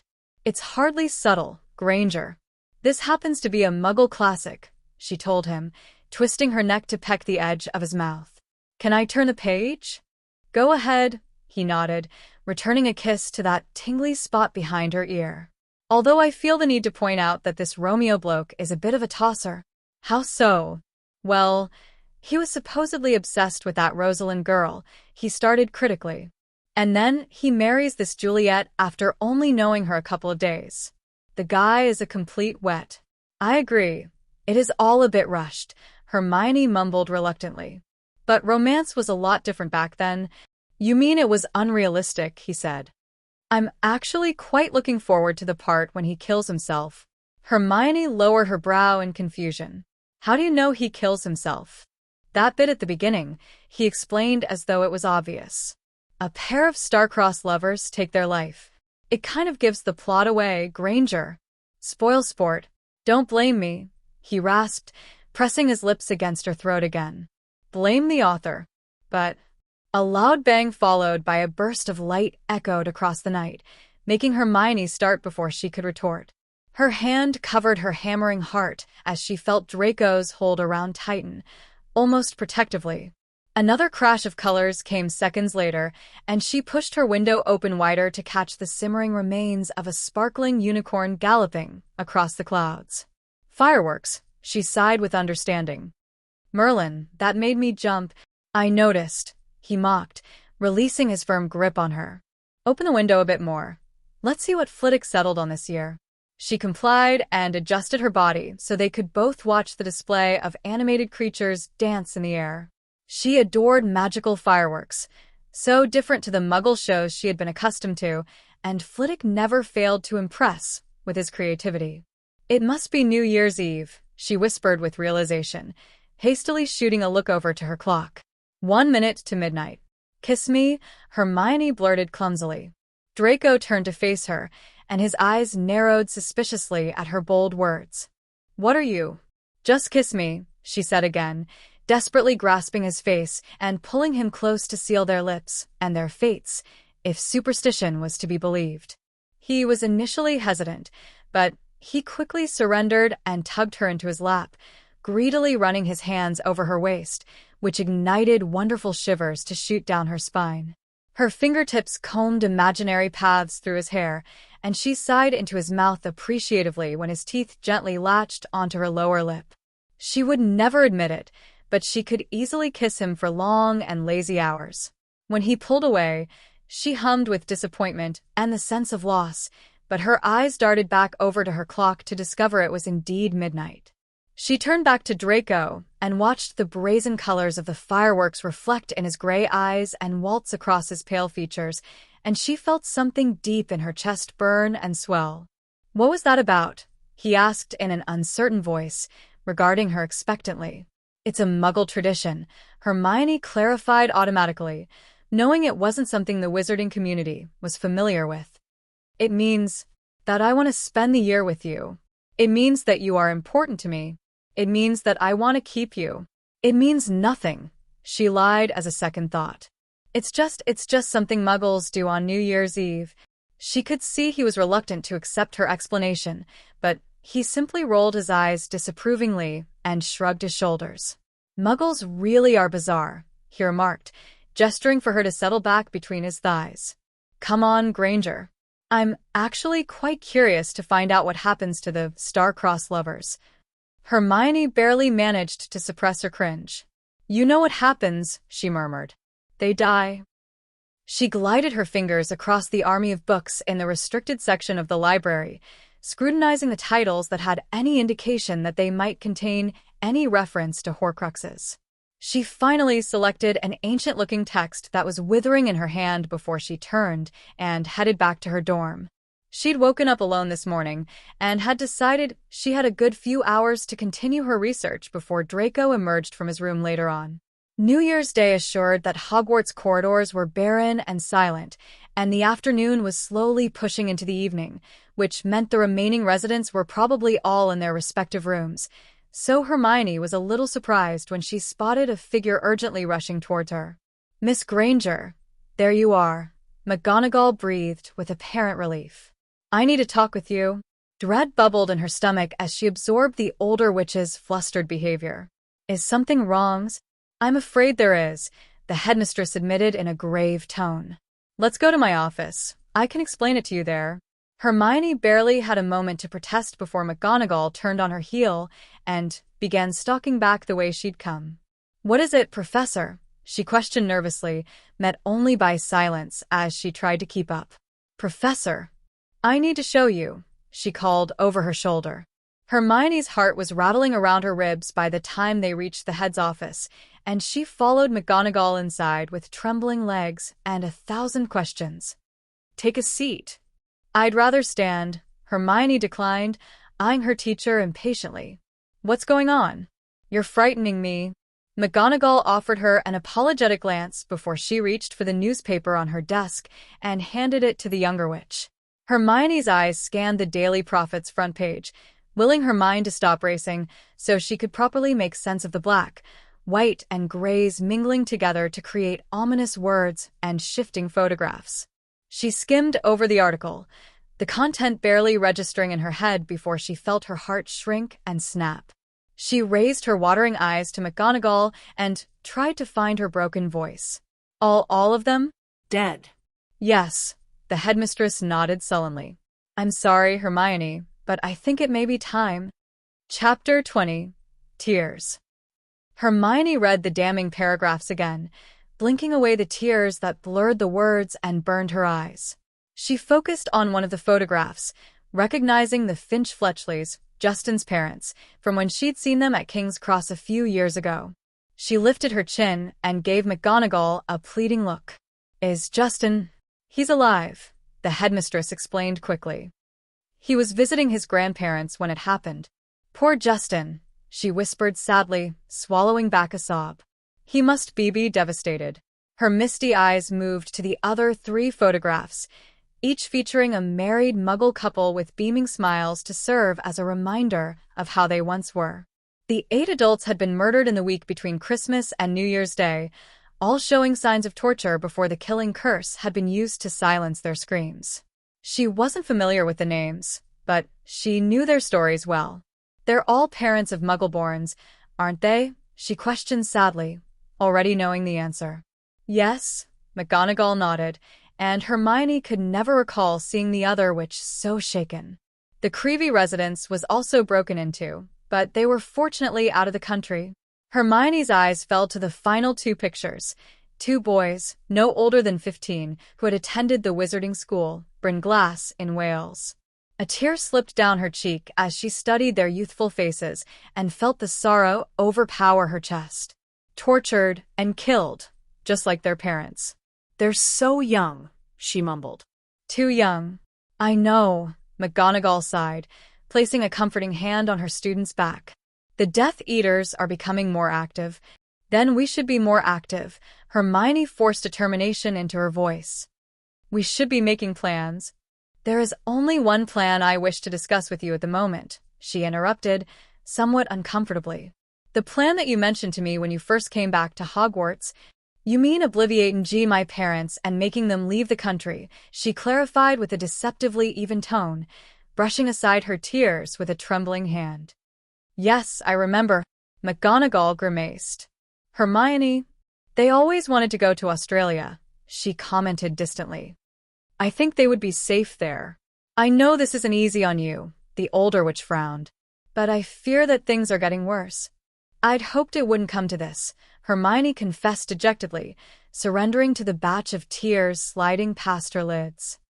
I mean, I know that it is the most sensible and safest option for everyone, but it's just hard. I know it is, the headmistress said gently, giving Hermione's shoulder a sympathetic squeeze as she pulled her into a hug. Perhaps it would be best if I did it. No, she argued firmly. No, I should be the one to do it. They're my parents. She hesitated and nibbled her lip. My mum and dad. Then I will do everything I can to help, McGonagall promised, releasing the younger witch and giving her apologetic look. I'm sorry, Hermione, but it would be wise to do this as soon as possible. Hermione gulped back the lump in her throat and forced some stability into her posture. How soon? Tomorrow, she said in a strained voice. Early in the morning, before the sun rises. I thought about going tonight, but I think it's best you have a bit of time to prepare the charm and yourself. Are you certain are skilled enough with the memory charms? Yes, she nodded absently. I'll convince them to move to Australia, give them fake names and make them forget me. I can do that. I can. Hermione, you know you can't tell anyone where exactly you plan to send them, unless it is absolutely necessary. I know. Hermione, the headmistress breathed wearily, meeting the younger witch's eyes. If there was any other option to guarantee their safety and yours. But there isn't, she finished. It's okay, Professor. I knew what the risks were when I mentioned the idea to you. I know what I'm doing. McGonagall bowed her head in acceptance. Very well, she said. If you come here just before 6, it should still be dark enough to go unnoticed. I will apparate us. That's fine, Hermione mumbled, unsure what else she could say. I should go. Would you like to stay for a bit? The aging witch offered, with concern dripping from her voice. Perhaps some tea and biscuits would help, she supplied doubtfully. I don't think so, Professor. Well, then perhaps you'd like a bite to eat. No, it's fine. The young brunette declined as she hastily turned to leave, feeling suddenly claustrophobic in the head's office. I should get an early night and look over my books on memory charms. Hermione, McGonagall called before she could reach the door. It will be all right. She flinched at her professor's assuring words and wondered why people were always so quick to offer flimsy promises in times of war. She was too much of a logical person to remain optimistic in this case, and she knew the likelihood that the memory charms could be reversed was 50-50, and that wasn't even considering whether they would win the war or if she would be able to find them. The fact was, if she died in this war, her parents would neither know nor care because they wouldn't know who she was. I'll see you in the morning, Professor, she murmured. Good night. Hermione rushed out of the room before McGonagall could futilely attempt to console her again, and her shaky legs moved into a desperate sprint to get back to her dorm. She dashed down the empty and shadow-silent corridors, hot tears spilling from her eyes as she whipped around the corners and stuttered out her password. Shutting the door behind her, she gave the space a quick scan to ensure Draco was still in his bedroom, before she leaned back and willed herself to find some composure. She rubbed her eyes with the heels of her hands and dug her fingernails into her scalp as she forced herself not to cry. She was so angry at herself. This had been all her idea, and she should have been more emotionally prepared, but the dread was laced around every one of her tense muscles, and the sorrow was wrapped painfully around her heart. Everyone she loved was slowly disappearing, Harry and Ron, and now her parents. Who was next? Granger. His voice startled her. "What the hell are you doing?" She quickly straightened her back and attempted to discreetly rub away the damp tracks on her cheeks before her bloodshot gaze sought him. He was just outside his bedroom, studying her with curious eyes that made her feel far too vulnerable and completely revealed for him to read. "Nothing," she mumbled, clearing her throat when it sounded too scratchy. "Nothing. Doesn't look like nothing," Draco commented dryly, frowning when he noticed the glittering remains of tears locked between her lashes. "Have you been crying?" "No," she said quickly. Too quickly. She lowered her head and made for her room. "I have some things I need to do." "Hold on," he argued, moving into her path. "You're hiding something. Move out of my way." "No," he refused sternly. "Don't lie to me." "Draco, I swear," she warned, but her voice cracked. "If you don't move, just tell me what's wrong," he persisted, grabbing her wrist and trying to see her face. "Has someone hurt you?" "No, Draco." She shook her head fiercely, trying to pull away. "Just get off me." "Not until you tell me what's wrong." "Let go of me," Hermione screamed, snatching back her hand with a surge of anger. "Why don't you listen to me?" "What the fuck is your problem?" he spat furiously. "I only asked." "Well, don't," she retorted, slipping around him and scrambling for her room. "I just want to be left alone." "Fine." Draco yelled at her back, his barks fueled by his sense of rejection. "If you want to be alone, you can fucking be alone." Hermione slammed the bedroom door behind her to cut his shout short, and muttered a quick silencing charm to ensure she couldn't hear him, and he couldn't hear her. If she was going to succumb to another round of sobs, she didn't want him to know about it. She couldn't deal with Draco right now. She needed all of her attention on her parents, and she refused to let him muddle her tempestuous thoughts when her mum and dad required every morsel of her racing mind. Priorities. Priorities. Priorities. She drew in a shuddering breath to ease her shaking limbs before she grabbed her book on memory spells and hunched over her desk. She'd read the text countless times and the sentences were so familiar, but for the next 6 hours she concentrated on engraving them into her skull and practicing the angles of her wand. Hermione did everything she could to remain composed and focused, but every now and then, a telltale tear would kiss a page and betray her torment. When her lids began to flutter around midnight, she decided that it was wise to at least try and steal a few hours' sleep if she wanted to be alert and capable for the heart-numbing task in the morning. Her movements were sluggish as she undressed and crawled under her covers, mentally reciting the passages from the book and trying to ignore the fact that her parents would forget her before breakfast. Her mind slipped to the argument with Draco, almost accidentally, and she wished that she'd handled it differently. She could have done with his arms around her tonight. Draco drummed his agitated fingernails against the desk. After Granger had left him in a frustrated state, he had stomped pointlessly around the dorm in an effort to blow off some steam, but he had found himself screaming at her locked door no less than 5 times without a response. He didn't know what annoyed him more, how she had behaved, or the fact that he had no idea why she'd screamed at him to leave her alone before she'd isolated herself in her room. He hated not having his wand. Just a quick spell, and he could have barged in there to demand what had affected her so much, and he would be lying to himself if he didn't realize there was a certain degree of protectiveness that needed to know the reason for her tears. The concept of someone hurting her, be it physically or emotionally, made his head throb and his blood curdle. He had no idea when this new and intense regard for her welfare had settled into his system, mingling with all the other notions that shouldn't have been there, but it was driving him insane. He just wanted to know what, or who, had upset her. Needed to know. His storm-gray eyes studied his empty bed bitterly. He'd spent less and less nights in his room, and when he did it was a voluntary decision on the days when he remembered that he shouldn't be interested in his muggle-born lover. Those protests in his head and pride had been getting quieter recently, and the thought of sleeping alone in here made him feel cold and uneasy. He rested his brow against his knuckles and released a heavy breath. He had a feeling the nightmares would return to haunt him tonight. The morning sky was that dark shade of winter indigo when McGonagall brought them to her street. Hermione could hear the distant hum of the milkman's van, but that was the only sign that life was beginning to stir, and the pavements were completely empty except for a light frosting of snow and a couple of wandering cats. She eyed her house and frowned at the dim light coming from the living room. She knew her parents were early risers, but she had hoped she could do it while they were sleeping. "Are you certain you don't want me to do this for you?" the headmistress questioned next to her. "I'm sure," she nodded tiredly. McGonagall sighed and gave Hermione's shoulder a reassuring pat. "Very well," she said. "I will be waiting here for you when you're finished. If you need any help or you change your mind, I'll be fine," Hermione replied stiffly, taking a few steps forward. "I won't be long."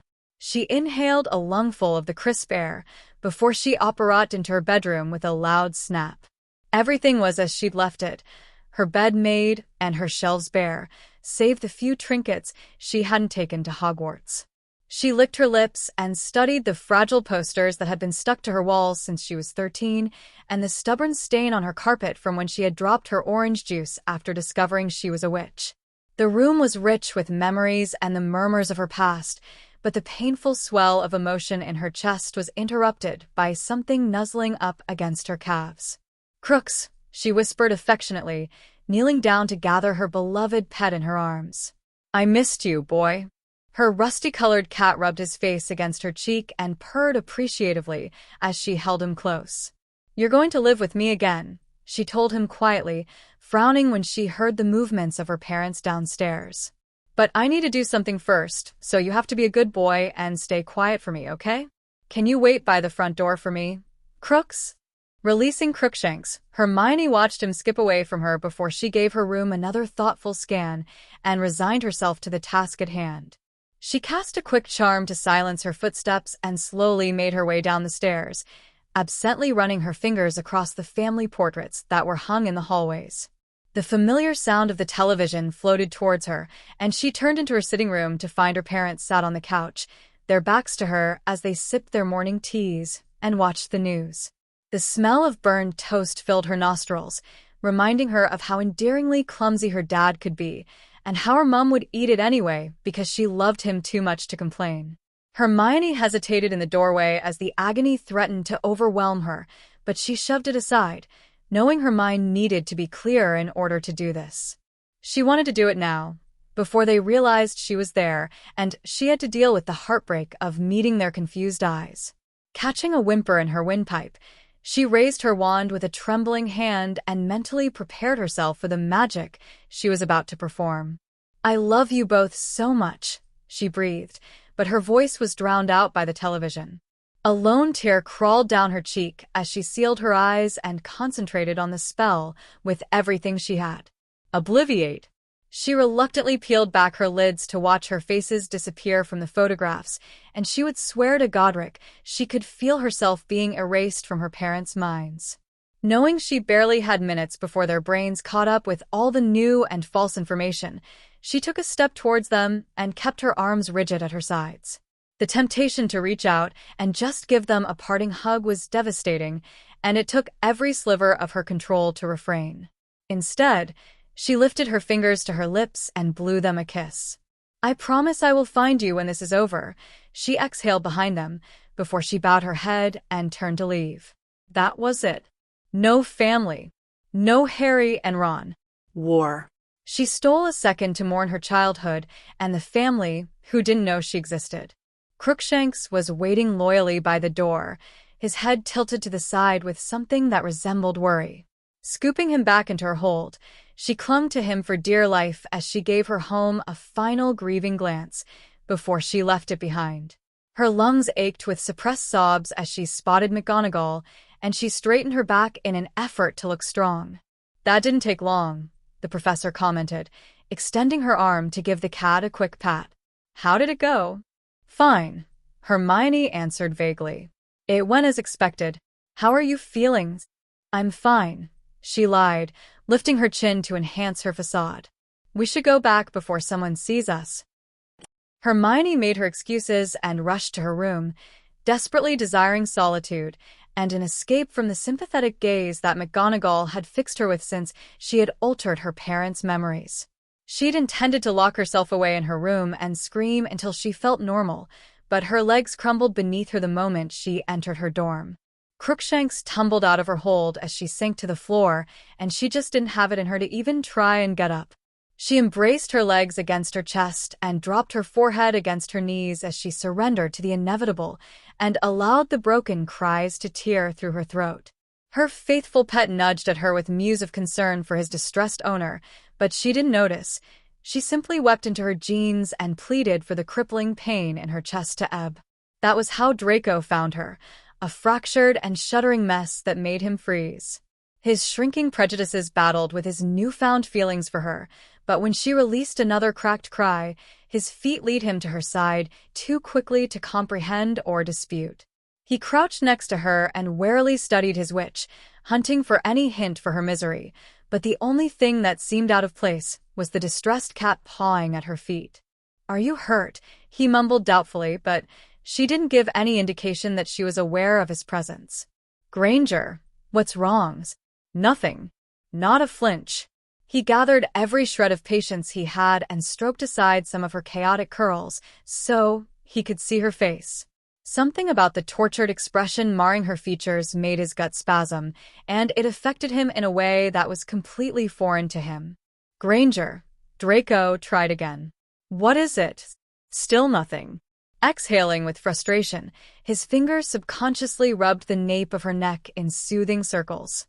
"Hermione," he sighed. "Tell me what you want me to do." Finally, he saw something, just a subtle flicker in her broken-hearted gaze that let him know she'd heard him.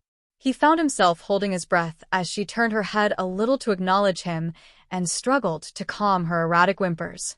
My room," she managed in a small voice. "All right," Draco muttered, gently taking her arm and tossing it across his shoulders before he rested one hand against her back and the other under her knees. He got to his feet and lifted her with him, holding her tight as he headed for her door. Every one of her shivers and moans vibrated against his chest as he carried her into the bedroom and placed her on the bed, seating himself on the edge as she curled up on her side with her back to him. I want to be alone," she stuttered as Crookshanks hopped up on the bed and settled at the foot. Draco pursed his lips. "Granger, I don't think." "Please, Draco," she groaned. The raw desperation in her voice made him cringe, and he released a haggard breath of assent before he eased himself off her bed and made to leave. He lingered in the doorframe for a moment and glanced over his shoulder at the withering witch, realizing with a sense of dread that he'd never been so aware of another person. Salazar strike him down, but he couldn't help it. With a weary shake of his head, he shut her door behind him and frowned as her sobs leaked from her room, and followed him around for the remainder of the day. It was broaching 3 a.m. when Draco decided he'd had enough. After a day of dragging and testing hours, he had considered every possible explanation for her grief until his head had hurt and his tolerance had simmered. He knew he needed to be tactical and delicate with his approach if he wanted to discover the reason for Granger's behavior, and in an odd moment of consideration, he made her a cup of tea. It took a few attempts before he was satisfied, and with the steaming mug in his hand, he pushed open her door, and an unsettling sensation scratched down his spine when he saw her on the bed. Hermione had pulled her body up into a sitting position and cocooned herself in one of her thick blankets. Her lips were trembling and bruised, no doubt from her incessant chewing habit when she was anxious, and her posture was slumped with defeat, but it was the look in her eyes that made Draco's questionable soul falter. Her cries had stopped, but her cheeks were glossed with hours-old tears, and the look in her distant gaze was haunting, beautifully broken and reminiscent of a corpse's empty stare. Steeling himself, he neared her with purpose, placing her tea on the bedside table and sinking into the mattress opposite her, but she looked right through him. "Come on, Granger," he started, his tone more clipped than he'd intended. "Snap out of it. You have more strength than this." Hermione didn't blink. "What's happened?" He tried a different approach. Is it Potter and Weasley?" Simply silence, and that same glassy gaze of nothing. "Fucking hell, Hermione," he hissed, grabbing her face and forcing her to look at him. "Stop this. Tell me what the hell has happened." Her lids fell shut and Draco clenched his jaw with growing agitation. Touching their foreheads together, his thumbs soothed away the damp evidence of her morning hours, and he allowed the pride-killing truth to stumble out of his mouth. "Come back to me, Granger," he bade in a barely there voice. Salazar, forgive me. I need you." A drugging rush of relief swept through him when she snapped open her eyes and looked at him, not through him. Her tear-heavy lashes fluttered as she licked her lips, and he didn't dare speak for fear that she would return to her catatonic state. "My mom and dad don't know who I am," she murmured finally, and his brow creased with confusion. "Muggles were being murdered, and I had to make sure they'd be safe." Draco didn't say a word, because he had no idea what he could possibly say. He had questions, but his instincts warned him to wait until she had crested some peace of mind before he had any hope of dragging the specifics out of her. He shifted awkwardly on the bed. Comforting people was hardly his forte at the best of times, and he reasoned that perhaps his actions would do more to alleviate her pain than his uncertain words. Pressing his face a little harder into hers so their noses touched, he tugged her into his lap, perhaps a little too roughly, and tangled his limbs around her. His witch clutched at his arms and chest, like she was trying to melt into him or share his warmth. Leaning forward, Draco plucked the cup of tea from the table and shoved it into her hand. "Drink this," he told her. "You haven't had anything today." He watched her intently as she brought the drink to her lips to take tentative sip, and she hummed in thought before giving him a confused look. "What?" he questioned. "You make nice tea," Hermione mumbled thoughtfully, and she felt his scoff of irony-laced amusement ruffle her hair. "I'll take your word for it," he said, loosening his arms around her. "Granger, Do you know what the worst thing is?" she interrupted him, her voice a mixture of distress and resentment now. I never thought it was in me to truly hate someone. I mean really hate someone to the point that I wish they were dead." Draco cringed at her cracked tone but decided it was best to let her speak and empty her burdened mind. His fingers toyed with the tip's cocoa-tinted curls as he listened to her empty her soul for him with a sobering level of trust. "Voldemort has ripped apart so many lives and childhoods," she continued, lifting her chin and meeting his eyes. "Harry's, Neville's," she listed, reaching for his hand and grasping it tight. "Even yours." Draco exhaled and eyed their entwined fingers with an odd sensation tickling his stomach. "Granger, I hate him," she spat angrily, as fresh tears fell from her hazels. "I really hate him." "Granger, breathe," he instructed steadily, a little relieved to hear the fire back in her voice. "Drink some more tea." "Thank you," she blurted suddenly, and Draco's head jerked up in surprise. "For listening to me. I feel a little better." He gave her an uncomfortable nod and frowned as he watched a betraying tear splash against his knuckles. Listening to the synchronized thuds of their hearts, he tilted his head to catch her lips with a brief but reassuring kiss. Evidently, her melancholy was far from over, but he knew she would chase it away in her own time, because she was too strong to be lost in a lamenting limbo. "What do you want to do now?" he asked quietly. "I'm tired," Hermione confessed, fidgeting in his arms and giving him that look when she was about to ask something she knew he wouldn't like. "Will you stay with me until I fall asleep?" He hesitated but slowly bowed his head with compliance before carefully maneuvering them under the covers and allowing his lover to bury her face into his chest and sniff away some stubborn tears into his jumper. As he tossed a lazy arm across her waist, He realized they'd never done this before, simply slept together without the exhaustion of post-coital bliss lingering between them. If anyone ever asked him in the future, he would say that this was the point when he acknowledged that his feelings for Granger had reached a potent and ultimately dangerous level. So strong had they become that he could honestly say they had blinded him to her impure blood. He really didn't care anymore. And that wraps up part 2 of Isolation by Bex-chan. We hope you enjoyed this captivating journey through chapters 11 to 20 as Draco and Hermione's relationship grows more intense and unexpected challenges arise. Stay tuned as the story unfolds even further in part 3, where new twists, emotional depth, and the ever-present shadows of the wizarding world continue to test our characters in ways they never imagined. Thank you for listening with us at Grimoire Audiobooks. If you're as spellbound as we are, don't forget to like, subscribe, and tap that notification bell to be the first to know when part 3 drops. Until next time, keep the magic alive.